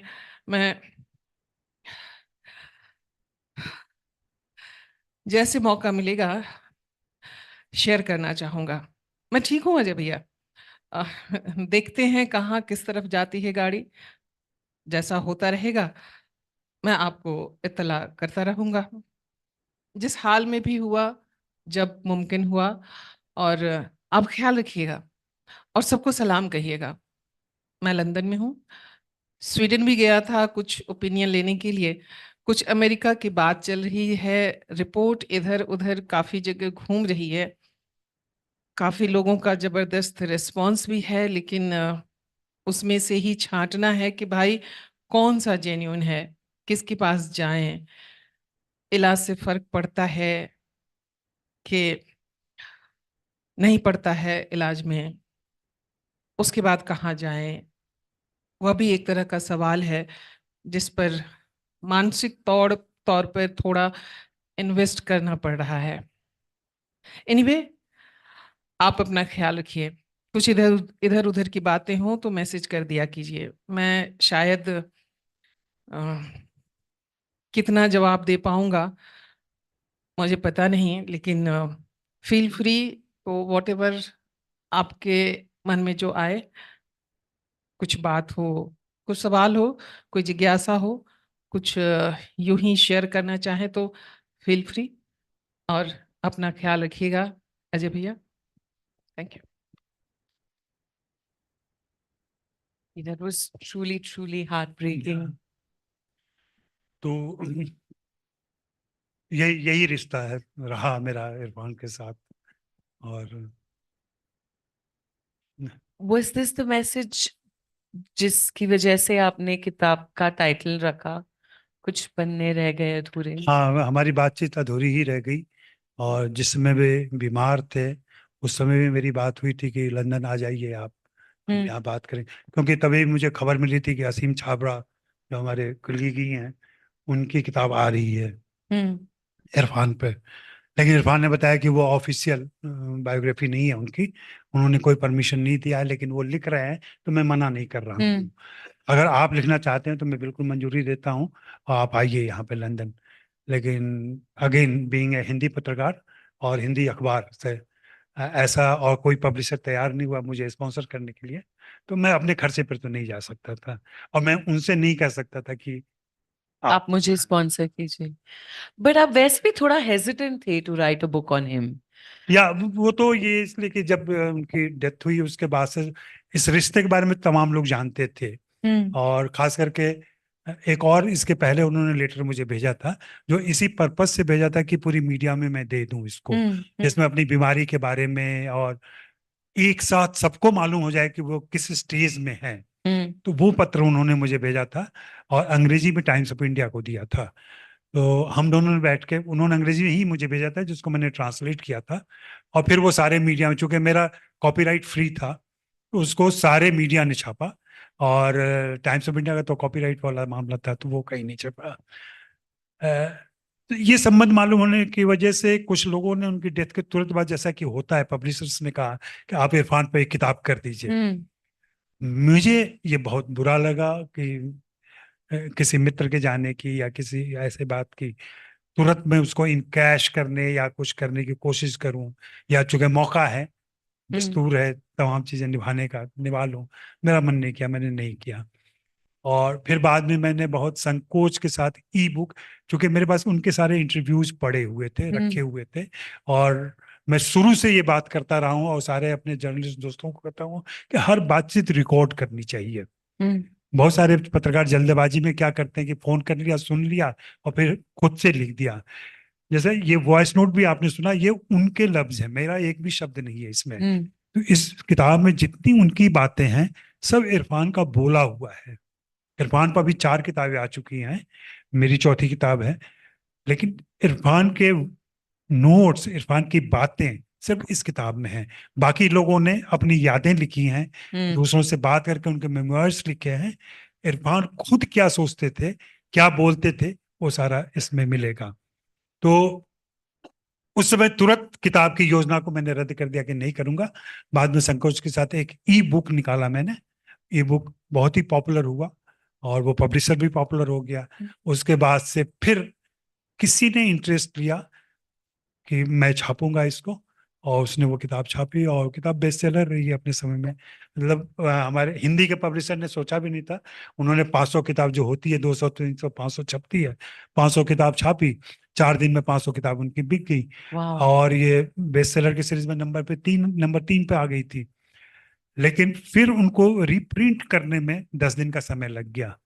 उसमें फिर से फॉल डाउन हो गया, उसके बाद से फिर ऊपर नहीं आ पाई किताब। लेकिन किताब लगातार बिकती रहती है, खूब बिकती है। और इरफान मेरी जिंदगी में, जैसे जर्नलिज्म में मैं आया उनकी वजह से, ये किताब आई उनकी वजह से, ये किताब खूब बिक रही है उनकी वजह से, इस किताब की वजह से मैं आपसे बातें कर रहा हूँ। तो मैं हमेशा कहता हूँ कि उनकी मौजूदगी मेरे जीवन में बनी हुई है। और इस किताब का अंग्रेजी ट्रांसलेशन जो हुआ है उसका नाम ही रखा है मैंने, echoes of presence. I was very fortunate कि आपने मुझे एक हाँ। कॉपी दी थी, to go through Yeah. that. And when I go back to Bombay, मैं officially Amazon से खरीद के आपको फिर से मिलूंगी पृथ्वी में and get it autographed by you. Thank you so much. मुझे पूछना था of all the time that you spent with him, not just as a journalist, as a friend. ऐसी कुछ memory है आपकी इनके साथ that you will always cherish, his younger days, या ऐसे मिलके कुछ मस्ती की थी, like happier memories with him. यादें तो बहुत सारी हैं, बहुत सारी, और बहुत पर्सनल भी हैं। कुछ ऐसी बातें जो नहीं शेयर की जा सकती हैं, लेकिन जो किताब में नहीं है और जो देख करके उनके साथ बैठ करके, खाने पीने के शौकीन थे तो सब कुछ जानते हैं उनको, उनके बारे में। मैं 2-3 बातें याद करूंगा। एक तो जैसे मुझे याद आता है कि एक बार कोई कार डीलर उनके पास आया था कार बेचने के लिए, कि मर्सिडीज का कौन सी नई सीरीज आई है तो किस किस एक्टर के पास है, तो आप भी ले लीजिए। हाँ। तो उन्होंने कार देखने के बाद, मैं बैठा ही हुआ था, मेरे सामने ही बात हो रही थी कि देखा होगा, कहा कि भाई मुझे एक ऐसी कार दो जिसमें मेरे सारे फैमिली मेंबर्स एक साथ बैठ करके कहीं अरे जा वाह। सकें और फिर वहां से आ सकें।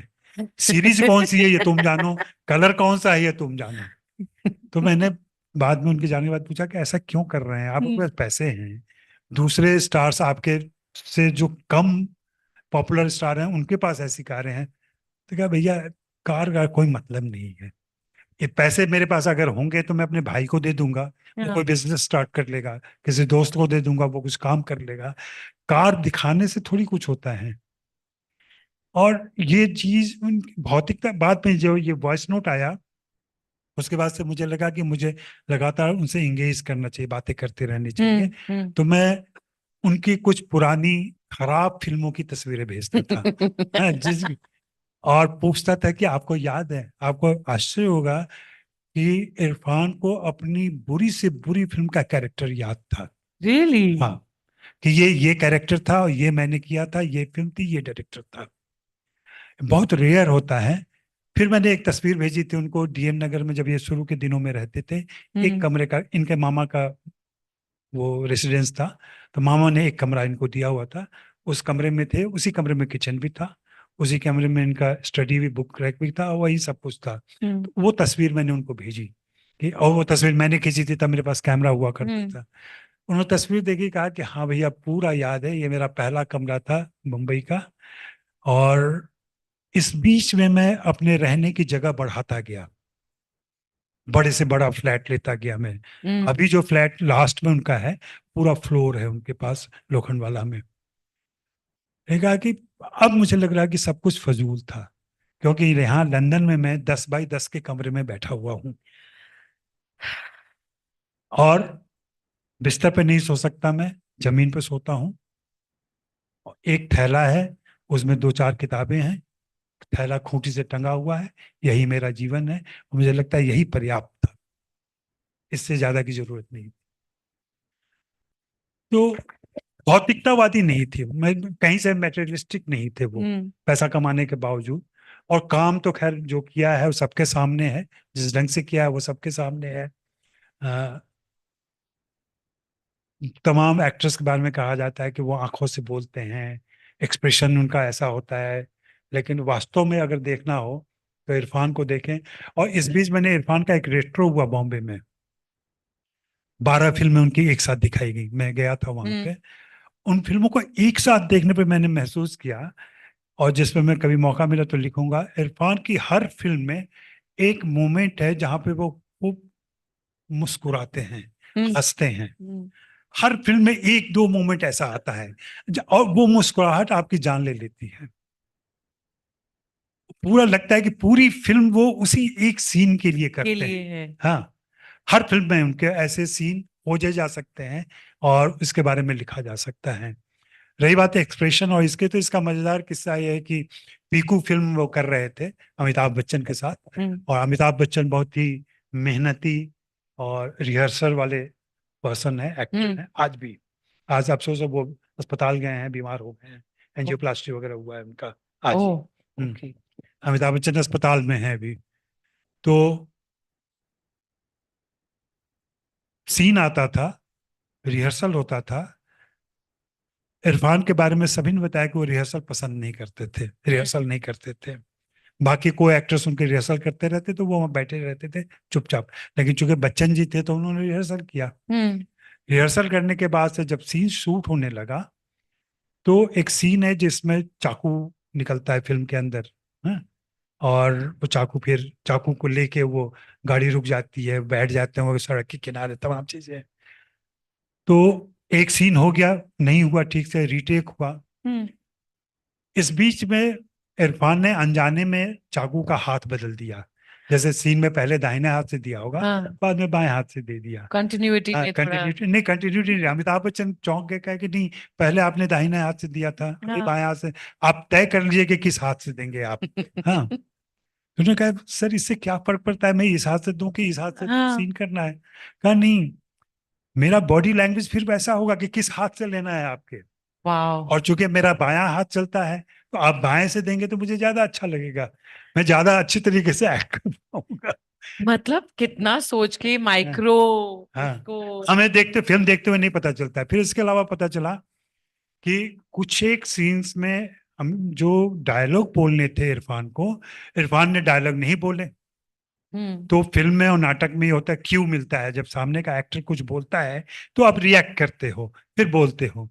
तो अमिताभ को अपनी डायलॉग बोलने के लिए वो डायलॉग मिला नहीं। क्यों? हाँ, वो इरफान ने चेहरे से, एक्सप्रेशन से कुछ कह दिया और अपने डायलॉग राइटर जूही को बोला भी कि तेरी बात तो मैंने कह दी ना।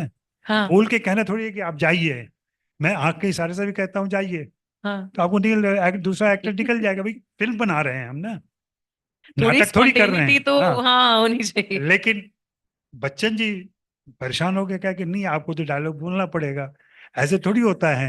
और फिर बाद में इरफान बताया था, उन्होंने कहा कि लेकिन आप ऐसा कर कैसे लेते हो, बगैर डायलॉग बोले सीन कैसे कर लेते हो, ये मुझे सिखाओ। भाई his eyes, you know, for me, I remember पहली बार जब उनको स्क्रीन पे देखा था, I fell in love with his eyes.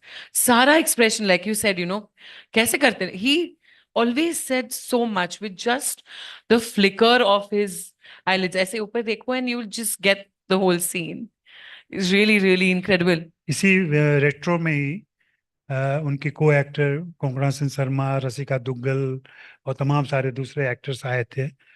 वहां मुझे पहले पता चला कि इरफान दूसरों को जो स्पेस देते थे। मुंबई की फिल्म इंडस्ट्री में ज्यादातर ये होता है कि जो पॉपुलर हो जाता है, थोड़ा बड़ा एक्टर, सीनियर एक्टर हो जाता है, वो जूनियर एक्टर और नए एक्टर्स के सीन कटवा देता है या खा जाता है, ऐसी कहावत है। हाँ। लेकिन इरफान का ये था कि चाहे नया एक्टर, रसिका दुग्गल जैसी नई एक्टर के साथ किस्सा फिल्म की थी उन्होंने, लेकिन किस्सा फिल्म में रसिका दुग्गल को पूरा एक्सप्रेशन का, जहाँ सीन में कुछ भी दोनों को कुछ नहीं बोलना है, लेकिन उन्होंने डायरेक्टर से कहा कि नहीं, कैमरा रसिका पर रहना चाहिए क्योंकि उसका रिएक्शन जरूरी है, मेरा रिएक्शन जरूरी नहीं है। Very generous as always. तो ये बात उन्होंने कहा, और किसी की बात बुरी लग रही है या नहीं जच रहा है उनको, तो कभी भी सामने वाले एक्टर को नहीं कहा कि तुमसे नहीं हो पाएगा या तुमसे नहीं हो रहा है, डायरेक्टर को जाके बताते थे कि तुम बता देना है। और रही बात रिहर्सल की, अनूप सिंह ने बताया, अनूप सिंह ने जो किस्सा बनाई थी कि वो रिहर्सल करते थे, लेकिन वो पेड़ों के साथ रिहर्सल करते थे। पेड़ों के साथ? वाओ। वो आदमी के साथ, मतलब अपने को एक्टर के साथ नहीं करते थे। पेड़ के साथ डायलॉग बोल रहे हैं, संवाद बोल रहे हैं। और फिर उन्होंने बताया भी था कि तुमको मालूम नहीं है, तुम पेड़ों से बात करोगे ना तो वो रिस्पॉन्ड करते हैं। I would have loved to see those. तो वो रिस्पॉन्ड करते हैं, आप अपनी प्रैक्टिस कर सकते हो उनके साथ, क्योंकि वो फिर आपको जवाब देने लगता है, फिर आपको समझ में आता है कि आप ठीक बोल रहे हो कि नहीं बोल रहे हो। तो रिहर्सल तो वो करते थे, लेकिन अलग किस्म से करते थे। तो ऐसे बहुत सारे किस्से हैं, जैसे शुरू के दिनों में CID करके एक सीरीज आती थी, BP सिंह उसके बहुत बड़े डायरेक्टर थे, जो लॉन्गेस्ट सीरीज मानी जाती है। तो उसमें इरफान नए नए जब आए थे इरफान, तो उनको साइन किया गया था और BP सिंह डायरेक्ट कर रहे थे। तो इनको एक सीन बताया गया कि यहाँ से 10 कदम आपको चल के जाना है और फिर ये डायलॉग बोलना है। इरफान ने पूछा 10 कदम क्यों जाना है? आप ये बताइए ना, डायलॉग 10 कदम क्यों चलना है? तो BP सिंह ने कहा कि भाई मुझे नहीं मालूम, स्क्रिप्ट में लिखा है कि आपको 10 कदम जाना है। कह रहे लेकिन जाने की वजह तो मालूम होनी चाहिए ना कि मैं क्यों जाऊंगा 10 कदम। तो शूटिंग रुक गई, डायरेक्टर को बुलाया गया, राइटर को बुलाया गया, राइटर को बुला के पूछा गया कि तुम बताओ कि क्यों? 10 कदम ये चलेंगे। फिर राइटर ने जब बताया वो कन्विंस हुए तो फिर किए, जिसकी वजह से उनको थोड़ा काम कम मिलने लगा। ये बात बाहर फैल गई कि ये तो पूछता है। और एनएसडी के बारे में कहा भी जाता है कि एनएसडी के तमाम एक्टर जो आए हुए हैं और जिसकी वजह से उनका परफॉर्मेंस अच्छा होता है, वो बैक स्टोरी जरूर लेते हैं कैरेक्टर की, जो पर्दे पर नहीं दिख रहा है। पर्दे पे कैरेक्टर तो एक खास सीन के बाद एंट्री मार रहा है, लेकिन उसके पहले भी उसकी लाइफ रही है ना। उसकी लाइफ को जानने के लिए तभी जो भी फुल्ली कैरेक्टर में जो भी ट्रेंड एक्टर हैं वो उस पर काम करते हैं, काम करते और हैं। जिसकी वजह से वो अच्छा परफॉर्म करते हैं। तो ऐसे बहुत सारे किस्से हैं, पर्सनल भी बहुत सारे किस्से हैं। अब वो मैं आपको यहाँ ये पूछना चाहूंगी, आप जैसे बता रहे so many wonderful memories, and क्योंकि हम लिट फेस्ट में है, थोड़ा लिटरेचर के लिए I am a little worried कि ये लॉन्ग फॉर्मेट जो इतना जरूरी है to preserve all these memories of a lot of our precious people, क्या है इसका फ्यूचर? क्योंकि आजकल अटेंशन स्पैन इतना कम हो गया है, 8 seconds, 30-second वीडियोस, तो long format specially books literature, आपको क्या लगता है इसके फ्यूचर के बारे में? मेरा मानना है कि लॉन्ग फॉर्मेट रहेगा, हमेशा रहेगा।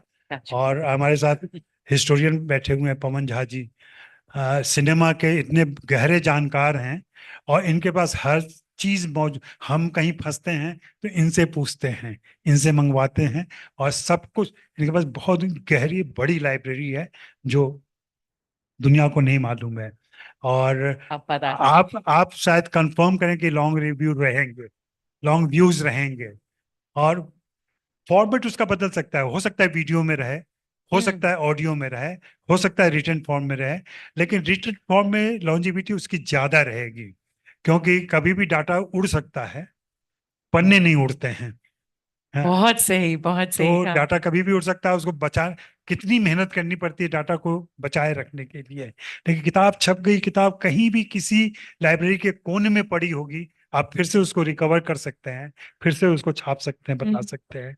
तो और मैं तो काफी खुश हूँ। मेरे पास अभी भी मेरा एक असिस्टेंट था जिसने मेरी काफी मदद की, और मेरे पास लगभग इंडस्ट्री के 400-500 इंटरव्यूज हैं जो ऑडियो कैसेट में है अभी तक मेरे पास, जो मैं हमेशा से करता रहा हूँ। बाद में मोबाइल आ गया, फोन आ गया, रिकॉर्डर आ गए, तो वो तो अलग बात है, लेकिन मैं ऑडियो कैसेट में, वो भी बड़े वाले जो होते थे, वॉकमैन एक जमाने में हुआ करता था। हाँ, मेरे पास भी था। हाँ, तो वॉकमैन से रिकॉर्डिंग हमने की हुई है, वो सारे इसलिए मैं इस मामले में दूसरे अपने सारे कोलीग से खुद को अलग और विशेष मानता हूँ कि मैं हमेशा रिकॉर्ड करता रहा और वही रिकॉर्ड में पेश करता हूँ, और लंबे इंटरव्यूज करता रहा मैं, 40 मिनट्स 50। हम लोग एक पैशन ऑफ सिनेमा चलाते थे, पवन भाई को याद होगा। पैशन ऑफ सिनेमा एक साइट हुआ करता था जिसने इंडिया में इंडी सिनेमा में वो भूमिका निभाई जो कभी फ्रांस में ट्रूफो और तमाम जो लोग आए थे उनके समय में कुछ लोगों ने किया था, वैसा काम पैशन ऑफ सिनेमा ने।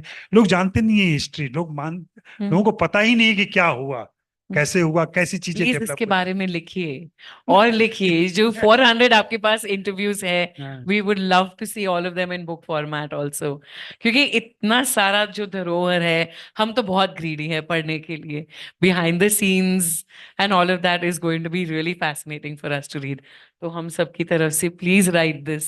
नहीं, मैं काम कर रहा हूँ, कुछ चीजें आती रहेंगी, और देखें बस वैसे ही जैसा प्यार इरफान को मिला है वैसा ही प्यार दूसरी किताबों को भी मिलेगा, तो किताबें आती रहेंगी, कोई दिक्कत नहीं होगी। 100%, 100%. At this इस note, तरह। thank you so much, Ajay ji, हमारे साथ बात करने के लिए and sharing all these wonderful memories with us. Ji ji. Thank you. आज फिर से याद दिला दिया हमें, and how much we missed him. Thank you so much. Thank you all of आप you. सभी का शुक्रिया कि आप लोगों ने ध्यान से सुना। अगर थोड़े जवान बच्चे रहते तो ज्यादा अच्छा होता। वो भी आ जाएंगे सर। चलिए, बहुत बहुत धन्यवाद सर, बहुत बहुत धन्यवाद गोपिका मैम। चाहे जवान लोग ना हो, ये दिल से सभी जवान है शायद से। तो मैं आमंत्रित करना चाहूंगा पी खोसला सर को कि वो मंच पर आके सर को हमारी तरफ से एक स्नेह का भेंट प्रदान करें।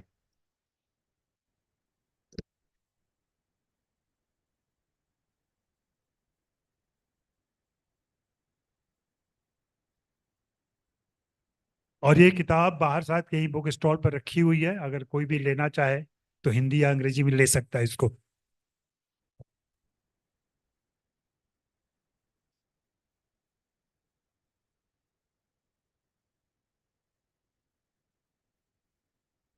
गोपिका मैम, आप पीछे ना छूटें, आप काफी नर्वस थी, अब आपको उपहार लेने का समय आ गया है।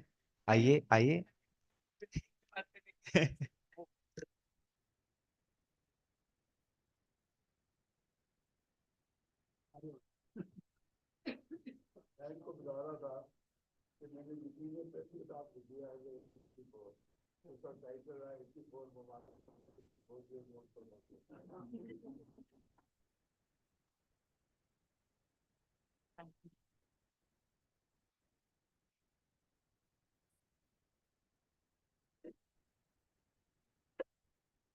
तो इसी के साथ पहला दिवस समाप्त हुआ। आप सभी लोगों के साथ के लिए बहुत बहुत धन्यवाद। हम कल सुबह 9:30 बजे फिर पाइन कोर्ट मिलते हैं, और अब आप जाके युवराज सिंह स्टेडियम में कॉन्सर्ट का आनंद ले सकते हैं।